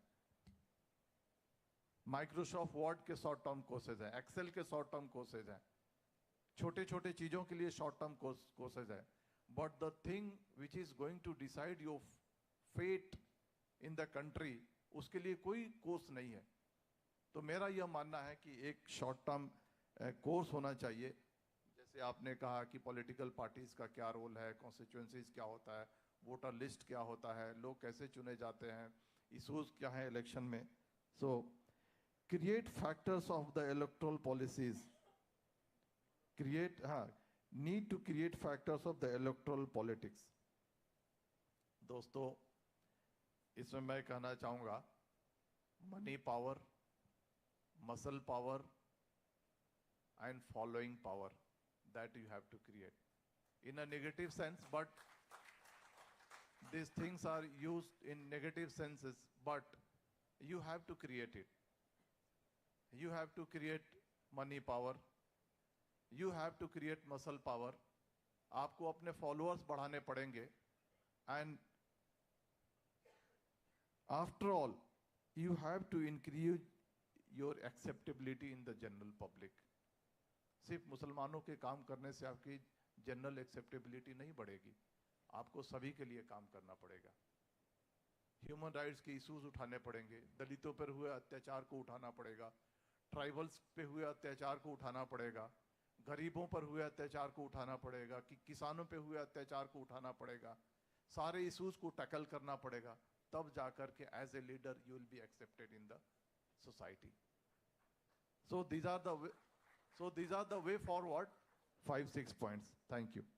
Thank you so much, sir. Due to paucity of time and there is a next panel discussion scheduled. So with this, like, I want to thank both our panelists, like, for a very healthy and knowledgeable discussion. Can we have a round of applause for? Thank you so much. दोस्तों, आखिर में मैं 1-2 से 3 minute लूँगा. Or it's a very important point. You may not be knowing, many of you may be knowing, the system of non-reservation of seats. When our constitution was being drafted, so in the draft constitution, there was a provision for reservation of seats for the minorities according to their share in the population. Do you get it? In the draft constitution, there was provision that the seats will be reserved for the minorities in accordance with their share in the population. वो जो draft जो था, that was abruptly and suddenly उसको खत्म कर दिया गया. इस promise के साथ खत्म किया गया, that was scrapped on the promise that the non-reservation of seats. और ये प्रॉमिस किसने दिया था? Tall leaders like Jawaharlal Nehru, Sardar Vallabhbhai Patel, Maulana Azad, doctor Ambedkar, और उस वक्त के जो नोटेड जो डिबेटरी थे in the constituent assembly, those people gave the assurances to the minorities that yes, we are not reserving the seats in the parliament, but this non-reservation of seats would be revised after 10 years of the constitution if the system doesn't work properly. आपने देखा कि मुसलमानों के representation की क्या परिस्थिति है. 14.2% of the population, but just 4% in the parliament. 10% सीटें कितनी होती हैं? 543 की 54 सीटें होती हैं, उनकी 54 सीटें कोई और ले रहा है। आज आपको, हमको, सिविल सोसाइटीज को, एनजीओज को और हमारे जो पॉलिटिकल पार्टीज ऑलरेडी एग्जिस्टिंग है, उनकी ये ड्यूटी है कि जो पॉलिटिकल पार्टीज रूल कर रहे हैं उनको ये रिमाइंड करना कि जो वादे जवाहरलाल नेहरू ने, सरदार पटेल ने, मौलाना आजाद ने, डॉक्टर अंबेडकर ने किए थे कि अगर किसी सेगमेंट्स, किसी सोशल ग्रुप्स, किसी रिलीजियस ग्रुप का अगर पॉलिटिकल पार्टिसिपेशन पार्लियामेंट में नहीं होता है, then the system of non reservation of seats would be revised, would be reviewed, जो आज तक नहीं हुआ है। उसके लिए आप आवाज उठाइए। Thank you very much.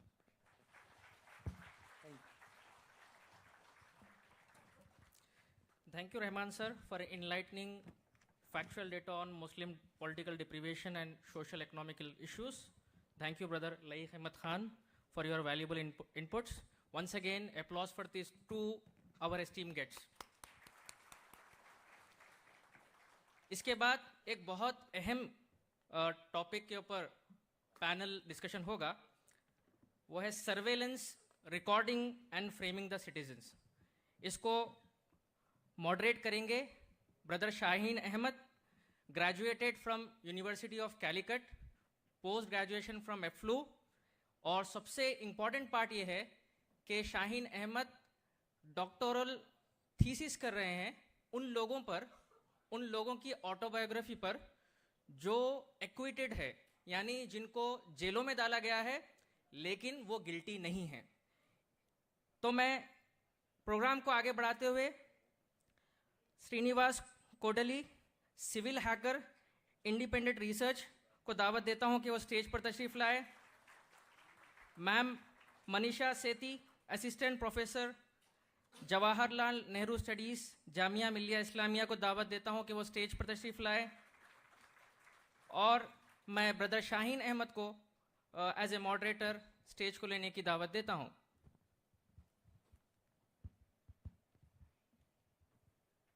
Assalamu alaikum. Peace be upon you. So we are here to have a conversation on the surveillance, recording and framing the citizens. So welcome to the conversation, ma'am and sir. So we are about to have a conversation on surveillance while we are always under the surveillance. I'm not only referring to the cameras which is on the ceiling that you can see, but I'm referring to the surveillance in the form of the persons, in the form of the humans, might be IB or might be the special branch, who always look at what we are speaking and what we are discussing. So, living in a contemporary society, we are always under the surveillance. Earlier, I feel that this was something, an academic topic, which has to be studied and researched in depth. But now it has become a kind of part of our day-to-day conversation. Like earlier, we have to refer to Foucault or Jeremy Bentham to refer to this surveillance. But nowadays, as you take your bike and when you are going out, you have to evade the surveillance of the cameras. You have to try to evade the cameras of the policemen there. And everywhere we are under the surveillance. And sometimes I see that when they put the CCTV cameras in order to, and they will put a disclaimer there, you are under the surveillance. But at the same time, along with that, they will put an emoji.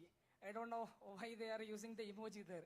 Because they're saying that we are watching at you, and sometimes you can make a smile towards me. But at the same time, that doesn't mean that we are more lenient to you. So this is the kind of surveillance, and we are having this discussion with two eminent panelists.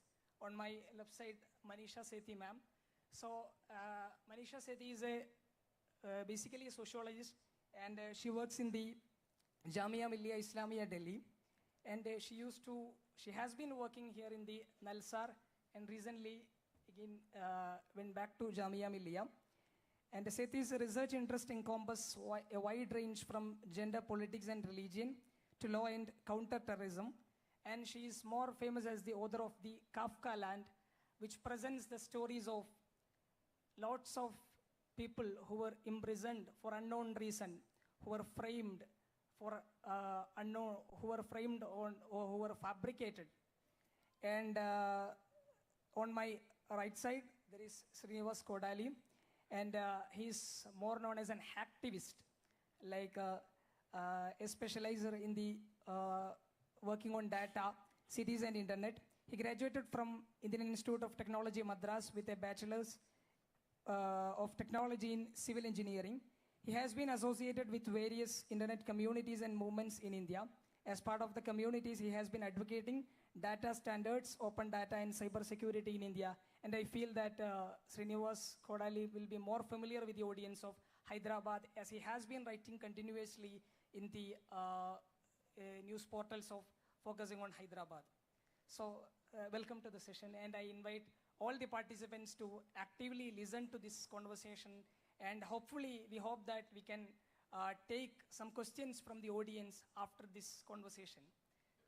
So coming to ma'am, like, so we have this public concerns that when we move to modernity, there is this, when the generation progresses or when we move to modernity, it will liberate more.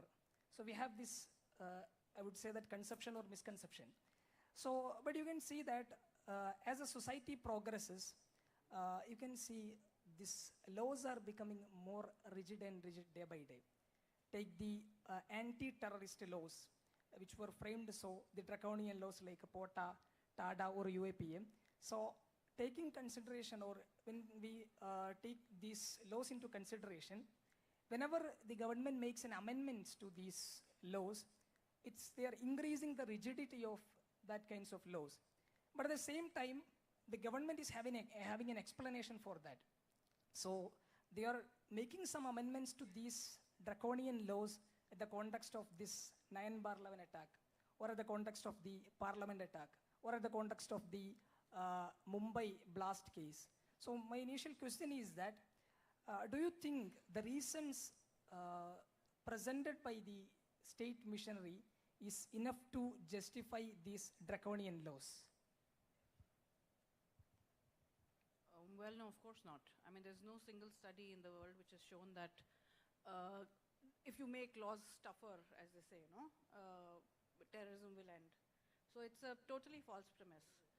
What it does is, and that same goes for surveillance, what it does is it allows states or executive to have more power, right? Power to decide who will be guilty, who will be suspect, who will be at risk, and so on, right? So it gives greater power to the executive, and it leads to abridgment of civil liberties for all. So that is what happens, and it is a very convenient tool. So if you look at, for example, a law like TADA, which was in a very specific context, I'm just giving you an example, which was in the context of the assassination of Indira Gandhi, the former Prime Minister. And TADA was promulgated specially to deal with the so-called Khalistani problem in Punjab, right? Now, it was in operation for 10 years. 85, it gets promulgated. If you come to 95, it has spread. It was a very state-specific law to begin with, right? Now, but by the time it comes to an end in 1995, when the parliament does not renew it, it has spread to 23 states. And if you look at the states which have used it most actively, it's not even Punjab, it's Gujarat, which has incarcerated, I think, about more than 19,000 people, largely people who are agitating, farmers' agitation or fishermen's agitation, and so on and so forth, right? So these laws then become a very convenient handle in the hand of executive to firstly abridge civil liberties, to quell dissent, and also to rife roughshod, because parliamentary democracy has this separation of powers, right? But if you keep on saying emergency, emergency, emergency, we cannot have regular laws, and that judicial scrutiny over what we are legislating, right? So the reasons of the state become more important, reasons of the state that these are state situations of emergency, and we cannot have ordinary law, we cannot have principles of natural justice, and so on. So it allows you to deviate from those principles of natural justice and kind of protections that ordinary criminal law offers you. So it is a very convenient tool in the hands of the executive to keep on saying, and the reasons that they give are really, really not worth the paper they're printed on. Like as you told that it's the emergency become the normal thing. While they were implementing these draconian laws, the emergency become the normalcy. So coming to Srinivas, so like the Constitution of India guarantees the right to privacy. So this question of right to privacy came into in the popular discussion when there was a petition submitted in the Supreme Court in relation to Aadhaar. And the petitioner argued that while the Aadhaar, which collects the biometrical data of the citizens, so it creates a surveillance state where the state is watching everyone. And in response to that, the Supreme Court responded that, or the majority of the judges of the court responded that there is no breach of the right to security or right to privacy. And this is not a kind of a surveillance state. This was in 2018.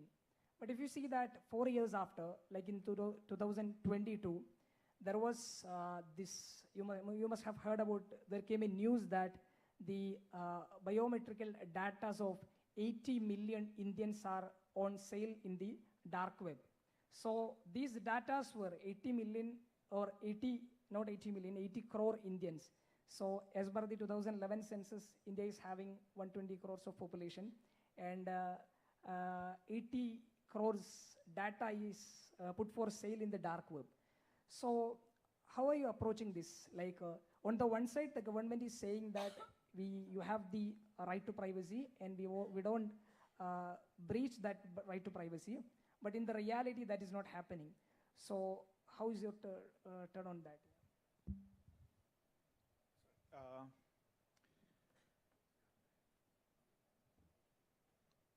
आधार की बारे में इतनी बातचीत हुई है पिछले 10 साल में. The premise has been lost. क्या है आधार, right? I mean, we are discussing about privacy, and the right to privacy judgment is often studied as an academic aspect, right? From an academic lens की हाँ Indians को privacy है या ना है. But when it comes to practice, nobody actually uses it. Like the policemen, the government departments, nobody cares about your privacy, right? But why is it that we are discussing about Aadhaar in the context of surveillance, everyday surveillance?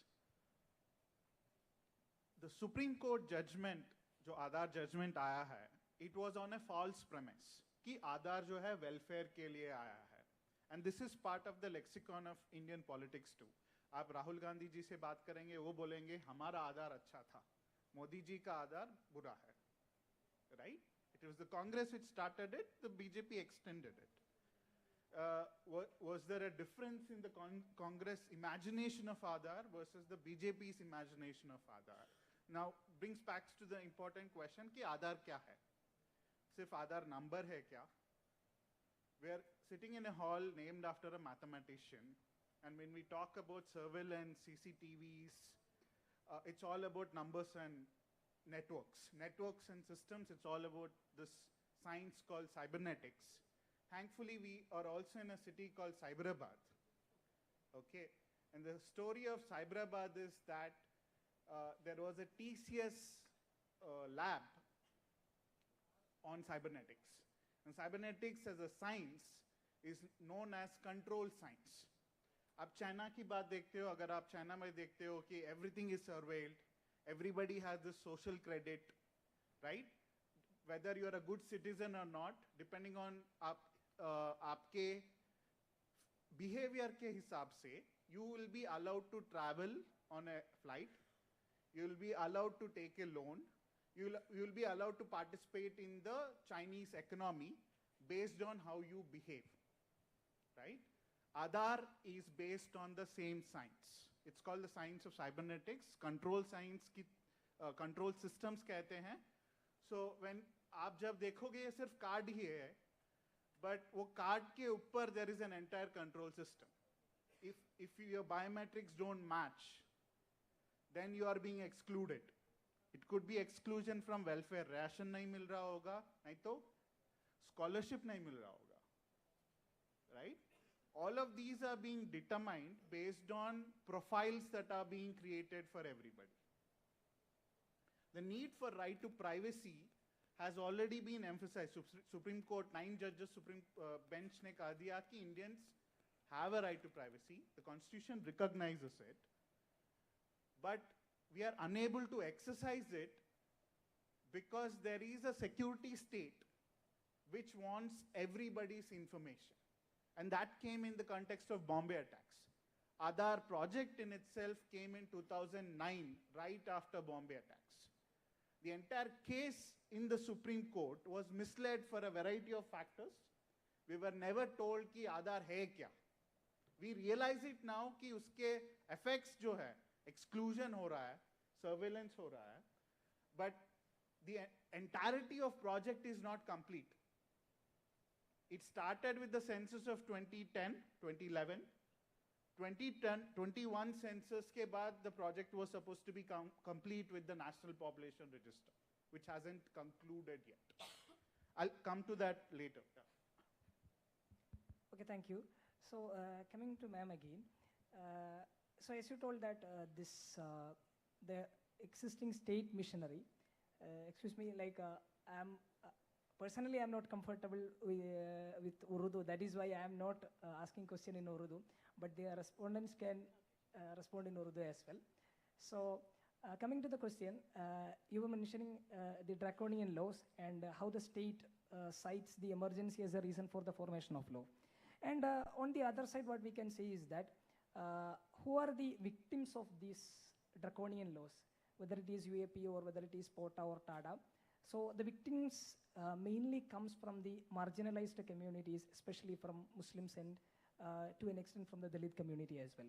So I came across two datas. That is in 2019, this National Crime Records Bureau, they released a data in which they said that out of the total prisoners in the country who are in various prisons across the country, 69% of these prisoners, they are under trial prisoners. And only 30% of prisoners are only convicted. So the majority of the people who are spending their time in prison, so they are mainly under trial prisoners who are awaiting their judgment. And there is again another data, which is a comparison of this, that's also released by this National Crime Records Bureau, which compares the population-wise representation of each communities and their representation in the prisons. So if you take the Muslim community, if you take the scheduled castes and scheduled tribe, and their participation in the total demography or the total population, and the number of prisoners belonging to these communities in the prison, there you can see that the number of prisoners from these particular communities, it's higher than their demographic participation. So isn't it because of the systemic denial of justice to people from the marginalized communities? I expect an answer in the context of the stories that you collected or that you heard during the writing of Kafka Land. You see, there's a very frequently repeated complaint कि मुसलमान मोहल्लों में police station ज़्यादा हैं, school कम है ना? कि जो मुस्लिम्स का मतलब पिछले 70 साल का एक्सपीरियंस है स्टेट का, वो पुलिस के थ्रू है ना? You experience the state not as an institution of care और welfarism as much as the heavy hand of the police. अगर कोई साइकिल में जा रहे हैं, पुलिस दिखेगा सामने से तो मुड़ के दूसरी सड़क से चले जाते हैं लोग, है ना? तो और आप अगर फिगर्स देखें, अब पुलिस का फिगर्स देखें, अगर मुसलमान कितने मुसलमान हैं, 3 से 4% से ज़्यादा कभी भी आज तक जब तक के फिगर्स हमारे पास हैं, मुस्लिम रिप्रेजेंटेशन पुलिस फोर्स में नहीं रहा है. और 2014 के बाद तो NCRB ने डेटा ही छापना बंद कर दिया कि रिलीजन वाइज डिसएग्रीगेटेड डेटा छापना बंद कर दिया कि चलो मुसीबत खत्म हुई, कोई सवाल जवाब ही नहीं करेगा. So such low representation of Muslims in the police and hyper incarceration, rates of hyper incarceration. So you have this, and you mentioned NCRB data, but I think it's even more interesting when you look at state data. State mein 57% of people convicted in Assam are Muslims. more than almost nearly 60% under trials are Muslims, right? So if you look at states like Assam, UP, even West Bengal, the rates of Muslim population in prisons is far outstrips their population, their percentage in general population. But I think it becomes a proper horror story when you look at the number of detainees. Now, detainees are those who are जिनको NSA या preventive detention में अंदर बंद किया जाता है, और हरियाणा में जितने detainees हैं 100% मुस्लिम्स हैं, जबकि population में सिर्फ 7% हैं, तो और overall जो हैं वो almost 30% detainees जो हैं, detainee population जो है prisons की वो मुसलमानों की है. So 2013 में एक DGPs की रिपोर्ट थी, 3 स्टेट्स के DGPs की रिपोर्ट थी, उत्तर प्रदेश, तमिलनाडु और महाराष्ट्र के, जिन्होंने सेंट्रल गवर्नमेंट को रिपोर्ट सबमिट की और बोला कि there is a wide gap between the community, the Muslim community and police, because the community thinks, is very suspicious of the intentions of the police. They feel that the police is biased against them. And it is true. I mean, if there was a report by Common Cause in 2018, Common Cause does these very good reports on policing. They're available on the internet if anybody is interested. So they did a survey amongst the police personnel, and they found that more than, I think 20% of the police force thought that Muslims were naturally inclined towards crime. And almost 35%, more than 35% thought that somewhat, they have somewhat more inclination towards criminality. So you have a police force, 50% of which thinks that Muslims are more inclined to, criminal activities. So what is it, what they're going to do? There's a crime which has been commissioned. They will look for a Muslim, right? And if we think that it's only the lower ranks of, the police which has this prejudice, you only have to look at the statements of the most senior officers. There is this gentleman who is seen as the poster boy of police reforms. वो हर जब कोई debate होती है television पे police reforms पे तो वो बैठे रहते हैं उस पे और अखबारों में लिखते हैं Prakash Singh, retired BSF chief. और बहुत फेमस केस है Prakash Singh versus Union of India, जिसमें सुप्रीम कोर्ट ने गाइडलाइंस दिए थे कि पुलिस को कैसे रिफॉर्म किया जा सकता है. अब उनसे किसी ने इंटरव्यू लिया कि यही जब डेटा आया था कि इतने मुसलमान क्यों हैं जेलों में, तो उन्होंने बोला कि भाई जो क्राइम करेगा वही तो जेल जाएगा. तो आप मतलब ये तो पुलिस रिफॉर्म के पोस्टर बॉय हैं.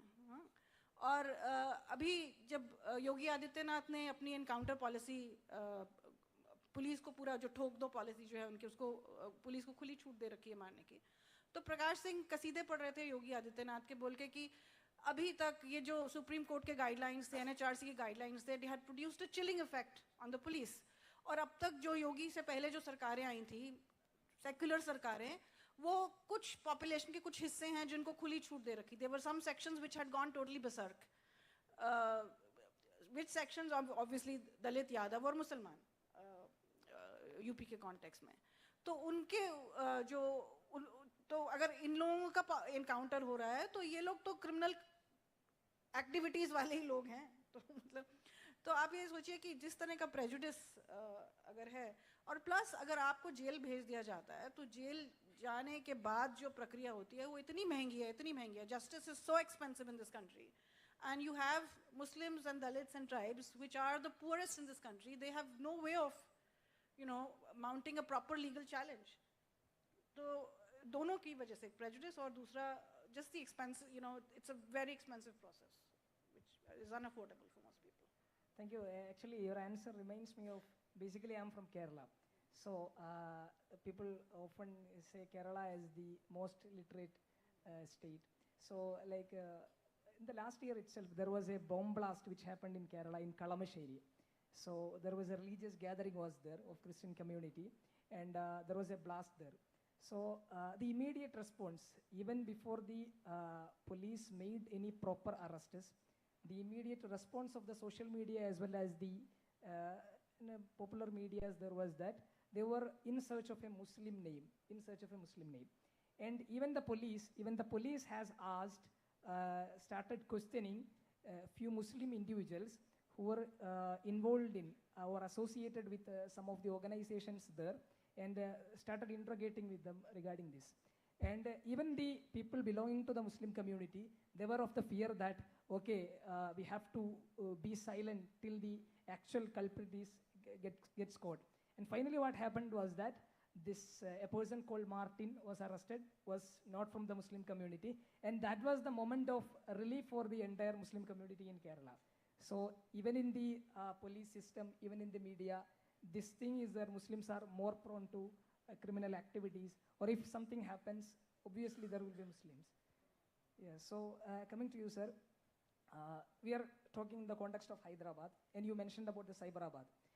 Recently, Amnesty International published a report in which Amnesty says that Hyderabad is one of the cities where the most surveillance is happening in the world, not even in India. In the world, Hyderabad is having the most surveilled city. And recently, I read somewhere that near to the Chief Minister's house, they have purchased a security mechanism from the Israel, which can track which can track the calls and which can intercept them and take the data through that. So, and also, it's not in that case also, like this TS Scope, which is an application of the Telangana police, and the Telangana police itself launched a mission called Mission Chibutra, this Operation Chibutra. And so I want you to answer on respond on how this mechanism or the application works and how it affects the marginalized the most. After Bombay attacks, everybody realized Indian police does not have the capacity to take challenges like modern warfare of terrorists attacking cities, right? So, India ka jo modernization of policing hua, it happened in the context of Bombay attacks. So suddenly the Home Minister, the then Home Minister, Mr. Patil, resigns from as Home Minister. Chidambaram was made the Home Minister कि तुम इसको solve कर दो, कुछ भी करो, policing को बढ़ा दो, अच्छा कर दो, right? Modernization of policing in India was not equally spread across the country.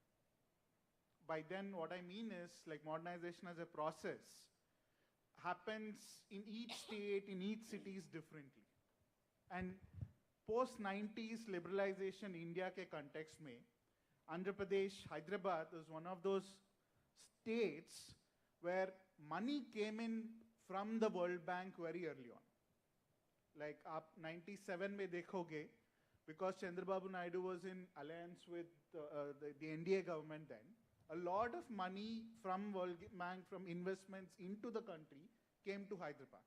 So modernization as such, Hyderabad mein hamesha zyada tha, desh se, right? And our real estate, everything is linked to that. The policing modernization also happened in Hyderabad because Y.S. Rajshekhar Reddy tha. 2008 Bombay attacks ke baad, they were deciding कि NSGs कहाँ पे होने चाहिए. NSG Bombay में नहीं था, Delhi से flight में लेके आया, delay हो गया. They wanted regional NSG centers. There was a lot of money which was going into policing. Because Rajshekhar Reddy was supplying 35 odd MPs from Andhra Pradesh, he could get a lot of money to Andhra Pradesh again. So all of your policing money, modernization for policing, also came to Andhra Pradesh. So Hyderabad and Andhra Pradesh has been one of the epicenters of modernization, whether it's policing or economy at large. Usi context mein, 2013 mein there was a bomb blast, twin blast in Dilshuk Nagar. After the twin blast of Dilshuk Nagar, this is subsequent to the 2007 blasts of Gokul Chat and Lakdi, the opposite secretariat, Lumbini Park blast. There were bomb blasts in the city which forced the police to modernize everything, right? CCTVs start coming into the city after the 2007 blast. 2013 blast, they make amendments to the Public Safety Act of 2013 under Congress, where they say कि हर business establishment में एक camera रहेगा. Unfortunately, this wasn't implemented in 2013, right after the formation of Telangana. KCR gives a free hand to the police, and for the last decade, we have seen like huge installations of CCTVs across the city and across the state. Now, while CCTVs are the prime example of how large we are surveyed, we are not affected by it. Camera hai, right?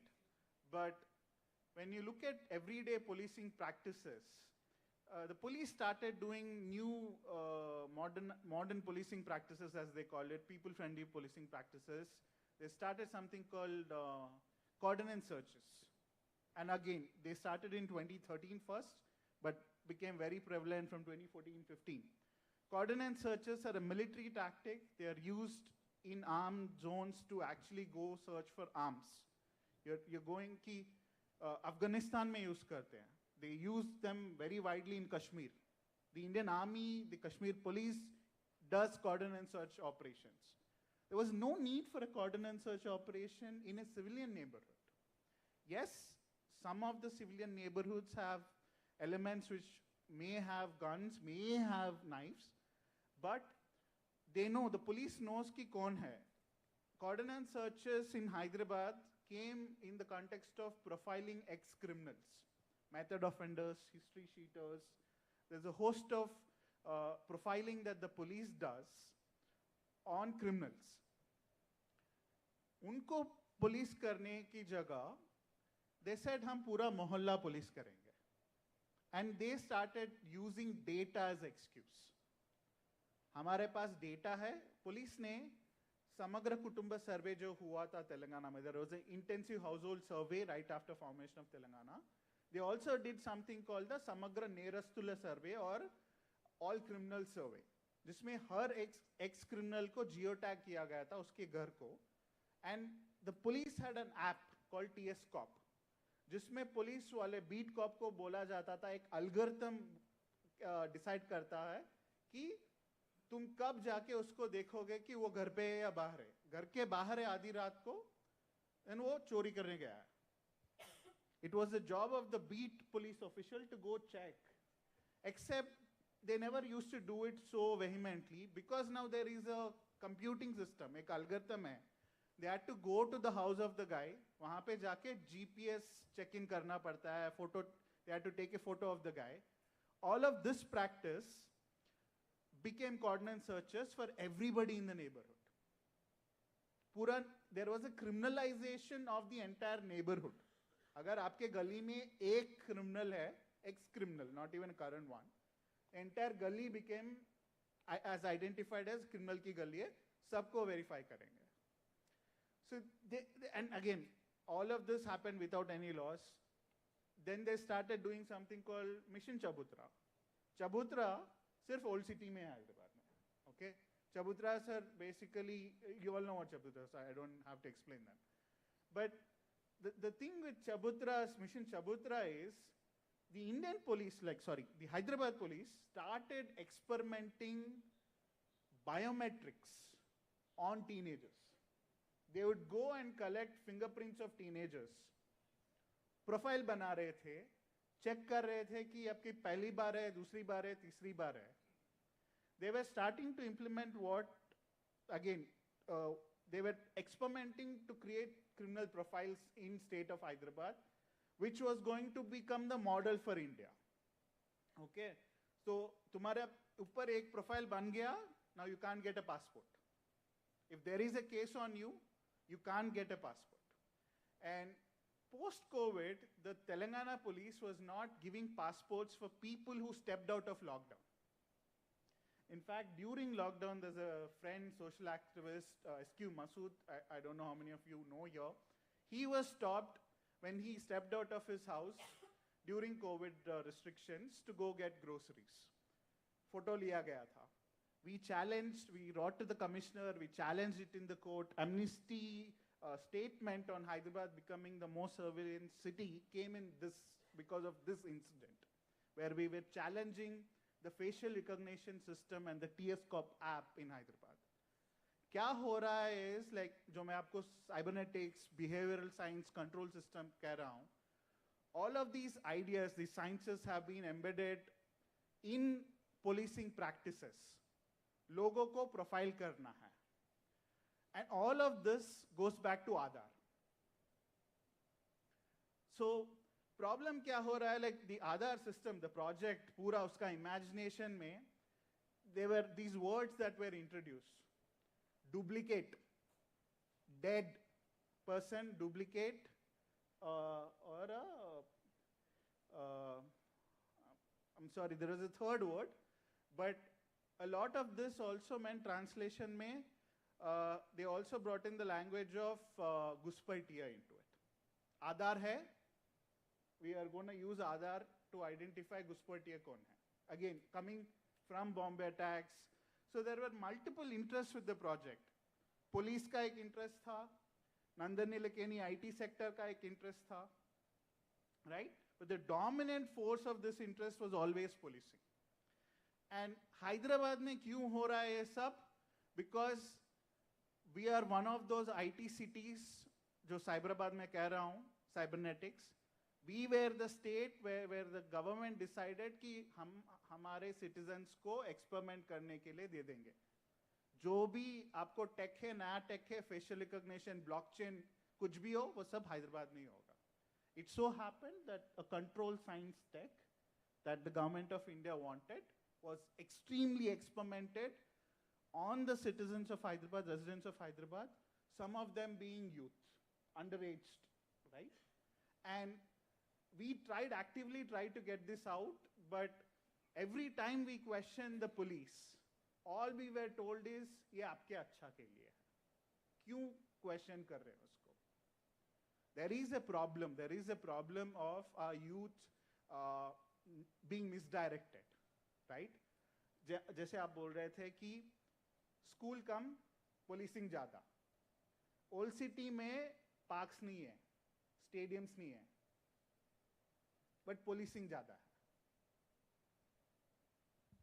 May I just add to, I think what Srinivasa said is very much illustrative of the way in which the surveillance and the security apparatus actually, the target of that apparatus is not simply some just abstract individual, but really a person who's marked by very, very clear ethnic, and identity markers, right?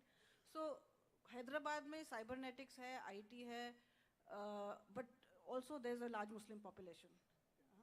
So, I mean, that is also one of the reasons why we see these Hyderabad becoming the site of experimentation for all these modern technologies of surveillance and so on. So, and it actually goes back to how surveillance has always been used. It's always, if you look at the colonial state, surveillance was used to gain information about groups, not just about individuals, but about groups which were seen as deviant or which were falling through the interstices of, policing, etc., criminal tribes, Criminal Tribes Act. So what we see is that policing and laws such as, Criminal Tribes Act in the colonial period, but also like POTA and TADA and UAPA now, what they do is they turn entire communities, as Srinivas was saying, entire neighborhoods are criminalized, entire communities are criminalized. When policemen say that Muslims ki zyada tendency hai, what are they doing? They're attributing certain, characteristics to entire groups, and that is what is happening. So and what follows from this sort of criminalization or this sort of surveillance is firstly that it criminalizes entire groups. You render them into suspect communities. You turn entire communities into suspect. They are forever suspect. And secondly, that their political participation is then enfeebled. आपको अगर जाना, आपको constitution हाथ में लेके जाना पड़ेगा. उसके अलावा आपको तो उसके बाद भी आपको यूएपी में बंद कर रहे हैं, है ना? लेकिन so it does both of these things, and at the heart of this is the idea of how you're imagining the nation state. The nation state is imagined as this homogeneous, heterogeneity itself is a problem. It's seen as a danger, source of risk. तो कौन authentic citizen है, कौन inauthentic है, कौन truly belong करता है, कौन नहीं करता है? These are the questions that come up. तो आप risk हैं या आप risk पे हैं? That is the thing, So जैसे पुलिस कह रही है कि आपके अच्छे के लिए है, because your name is Srinivas, right? आपके अच्छे के लिए है. So you are not, you are at risk, right? So, but there are others who are posing. So SQ Masood is posing that risk, right? So that is how how these laws work, or how surveillance work. It creates classes. It creates classification. Those who are the source of risk and those who are at risk. Those whose violence can be sort of elevated to terrorism. Violence ho chahe nahi ho, you know, wo terrorism hai, or therefore you don't need the ordinary procedures of law. And those whose violence can be rendered benign. Anurag Thakur पे आज तक कोई case ही नहीं हुआ है वो slogans देने का, जबकि हाई कोर्ट कह रहा है कि पुलिस केस करिए, पुलिस कह रही कि नहीं नहीं अभी वक्त अच्छा नहीं है, हम नहीं कर सकते केस. तो किसी का वायलेंस ना भी हो तो उसको वायलेंस बना दिया जाता है और टेररिज्म चार्जेस में लगा दिया जाता है. कुछ लोगों का वायलेंस हो भी तो वो it's rendered benign, you know. So I think I think Srinivas is so well illustrated, you know, that argument. Thank you. Yeah, so it's more about a question related to the personal experience you had. So I think some of the audience might have come across or might have read this Kafka Land, which details the stories of those who were wrongly charged with these draconian laws. So what was your experience after writing that? From the part of the state missionary, whether you had any... Thankfully, no. Okay. So how was the reception it got? Because often people... I think it's been read by a lot of people. So I don't know about the sales and all, but I think because because also it was the first full-length book on this. In fact, I mean, it was born out of the work that we as teachers did. You know, Jamia Teachers Solidarity Association was founded in 2008 after the Butler House encounter, and then we started compiling cases. So it was, you know, I mean, because my experience with meeting with the families and those who had been incarcerated, so all that formed the core of Kafka Land. Yeah. So obviously this is not a stage for or finding the solutions, but still I'm asking. So in 2004, this, if I remember correctly, POTA was repealed on the observation that it has been widely misused. And then this UAPA, it's the introduction of UAPA. But at the same time, this UAPA itself is being misused in multiple occasions by multiple governments, not only by Congress, not only by NDA, even the regional governments are also misusing it. So how to tackle or how to fight these draconian laws, which still existing there? It's a fight that one will have to fight. You know, there's no, you know, POTA was repealed, although of course by sleight of hand, all of its draconian provisions, except for the admissibility of confessions, was brought into UAPA. There was a reason why, I mean, it was not out of goodness of heart that the government decided we'll repeal POTA, right? The Dravidian parties had made it part of the common minimum program. They had they said we will not join the UPI alliance unless you make this part of the, common minimum program. Because, of course, Waiko and others had been incarcerated under POTA, had been jailed under POTA. So I think there is no other way than by making it a political issue. And we have to force at least the opposition, which is saying that it is for the constitution and that it will, it offers an alternative vision. Then, I mean, this is something that we have to force it upon them that, you know, this is a law which is not simply just draconian, it's like it just simply militates against everything in the constitution. Yeah? So we have to force it, I mean, we have to put it on the political agenda. Yeah. Okay, so coming to you, so nowadays we are asked to link Aadhaar with everything. Aadhaar with our mobile number, Aadhaar with linking Aadhaar. So they linking Aadhaar is some kind of a common phrase in our everyday life. So how do you see this linking of Aadhaar with NPR and the voter ID? And what would be the probable consequences? But at the same time, I feel that it has to be looked in the context that if you are not linking your Aadhaar with these documents or with your mobile number, you will be deprived of some of the welfare schemes. On the one side, if you have to receive the welfare schemes, you have to link your Aadhaar. But on the other side, there might be some consequences. So how do you observe it? So when I keep saying जो cybernetics के principles जो apply किए थे policing में, ये सब 9/11 के बाद हुआ, New York attacks, world trade centre attacks के बाद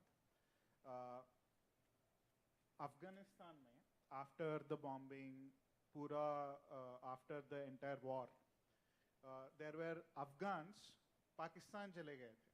वॉर हो रहा था, अमेरिका अटैक कर रहा था, so people flew moved away from the war zone to Pakistan.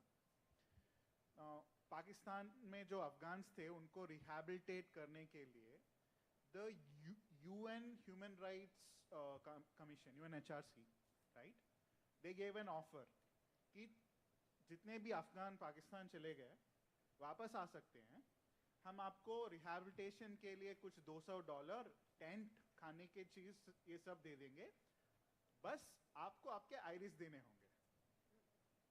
2003, okay, this was the start of biometrics for welfare, which came in a war zone.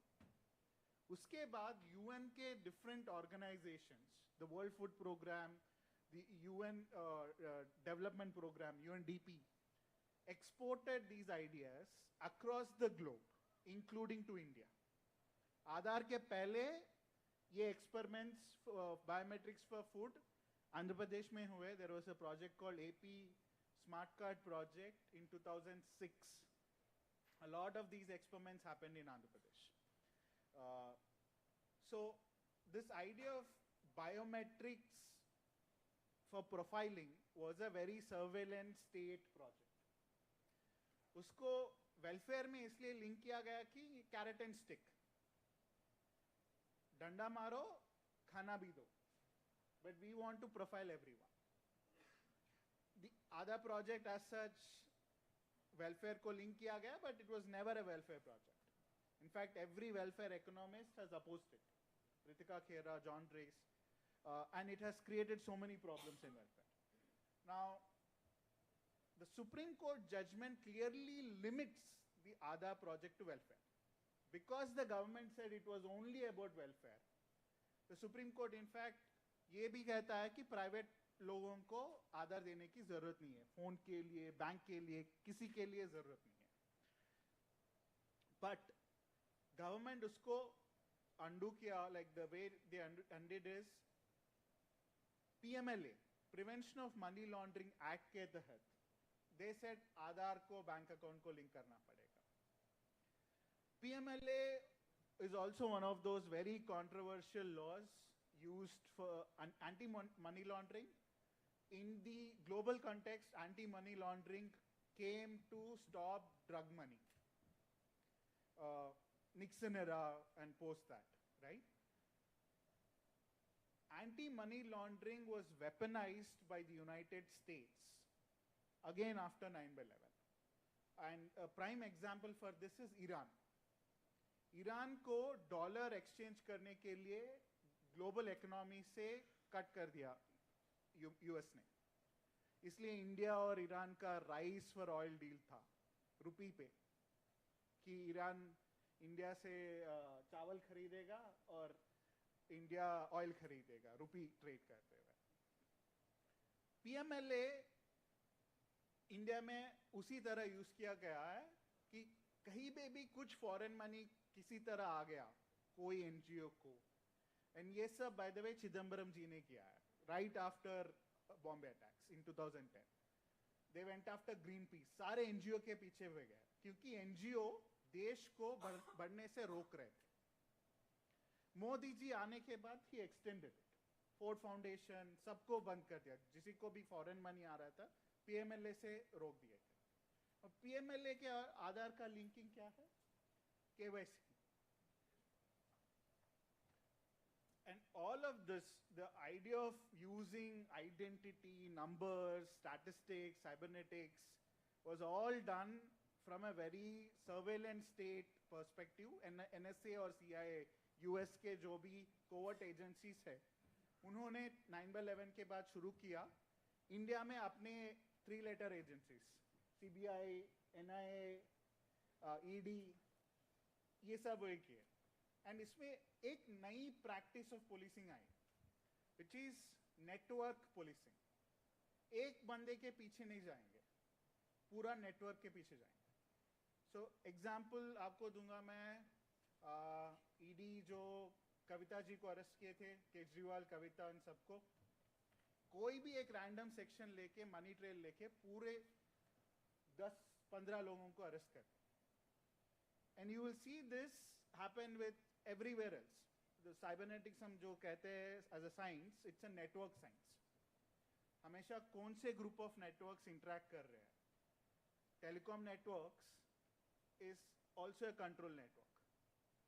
Okay, social network कहते हैं social media को. Humans जो है have always been as networks, right? So coming back to the original question, Aadhaar voter ID linking और Aadhaar NPR या National Population Register क्या है? They took all of these concepts of network science and they said कि हम इसको ना population पे apply करेंगे. Okay, so your National Population Register जो है, it's interlinking of all databases. Aadhaar use करके we will interlink voter ID, we will interlink driver's license, we will interlink ration cards, we will interlink everything. And this idea of interlinking came again after Bombay attack with a project called NatGrid. NatGrid में Bombay attacks के बाद ये पता चला कि government of India के पास उसका पूरा पॉपुलेशन का कौन इंडियन है, कौन इंडियन नहीं है, नहीं पता. बाहर से लोग आए, अटैक करके चले गए. बट जो बाहर से आ रहा है वो इंडियन है नहीं है, कैसे पता चलेगा गवर्नमेंट को? सो गवर्नमेंट ने ये डिसाइड कर दिया कि इंडिया में जो कोई भी है उसका सारा डेटा मेरे पास रहेगा. किसी का भी डेटा नहीं है वो इंडियन नहीं है. सो यूनाइटेड स्टेट्स ने जो प्रिंसिपल्स पूरे ग्लोब पे डाला है, लाइक ईरान पे, अफगानिस्तान पे, इंडिया ने इंडियंस के ऊपर ही ये प्रिंसिपल अप्लाई किया. So the whole human rights violations that have come is because the nation state said we will prioritize security over democracy. And this has also happened in US. It's not that US was not the place where it didn't happen. आप अगर देखोगे new York 9/11 attacks के बाद every black person, every brown person was profiled heavily. Latin Americans, African Americans, and Asians. And people in US fought these. Like specifically, आप देखोगे the searches that we have been subjected to in Hyderabad, stop and photograph, stop and facial recognition, stop and fingerprinting, were being done in New York during Mike Bloomberg's time, right after 9/11, कि लोगों को रोक देते थे और full strip search करते थे. The African American groups went to the United States Supreme Court and challenged it. It was affecting their own cordon and searches. There was a cordon and search that happened during the elections last time. During the election period, police जो है election commission के पास आता है. I filed a complaint to the election commission saying, why did you do a cordon search for elections? Under what rule, what law? I got a reply from the DGP's office saying there was no cordon search conducted for elections. Okay, so there is complete amnesia over these things within the establishment. And the reason I'm mentioning all these sciences is until we figure out why it is happening, what is it, the problem. We know there is a bit of Hindutva ideology, there's a philosophy that's also driving all of this. But Hyderabad में we never had BJP. BJP तो था ही नहीं यहाँ पे कहीं. We had BRS, we had the Congress, there was TDP in the past. There is no BJP government in Hyderabad. Why is it that all of this is happening in Hyderabad? Right? So it's not only linked to a political party. एक पूरा system जो बना दिया गया है, कोई भी political party आने दो, ये सिस्टम ऐसा ही चलेगा. And which is where the whole voting process is very much important, but without reforms in policing, and when I say reforms, we need more participation. more Muslims in policing too, right? Without that, this is going to continue. So thank you, Srinivas. So I think now we can take one or two questions from the audience. We are running out of time. I have been receiving multiple messages from the organizers.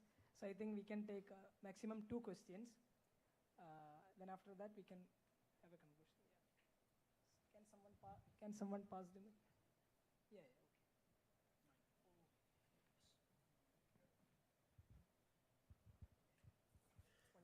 okay. Okay, we'll take that question only.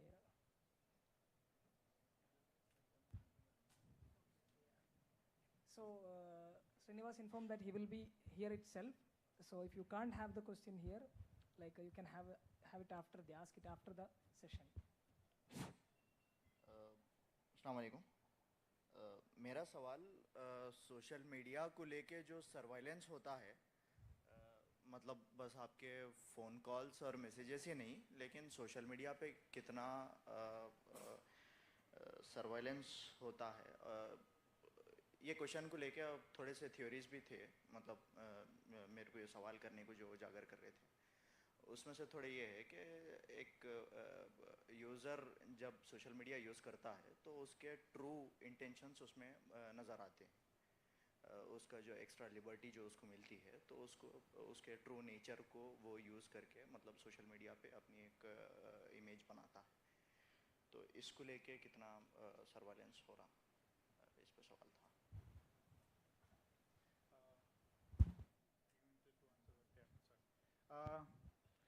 So theories की बात हो रही है, right? So मैं अभी जो sciences and theories भी बोल रहा हूँ, a lot of these sciences go back to World War II. Like World War II के बाद ही mathematicians information theory एक आई थी, cybernetic theory एक आई, systems theories. So जब हम society की बात करते हैं, media की बात करते हैं, cinema की बात करते हैं, there's entire cinema studies, there's film studies. So हम हमेशा ये देखते थे कि how are information theory, information society के context में बहुत होती है, और उसी context में privacy और anonymity की बात होती है कि जब आदमी जो मास्क लगाता है तो एक तरीके से behave कर सकता है, बिना मास्क के एक तरीके से behave कर सकता है। तो जो information जो है democracies में, societies में कैसे affect होता है, information studies पूरा एक सब branch है जिसमें information theory को highlight करते हैं। So जो information theory जो है, क्लॉड शैनन बोल के एक mathematician है, उनका ये है is even when we talk about Aadhaar cards, right?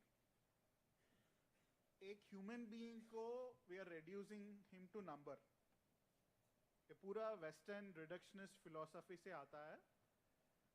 And in case of information also we figured out कि कोई भी photo हो, कोई भी image हो, कोई भी video है, information है, उसको हम मैथमेटाइज कर सकते हैं। जो बिट्स बोलते हैं ना, किलोबाइट्स, मेगाबाइट्स, जो bits as a information, quantification of information emerged during World War II. The theories around it emerged then. So इस philosophical ideas में problem ये है कि जब आप human being को, matter को, information को reduce कर रहे हो, reductionist philosophies में जा रहे हो, control emerge होता है। Even social media में, what we are witnessing is also a control over information and in turn over control over society. अगर किसका news social media में आएगा, नहीं आएगा, restrict कर सकते हो, तो you have control over society. तो सिर्फ if BJP has control, BJP IT cell has control, कि कौन सा information Twitter पे आएगा, Facebook पे आएगा, और कौन सा information censor होगा. So they will have information and control, and in turn information control will lead to a more sort of how do I put it, I don't want to call it democratic control, but more over control over the system. Yeah. So I hope I answered some of your question, but essentially theories ये है. So that I think we can conclude the session for now. And we hope that I personally feel that this discussion should be continued. We have to discuss more on the surveillance. There should be more studies on the surveillance and more discussions on the surveillance. And we hope to have a future where the human being is not reduced into a number, into a thing, or into an object. So we hope we will have such discussions more in future. And I thank you both. Thank you, Srinivas Kodali and ma'am, for having this fruitful conversation. And I thank you for all the audience for patiently listening to us, so that we will conclude this session now. Thank you. Assalamu alaikum. Thank you, one and all. Thank you, Professor Manisha Sethi, for highlighting prejudice towards marginalized communities. Thank you, Srinivas Kodali, for eye-opening discussion on surveillance state. As a token of appreciation for such truthful voices, I would like to present memento from SIO Telangana to Manisha Sethi, Professor Manisha Sethi from National President E.K. Ramesh, sir.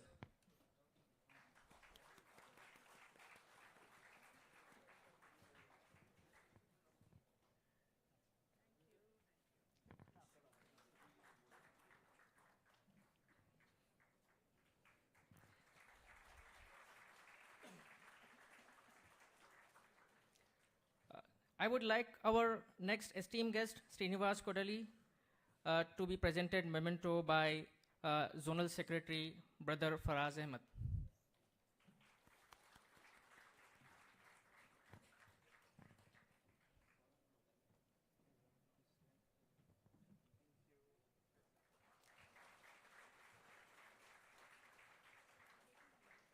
Thank you, panelists from our hearts, for raising Zonal President, Brother Abdul Hafiz, to present memento to IPS Abdur Rahman Sahib.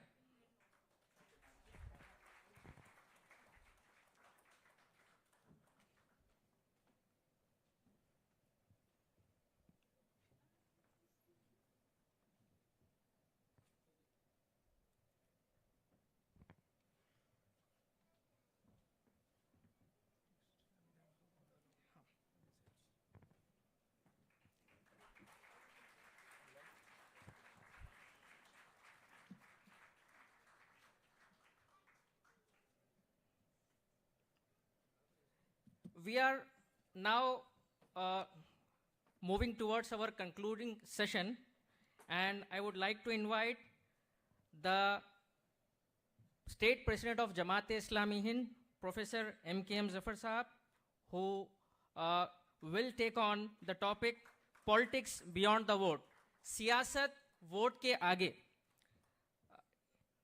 और मैं introduction करना चाहता हूँ, ये जमात-ए-इस्लामी हिंद के state president है और department of linguistic studies के अंदर ये प्रोफेसर है मानू के अंदर. आपसे गुजारिश है कि इस टॉपिक पर मुखातिब करें, election beyond vote. Thank you. अस्सलामु अलैकुम वरहमतुल्लाहि वबरकातुहू. अल्हम्दुलिल्लाहि रब्बिल आलमीन वस्सलातु वस्सलामु अला रसूलिहिन नबिय्यिल करीम वल आखिबतु लिल मुत्तकीन. काफ़ी देर से मैं बहुत ही इंटेलेक्चुअल डिस्कशंस को सुन रहा था, और पहला सेशन जो था उसने कुछ चीज़ें क्लियर की, दूसरा सेशन जो था उसने थॉट्स को और स्टेबलाइज किया. लेकिन मेरा मानना ये है कि इन दोनों टॉपिक्स को सामने रखकर मैं एज ए मुस्लिम एकेडमिशियन अगर सोचता हूँ तो मुझे एक कपलेट याद आता है, शिकवे जुल्मत शब से तो कहीं बेहतर था, शिकवे जुल्मत शब से तो कहीं बेहतर था, अपने हिस्से की कोई शम्मा जलाते जाते. नेचुरली अभी वो वक्त आ रहा है जहां मौलाना मौदूदी के अल्फाज में मुस्लिम दुश्मनी हिंदुत्व तामयूत में है, और रात के इस लम्हे में जो हमारे यंग माइंड्स और एमर्जिंग फ्यूचर सिटीजन्स बैठे, आई होप के इसके नतीजे में हमारी आज की पूरी इंटेलेक्चुअल गैदरिंग को बहुत सेटिस्फैक्शन होगा कि Muslims are rebuilding them. Odd situations में जीना ये कौमों के फ्यूचर को डिफाइन करता है। और पॉलिटिक्स की जहाँ तक बात है, मैं बाबरी मस्जिद के डिमोलिशन के दिन ये मान लिया था कि मुसलमान इस बात को समझ चुके हैं कि वी शुड लर्न द उम्मा need that we must have to move not only political but apolitical also. इसलिए कि जितने ड्रैकोनियन लॉस की बात हम अभी सुन रहे थे और जितने साइबर कंट्रोल की बातें हम सुन रहे थे, मेरा मानना यह है कि 14.32% मुसलमानों से ज़्यादा रिमेनिंग 86% नॉन मुस्लिम्स के लिए वो डेंजर है। And this point has to be explore by the Muslim young minds, intellectuals, entrepreneurs, and social leaders to the community that it is not the issue of a religion or it is not the issue of a community. We must have to join hands for the safety of humanity. ना हिंदू खतरे में है, ना मुसलमान खतरे में है, बल्कि हिंदुस्तान में सारे इंसान खतरे में हैं। अब मैं आपको ये बात बताऊं कि मैं बिल्कुल प्रैक्टिकल डिस्कशन के लिए आया, मैं यहाँ पर कोई तकरीर नहीं करूँगा। सेक्टेरियन पॉलिटिक्स जो है ना, ये एक डिफेंसिव पॉलिटिक्स होती है और मुस्लिम पॉलिटिक्स तो उसी का एक हिस्सा है। इसका लिमिटेशन वाजे है। अभी हमारे अपने शहर में हो या हिंदुस्तान के 3 रीजनल मुस्लिम पॉलिटिकल पार्टीज के बारे में हमने सुना, ये आपको एक बंद गली में लेकर चले जाएंगे। इंडिया में मौलाना आज़ाद का मुस्लिम सियासत में इक़दाम एक्चुअली जो डिवीजन हुआ था उसका नतीजा था, वो झटका था। और ये क्वेश्चन है कि उस पर सोचना चाहिए, not only to the Muslim community but to the political parties, कि मुसलमान नहीं कर पाएंगे तो फिर दूसरों के लिए भी वो डेंजर होगा। इसलिए कि हमारे पास मुस्लिम कम्युनिटी को जो कुछ हो रहा है वो अदर कम्युनिटीज़ बहुत कुछ देख रहे हैं और हिंदी है। और चेंज ऑफ रिलीजन के लिए कोई मुसलमान दावती काम करने से या क्रिश्चियन मिशनरी वर्क करने से नहीं हो रहा है। इट शोस के अंदर से कितना लावा पक रहा है इंडियंस के, यानी डिप्राइव्ड और डिस्क्रिमिनेटेड कम्युनिटीज़ में। They want to get justice, they want to get peace and they want to get progress. उन्हें नहीं लगता है कि कहीं पर अगर जो कुछ स्लोगन्स दिए जा रहे हैं उसके बाद उन्हें रिजल्ट नहीं मिलेंगे तो वो जो है ना इस सेक्टेरियन पॉलिटिक्स को फेंक देंगे उठाकर। मेरा ख्याल ये है कि पॉलिटिकल डिस्कशन के बगैर अपॉलिटिकल डिस्कशन कोई कामयाब डिस्कशन नहीं है। तो मैं वोट पॉलिटिक्स पे आने से पहले एक ही जुमला कहूँगा कि मुसलमानों को हिंदुस्तान के अंदर कोलैबोरेटिव या प्लूरल पॉलिटिक्स को बिल्डअप करना है और उसके लिए उन्हें अपने माइंडसेट को चेंज करना पड़ेगा कि वो कभी यहाँ के रूलर थे। वरना हालत ये है कि ओल्ड सिटी में क्यों आपको जो ना एग्रेशन है, उन्हें ये याद दिलाया जाता है कि आप निज़ाम सरकार के ज़माने से हो। तो निज़ाम जब याद आता है तो हमारा एक अंदर से जो ना एक डोमिनेटिव अप्रोच जो है ना वो कहीं ना कहीं निकल कर आता है। इसके मुकाबले में नए कोलैबोरेटिव और पॉलिटिकल अप्रोच को हमें काम करना चाहिए। ये बात हम सब पर बहुत क्लियर है कि आज 21st सेंचुरी तो बहुत क्लियरली जो है ना इसको डिफाइन कर रही है कि जहाँ भी इंतखाबात में पॉलिटिकल पार्टीज काम करते हैं, पॉलिटिकल सिस्टम का जब चैलेंज दरपेश होता है तो वहाँ पर नेचुरली नॉन पॉलिटिकल सेगमेंट्स जो है ना वाइब्रेंट हो जाते हैं। उसकी सबसे ज़िंदा मिसाल इस वक्त बांग्लादेश से हसीना वाजिद का निकलना है। कोई पॉलिटिकल पार्टी नहीं निकाल सकती थी। मुझे याद है कि पूरे पॉलिटिकल पार्टीज या सरेंडर हो चुके थे, लेकिन ऐसे में स्टूडेंट मूवमेंट ने उसको जो ना मोबिलाइज किया है, स्टूडेंट मूवमेंट। और ये जो है ना काम हमें करना है। सिविल सोसाइटी है क्या? सिविल सोसाइटी का वर्ड हम बहुत सुनते हैं, लेकिन ये बेसिकली ऐसी तंजीमें और जमातें हैं जो नेचुरली ह्यूमैनिटेरियन टास्क जो है इसको रिकॉग्नाइज करती हैं। इसमें हमारे पास एक अप्रोच है सोशल अप्रोच, और हम सिविल सोसाइटी को सोशल लीडरशिप तक महदूद करते हैं। नो, मेरा ख्याल ये कि सोशल लीडरशिप को तक महदूद करना सिविल सोसाइटी का सही डेफिनेशन नहीं है, बल्कि ऐसे तमाम ग्रुप्स, ऐसी तमाम ऑर्गेनाइजेशंस जो वॉलंटरीली सोसाइटी के अंदर कोलैबोरेटिव अप्रोच के साथ irrespective of caste, creed, region, religion and not only these things but also the objectives. इससे हटकर जो है ना इंसानियत के लिए काम करती हैं, जैसे आपकी फैमिली है, जैसे आपकी मस्जिद है, जैसे आपका मदरसा है, जैसा आपका स्कूल है, जैसा आपका कॉलेज है, जैसे आपकी यूनिवर्सिटी है, जैसे आपकी खेल की टीम है, जैसे आपका म्यूजिक क्लब है, जैसे आपके खैराती इदारे हैं, जैसे आपकी पॉलिटिकल पार्टीज है, जैसे आपके आइडियोलॉजिकल ग्रुप्स है, जैसे आपके जो ना सहाफती अंजुमने हैं, और जैसे आपके ट्रेड यूनियंस है, ये सारे के सारे सिविल सोसाइटी हैं, इंक्लूडिंग द पॉलिटिकल पार्टीज। तो अब इसमें हमें सोचना चाहिए कि हमारी सोसाइटी जो है वो तीन चीजों से बनती है। एक है फर्द, इंडिविजुअल, दूसरा है स्टेट, और इन दोनों के बीच में होती है सिविल सोसाइटी। और इसके जो है ना उठने की भी तीन वजूहत हैं। मैंने आपके सामने डिफरेंट पैटर्न्स जो बताए अभी सिविल सोसाइटी के, तो याद रखिए सबसे पहली वजह जो सिविल सोसाइटी वाइब्रेट होती है वो इंसान की ज़रूरियात और ख्वाहिशात हैं, जैसे कमर्शियल इदारे हैं, स्कूल है, खेल की टीमें हैं, म्यूजिक क्लब है वगैरह। दूसरा है इंसान के इमोशंस और रिलेशंस, खानदान है, दोस्त है और क्लब्स हैं जो रिलीजन बेस्ड जो ना इंस्टीट्यूशंस हैं। और नंबर तीन ह्यूमन राइट्स की ऑर्गेनाइजेशन, सियासी ऑर्गेनाइजेशन, ट्रेड यूनियंस वगैरह। तो इतना बड़ा स्कोप है ये आपके जो है ना पूरे सिविल सोसाइटी का। और इतनी बड़ी सिविल सोसाइटी रखने के बाद अगर 5 काम नहीं हो रहे किसी जगह पर, तो उस कंट्री को सोचना चाहिए। नंबर 1, प्रेशर ग्रुप होना चाहिए, बिल्कुल प्रेशर ग्रुप होना चाहिए। और मैं आपको कह रहा हूं कि as a Muslim, very frankly I am saying, the fight of the Muslim is now in India actually fought by non Muslims. हमारी जंग कोई और लड़ रहा है। तो इसमें सबसे बड़ा एडवांटेज ये होता है, सिविल सोसाइटी का कोई रिलीजन नहीं होता है, और वो जो है ना हर चीज में जस्टिस को जो है ना सामने रखकर काम करते हैं। हम भी जिस तरह से जमात इस्लामी में movement for piece and justice हमने बनाई है, वही काम है। इदारे होना चाहिए, इदारे अगर नहीं रहेंगे, इदारों के सिलसिले में लईक ने बहुत अच्छी बात की, और इससे पहले फर्स्ट सेशन में हमने बहुत सारी बात की है, लेकिन हमारे पास ये चाहिए चाहिए चाहिए का नहीं।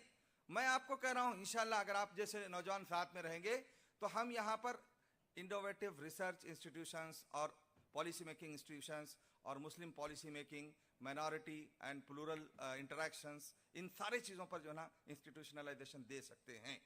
और अभी इंडिया में जमात इस्लामी का इदारा APCR इसकी बेहतरीन मिसाल है। मीडिया हाउसेस होना चाहिए, मीडिया वन एक काफ़ी नहीं होगा, हर रियासत में मीडिया हाउसेस होना चाहिए।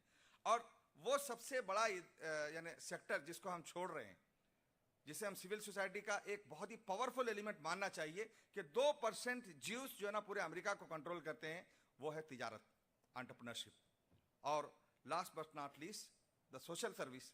ये 5 एलिमेंट्स अगर किसी सोसाइटी में नहीं हो रहे हैं और पॉलिटिकल सिस्टम के ख्वाब देखे जा रहे हैं, तो याद रखिए कि पॉलिटिकल पार्टी का डेफिनेशन महदूद है। आपके सामने पहले सेशन में बात आई कि पॉलिटिकल पार्टी से आप वो एक्सपेक्ट ना करें जो सिविल सोसाइटी को करना है। सिविल सोसाइटी जो करना है वो करेगी, लेकिन पॉलिटिकल पार्टी लिमिटेड है और सिविल सोसाइटी अनलिमिटेड है।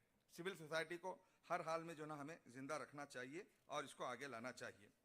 मैं अपने डिस्कशन के लास्ट 2 पॉइंट्स पर आता हूँ। बहुत सही तरीके से हमारे सामने फर्स्ट सेशन में बातें आई, लेकिन आई एम समराइजिंग इट कि वो जराए जो किसी सिविल सोसाइटी में इंसानियत को जिंदा रखने के लिए ज़रूरी है, उसमें सबसे पहले तहकीक है, रिसर्च है।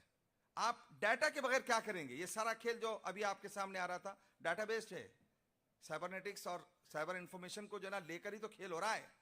और हमारे पास डाटा कलेक्शन के इतने बेहतरीन रिसोर्सेज हैं, मैं समझता हूँ शायद किसी रिलीजन में नहीं होंगे। जो आपको मस्जिद के अंदर नौजवानों का जो ना इकट्ठा होना जुमा के दिन, ये किसी रिलीजन में भी इतना पावरफुल है या नहीं है मुझे नहीं मालूम, लेकिन आपके पास डाटा कलेक्शन के बहुत सारे रिसोर्सेज हैं। अभी आज की तल्ला ये है कि 3 करोड़ ईमेल हमने जो है ना वक्फ यानी एक्ट के अगेंस्ट जो है ना भेजे हैं, 3.5 करोड़ के करीब।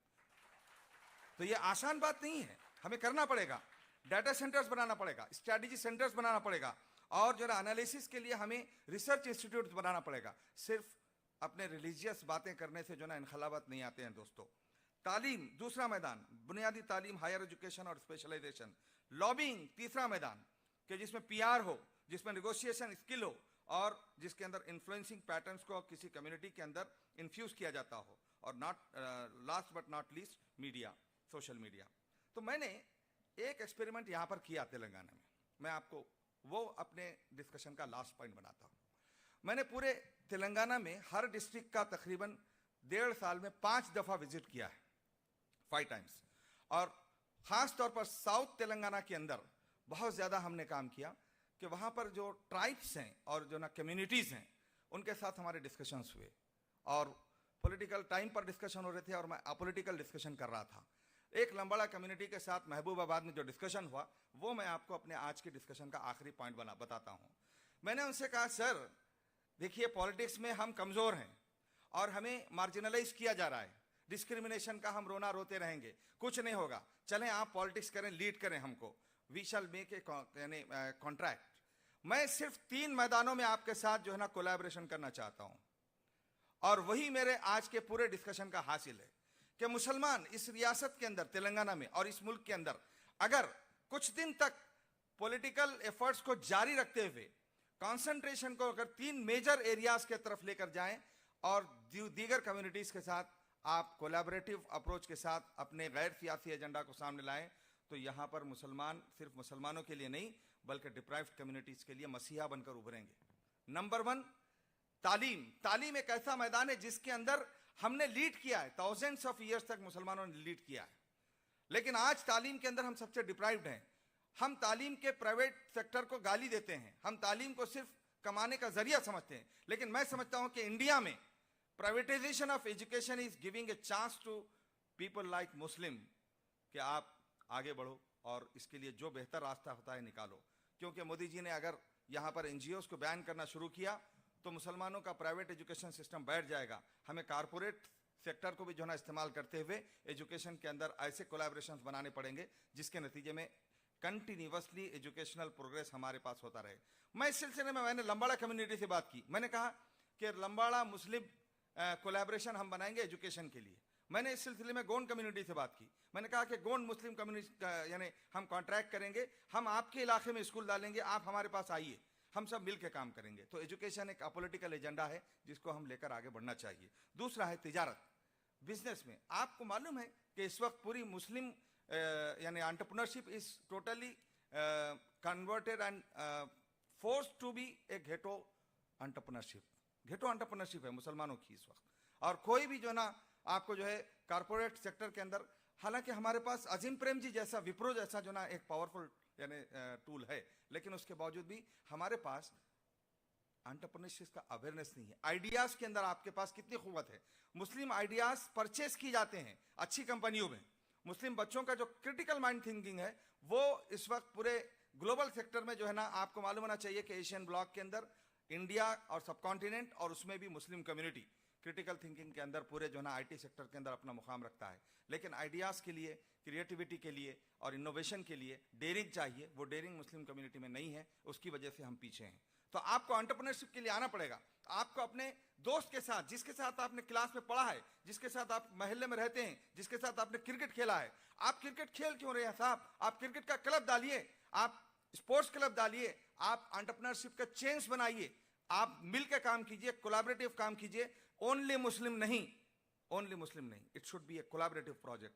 तो एजुकेशन के बाद दूसरा कोलैबोरेटिव प्रोजेक्ट हम इंडिया के अंदर जो ला सकते हैं वो एंटरप्रेन्योरशिप के मैदान में है, और रिफा काम कर रहा है। लेकिन अगर इस तरह के डिस्कशंस अगर हम लेकर आगे बढ़ेंगे तो बहुत बड़ा काम होगा। लास्ट बट नॉट लीस्ट, खिदमत खल्क। आपको मैं बताऊं कि अभी खम्मम जाके आया मैं।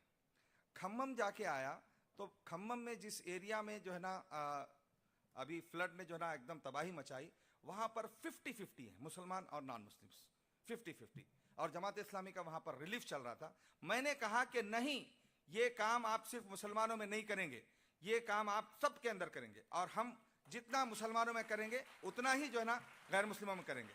दे were actually not taking step, वो सिर्फ अपने कुछ लाख के इन्वेस्टमेंट के साथ खाना खिला रहे थे, चूल्हे बना रहे थे, फैंस बना रहे थे। बट वी हैव अनाउंस्ड कि we will come up with a project of nearly about 2 crore rupees for not only Muslim, for all. तो कुछ प्रैक्टिकल इक़दाम लेने पड़ेंगे, कुछ काम करना पड़ेगा, कुछ ख्वाहिशात को अमल के मैदान में लाना पड़ेगा। अगर आप बोलते रहेंगे खाली चाहिए चाहिए चाहिए, काम नहीं होगा। मैं आपको आखिरी बात भी जो ना एक शेर पर ख़त्म करता हूँ। मुश्किलात में जो ना जिंदा होती है कौमें, शायर कहता है वही से जिंदगी की दर हकीकत सुबह होती है। वहीं से जिंदगी की दर हकीकत सुबह होती है, सफीना गर्क हो जाए जहां टकरा के साहिल से। खुदा हाफिज।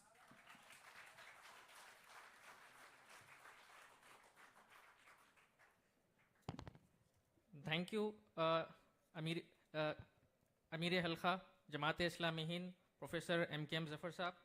I would like to give token of appreciation to Professor M.K.M. Zafar Saab from City President SIO Hyderabad, Brother Hafiz Ahmad.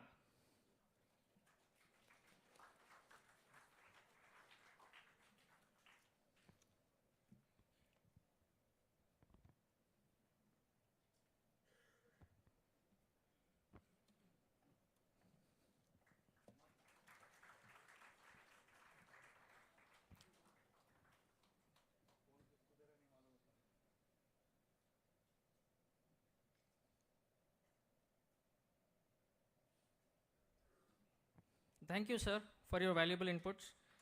Now, the concluding session by the name Reimagining Muslim Politics, Brother E.K. Ramesh, Student Islamic Organization National President, one of the known leader in the Indian subcontinent. Brother E.K. Ramesh.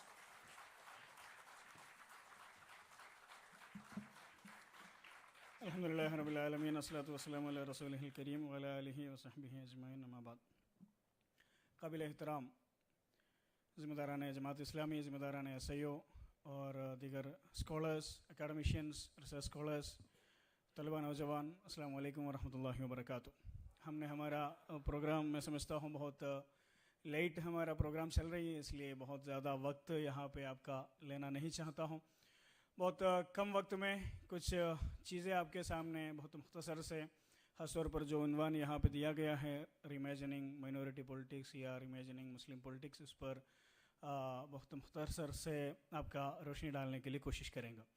यहाँ पे एक Javed Alam sir, वो हैदराबाद के भी थे, एक बड़ा अच्छा स्कॉलर भी थे। उनका एक किताब है, उसका नाम है हु वांट्स डेमोक्रेसी, डेमोक्रेसी किसका चाहिए। वो एक बहुत इंटरेस्टिंग किताब है। ख़ास तौर पर हमने ये समझते हैं डेमोक्रेसी बोलेंगे तो ये एलाइट्स का है, यहाँ पे जो एलाइट्स लोग उसको डेमोक्रेसी ज़्यादा कंट्रोल करते हैं। लेकिन उन्होंने वो किताब में CSDS का जो सर्वे के जरिए उन्होंने ये बताते हैं, नहीं, यहाँ पे जो लोअर कास्ट लोग हैं, जो इलिटरेट लोग हैं, जो पुअर है, जो गरीब हैं, वो लोग ज़्यादा डेमोक्रेसी पे भरोसा करते हैं। वो किताब में उन्होंने और एक इंटरेस्टिंग ऑब्जर्वेशन करते हैं मुसलमानों के बारे में। वो जो चैप्टर है मुसलमानों के बारे में, वो चैप्टर को उन्होंने ये टाइटल दिया है, Muslims the joker in the democratic pack. मुसलमानों को वो जोकर, जो लिटरल मीनिंग में जोकर नहीं है, वो जोकर असल में जो कार्ड जो खेलते हैं उसमें जो जोकर हैं, उनको बोलना ये है। इसलिए उन्हें ये बोलते हैं, जावेद आलम उसमें ये ऑब्जर्व करते हैं, मुसलमानों ने असल में वो सर्वे में इतना ज़्यादा डेमोक्रेसी में उनका भरोसा बताया है, इतना ज़्यादा उन्होंने बताया है हमारा वोट काउंट होता है, हमारा वोट से इतना फ़ायदा होता है, उन्होंने इतना ज़्यादा वो उनका परसेंटेज है, वो परसेंटेज के वजह से ओवरऑल जो ग्राफ है वो आगे चले जाते हैं। इसलिए जोकर का जो कार्ड का जो गेम में उनका जो रोल होता है, उस हिसाब से ये मैं समझता हूँ मुसलमानों के लिए, हमारे लिए सोचने का बहुत एक अच्छा एक पॉइंट है। मुसलमानों ने इंडिया में मुसलमानों के बारे में डाटा बताते हैं, बहुत सारे चीज़ें बताते हैं। यहाँ पे आई आपका सुबह का सेशन में भी बहुत सारे चीज़ें, यहाँ पे मुसलमानों का रिप्रेजेंटेशन बहुत कम है, डिस्क्रिमिनेशन हो रहा है, सचर कमेटी रिपोर्ट बोलता है बहुत कमज़ोर है, हर तरह पे आप बैकवर्ड हैं। लेकिन at the same time Muslim community बोलते हैं बहुत खुश है, हमने डेमोक्रेसी में हम सब खुश है, बहुत ज़्यादा खुश है, इतना भी खुश है हमारा खुशी से पूरा इंडिया का परसेंटेज बढ़ जाते हैं। इस पर हमने अगर और फिक्र करते हैं ये क्यों है, ये हो सकता है मुसलमान हमारा कंडीशन को समझ नहीं पाते हैं, ये डेमोक्रेसी पे हमको ये डेमोक्रेसी कमज़ोर किया जा रही है, हमको ये कमज़ोर किया जा रही है, डिस्क्रिमिनेट किया जा रही है, वो हमने आइडेंटिफाई ही नहीं कर पा रही है। या ये भी हो सकता है आज यहाँ पे सर्वेलेंस के बारे में बताते हैं, ड्रैकोनियन लॉ के बारे में बताते हैं, एक सर्वेयर आके मुसलमानों को पूछते हैं आप क्या डेमोक्रेसी में भरोसा रखते हैं, उन्होंने ना कहने में भी उनका खौफ होता है, इसलिए नहीं, अगर उनको डेमोक्रेसी पे भरोसा नहीं है तो भी सर्वेयर को बता देते हैं नहीं हम तो डेमोक्रेसी पे भरोसा करते हैं। ये भी रीज़न हो सकता है, जो भी। लेकिन मैं ये बताना चाहता हूँ जो हु वांट्स डेमोक्रेसी वो किताब का नाम है, लेकिन हमारा सवाल ये है हु वांट्स पॉलिटिक्स। पॉलिटिक्स असल में किसको चाहिए? मैं समझता हूं सुबह में कोई सेशन में कोई वो बोल रहा था पॉलिटिक्स, अमीर जमात बोल रहा था पॉलिटिक्स इसको चाहिए जिसको चेंज चाहते हैं, जिसको यहाँ पे स्टेटस को चाहते हैं, जो चलते हैं वो चलने दे, जो चलते हैं उसमें खुश है, उसमें उनको कोई तब्दीली नहीं चाहिए, उनको पॉलिटिक्स नहीं चाहिए। वो पार्था चैटर्जी भी उनका किताब में यहाँ का इंडिया का सिविल सोसाइटी पॉलिटिकल सोसाइटी के बारे में ऑब्जर्व करते हैं। यहाँ का जो एलाइट लोग हैं वो लोग ज्यादा पॉलिटिक्स में नहीं आते, उनका पॉलिटिक्स है यहाँ पे हाथ डाल के, ये गंदगी में हाथ डाल के मेहनत करके यहाँ पे कोशिश करने का कोई जरूरी नहीं है। वो लोग यहाँ का स्टेटस को में खुश है, लेकिन जो लोगों को यहाँ का स्टेटस को बदलना है, जिसको यहाँ पे चेंज चाहिए, तब्दीली चाहिए, उनके लिए पॉलिटिक्स का जरूरत है। इसलिए हमारा सवाल यह है हमने पॉलिटिक्स चाहते हैं नहीं चाहते, हमने यहाँ पे तब्दीली चाहते हैं नहीं चाहते हैं। मुसलमानों के बारे में ये जावेद आलम का ऑब्जर्वेशन इसलिए डेंजरस होता है, हमने चेंज चाहते हैं नहीं चाहते हैं, हमने ये स्टेटस को में खुश है नहीं खुश, ये सवाल मैं समझता हूं बहुत अहम है। इसलिए हमारा सबसे पहला, जब हमारा पॉलिटिक्स के बारे में, माइनॉरिटी का पॉलिटिक्स के बारे में, मुसलमानों का पॉलिटिक्स के बारे में सबसे पहले हमने जब ये सोचते हैं तब ये है नहीं, हमने ये यहाँ पे जो सिचुएशन है, यहाँ पे जो स्टेटस को है, यहाँ पे जो हुकूमत है, जिस तरह चीजों चलते हैं उसमें हमने खुश नहीं है, हमने पॉलिटिक्स करना चाहते हैं, हमने यहाँ पे तब्दीली चाहते हैं। मैं समझता हूं वो कन्विक्शन हमारे लिए सबसे पहला डिपार्चर का पॉइंट है।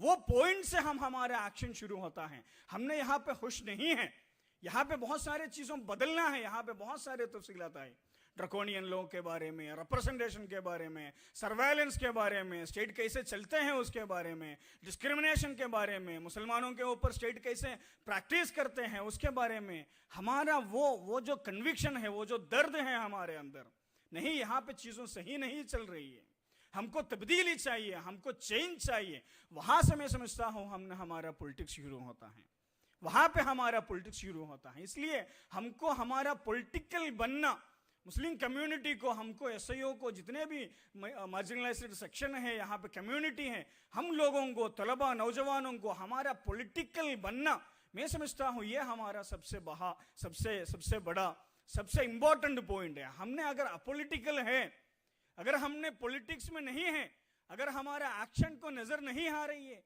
तो उसका मतलब ये है हमने ये स्टेटस को में खुश है, हमने ये स्टेटस को कबूल कर लिया है, हमने यहाँ पे कोई चेंज करना नहीं चाहते हैं।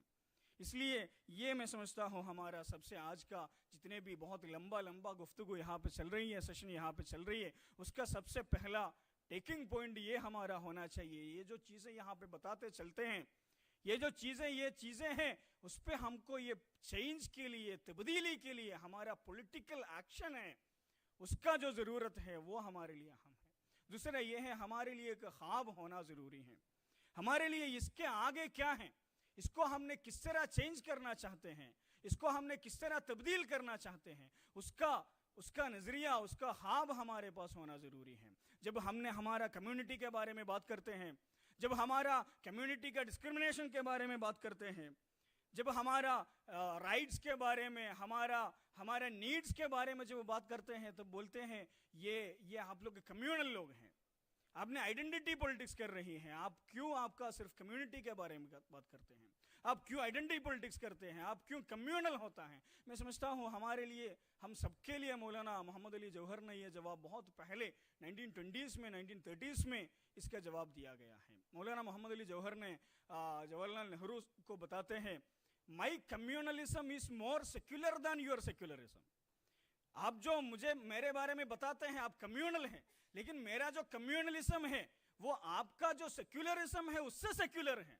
इसलिए हमको ये बताना चाहते हैं हमारा जो पॉलिटिक्स है, हमने जब यहाँ पे हमारा आवाज़ उठाते हैं, हमने काम करते हैं राइट्स के लिए, हमारा राइट्स के लिए जब आवाज़ उठाते हैं, वो कम्युनलिज्म नहीं है, वो आइडेंटिटी पॉलिटिक्स नहीं है, वो यहाँ का सेक्युलरिज्म है, सेक्युलर है। यहाँ का तमाम लोगों के लिए डिस्क्रिमिनेशन खत्म होना है, मुसलमानों को हक का लड़ाई है, वो वैसा नहीं है। वो कम्युनलिज्म के, वो एक ज़माने में कम्युनलिज्म कहा जाता था, वो आज का ज़माने में उसको आइडेंटिटी पॉलिटिक्स का रंग पे उसको बदनाम करने के लिए कोशिश किया जाता है। हमने ये देखना एक नेशन कैसे बनते हैं, मैं समझता हूँ हमने इंडिया हमारे सामने ये एक नेशन है, यहाँ पे हमने काम करते हैं, इसके बारे में हमने सोचते हैं। इसके बारे में जब हम सोचते हैं, ये सोचना ज़रूरी है नेशन कैसे बनते हैं। एक नेशन इस तरह बनते हैं, यहाँ का बहुत सारे कम्युनिटी हैं, यहाँ का आवाम है, वो लोग आके एक कॉन्ट्रैक्ट बनते हैं, हम लोग आपस में इस तरह हमारा पावर को डिवाइड करेंगे, चीज़ों को सेटल करेंगे, वो नेशन मेकिंग का प्रोसेस है। यहाँ का अलग अलग कम्युनिटी अपना कंडीशंस रखते हैं, हमने ये नेशन पे एंटर होगा, लेकिन हमको ये चीज़ चाहिए, ये चीज़ से प्रोटेक्शन चाहिए, ये चीज़ ज़रूरी है। यहाँ पे रिजर्वेशन बेसिकली वो है, यहाँ का जो जितने भी डिप्राइव्ड कम्युनिटी है, SC हैं, ST हैं, आज हमने रिजर्वेशन के सिर्फ इस तरह देखते हैं, जॉब देने के लिए, गरीबों के लिए कुछ ना कुछ नहीं। रिजर्वेशन ये है बेसिकली दलित और आदिवासी कम्युनिटी ये नेशन पे ज्वाइन करने का कंडीशन है। अगर हमको रिजर्वेशन नहीं होता, आप यहाँ का जो मेजोरिटी या जो मेजोरिटी के नाम पे जो चलते हैं, यहाँ का जो हिंदू अपर कास्ट है, जो भी है डोमिनेंट कम्युनिटी है, उसका पूरा डोमिनेंस यहाँ पे होने वाला है, उसको चेक एंड बैलेंस होना चाहिए। हम अगर ये नेशन में ज्वाइन करना है, हमको रिजर्वेशन होना चाहिए, हमारा रिप्रेजेंटेशन होना चाहिए, पार्लियामेंट में हमारा रिप्रेजेंटेशन होना चाहिए, जॉब में हमारे लिए सिक्योरिटी होना चाहिए। बहुत सारे रीजनल कम्युनिटीज बोलते हैं हमारा रीजन में स्पेसिफिक एजेंडा होना चाहिए, आर्टिकल 370 है, 371 है। रिलीजियस कम्युनिटीज बोलते हैं हमारे लिए पर्सनल लॉ होना चाहिए, उसके तहत हमने ये स्टेट में ज्वाइन करते हैं। मैं समझता हूँ, लेकिन मुसलमानों के बारे में ये हमारा लेक्यूना है, मुसलमानों को ये एक नेशन मेकिंग का प्रोसेस है, ये जो अग्रीमेंट है उससे बाहर करके ये मुल्क बनाया गया है। मुसलमानों का जितने भी पॉलिटिकल राइट्स हैं, आज भी बहुत सारे स्कॉलर्स आपके सामने उसके बारे में बहुत तफसील से बात किया, जिस तरह मुसलमानों को पॉलिटिकल राइट्स को बाहर करके ये स्टेट को बनाया गया था, मुसलमानों का जो पॉलिटिकल रिप्रेजेंटेशन है उसको ख़त्म करके ये मुल्क को बनाया गया था। इसलिए मुसलमानों को आवाज़ इनविजिबलाइज क्यों हो गया। हमने यहाँ पे मुस्लिम पॉलिटिक्स के बारे में बहुत लंबा बात करते हैं, उसको कैसे होना चाहिए, लेकिन ये अहम सवाल है, मुस्लिम पॉलिटिक्स यहाँ पे ख़त्म क्यों हो गया। 1947 से पहले तो सबसे बड़ा दूसरे पॉलिटिकल पार्टी तो मुस्लिम लीग हुआ करता था यहाँ पे, वो ख़त्म क्यों हो गया। मुस्लिम आवाज़ चुप कैसे हो गया, मतलब उसको गायब कैसे हो गया, इसके बारे में सोचना ज़रूरी है। मैं समझता हूँ हमको ये डिमांड करना चाहिए, ये नेशन स्टेट में कोई भी कम्युनिटी जुड़ने के लिए उनका हक होना चाहिए। कोई एक चीज़ का डोमिनेंस के अंदर तमाम कम्युनिटीज़ को चलाना, वैसे हर एक कम्युनिटी का अपना हक होता है। इसलिए मुस्लिम कम्युनिटी को भी, जो कम्युनिटी यहाँ पे ज्वाइन होता है, नेशन में रहते हैं, उसके लिए जो हक चाहिए वो हक हमारा हम पूछना चाहिए। ये कम्युनिटी में, ये नेशन में हम ज्वाइन होता है, उसके लिए कम्युनिटी को रिप्रेजेंटेशन होना चाहिए, सिक्योरिटी होना चाहिए, अश्योरेंस होना चाहिए। ये तमाम चीज़ों के लिए मैं समझता हूँ हमारा पॉलिटिक्स, हमारा आवाज़, हमारा काम, हमारा एक्शंस हमारा होना चाहिए। मैं समझता हूँ हमारा पॉलिटिक्स सिर्फ इस पे नहीं है, हमारा एथिक्स सिर्फ इस पे नहीं है, हमारे ऊपर डिस्क्रिमिनेशन होता है, इसलिए हमने इसके बारे में हमने कुछ करेंगे, हमने पॉलिटिक्स करेंगे, एक्शन करेंगे, नहीं, बल्कि हमारे पास एक ख्वाब है हमारा वतन के बारे में, हमारा मुल्क के बारे में। हमने ये मुल्क को एक बेहतर मुल्क के तरफ से देखते हैं। हमारे पास एक मदीना का मिसाल है, मदीना मुनव्वरा का मिसाल है, हमारे पास खिलाफत और राशिदा का मिसाल है। एक मुल्क कैसे बन सकते हैं, अदल का, अमन का मुल्क कैसे बन सकते हैं, वो उसका मिसाल हमने हमारा हिस्ट्री में हम चला कर दिखाया है। उसका मिसाल से, वो नॉस्टैल्जिया से आज हम बात करते हैं, नहीं, इंडिया ये मुल्क को भी हमने अदल का, अमन का जरिया बना सकते हैं, मुल्क बना सकते हैं।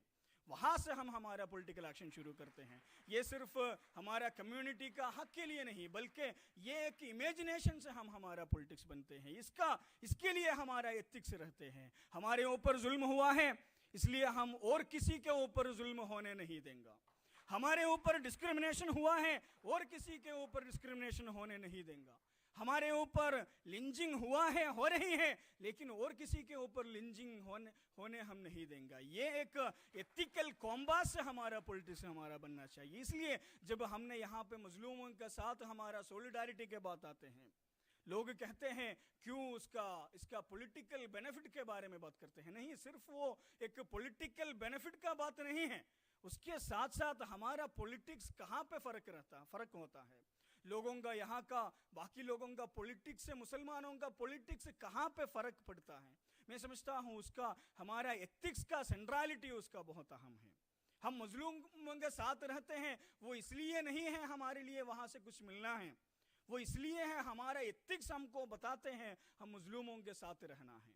इसलिए यहाँ पे जितने भी डिस्क्रिमिनेटेड हैं, दलित हैं, आदिवासी हैं, उसके साथ जब हमने पॉलिटिक्स करते हैं उसका सिर्फ एक पॉलिटिकल यूटिलिटेरियन लॉजिक नहीं है, बल्कि वो हमारा एथिक्स भी बनते हैं। इसलिए जब हमने हमारा पॉलिटिक्स को डिफाइन करना चाहते हैं, हमने हमारा पॉलिटिक्स को इमेजिन करना चाहते हैं, आज और कल 2 दिन में यहाँ पे जितने भी सेशंस होंगे ये हमने ये पॉलिटिक्स को, इंडिया को समझने के लिए कोशिश कर रही है। हमारा मुल्क है, हमारा वतन है, ये स्टेट तेलंगाना हमारा स्टेट है, ये स्टेट कैसे एक बेहतर स्टेट होना चाहिए, ये मुल्क कैसे एक बेहतर मुल्क होना चाहिए, उसके बारे में एक्शन के लिए ये उसमें कम्युनिटी हमारा सेंट्रल पोजीशन रहेगा। हमने ये कम्युनिटी से आते हैं, अगर ये कम्युनिटी कमज़ोर है, अगर ये कम्युनिटी के पास ताकत नहीं है, कमज़ोर है, डिस्क्रिमिनेटेड है, फिर हमने ये मुल्क के बारे में कैसे बात कर सकते हैं?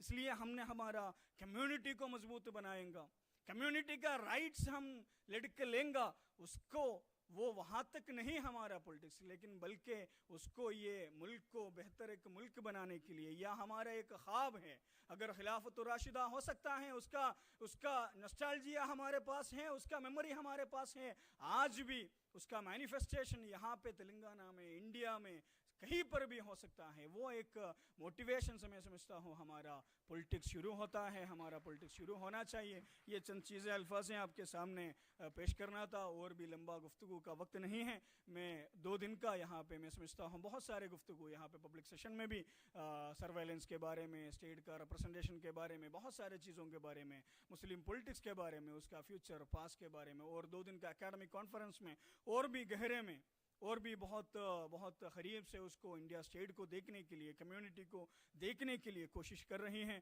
मैं उम्मीद करता हूँ आप लोग उसका हिस्सा लेंगे, उससे हमारा एक्शन को, हमारा एक्शन प्लान को हम जब ज़मीन पर जाते हैं हमारा काम में इंशाअल्लाह उसका एक गहराई, उसका एक वेट हमारा एक्शन में लाने के लिए है। यहाँ पे जितने भी लोग हैं, हमारा कैडर, ख़ास तौर पर एसईओ का कैडर्स है, वो लोग कोशिश करेंगे। हमारा एक्शन, हमारा स्ट्रैटेजी, हमारा काम वैसा नहीं होना, मैं समझता हूँ यहाँ का इसका ऑर्गेनाइजर्स भी ये चाहते हैं हमारा काम ये कॉन्फ्रेंस से पहले और इसके बाद उसमें डिफरेंसेस होना, उसका नज़र, उसका असर, ये प्रोग्राम का ये इतना मेहनत, इतना कोशिश का असर हमारा थिंकिंग में, हमारा एक्शन में, हमारा स्ट्रैटेजी में, हमारा प्लान में हमारा होना। यहाँ पे बहुत सारे चीज़ों खुल के रखते हैं हमारे लिए, और आगे पढ़ने के लिए, देखने के लिए, सोचने के लिए और फिक्र करने के लिए।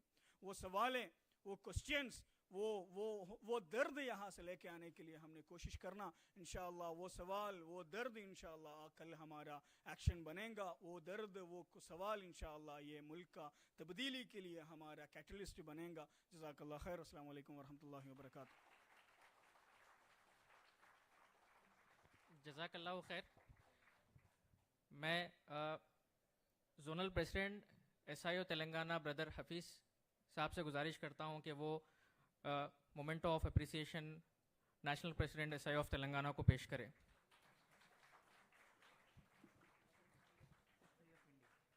SIO of India.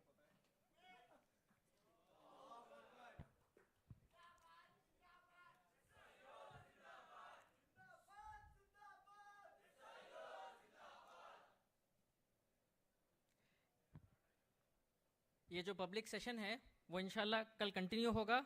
Academic conference, international academic conference and Henry Martin institute, 2-3 ऐलानात है, उसको समाप्त फरमाते जाइए।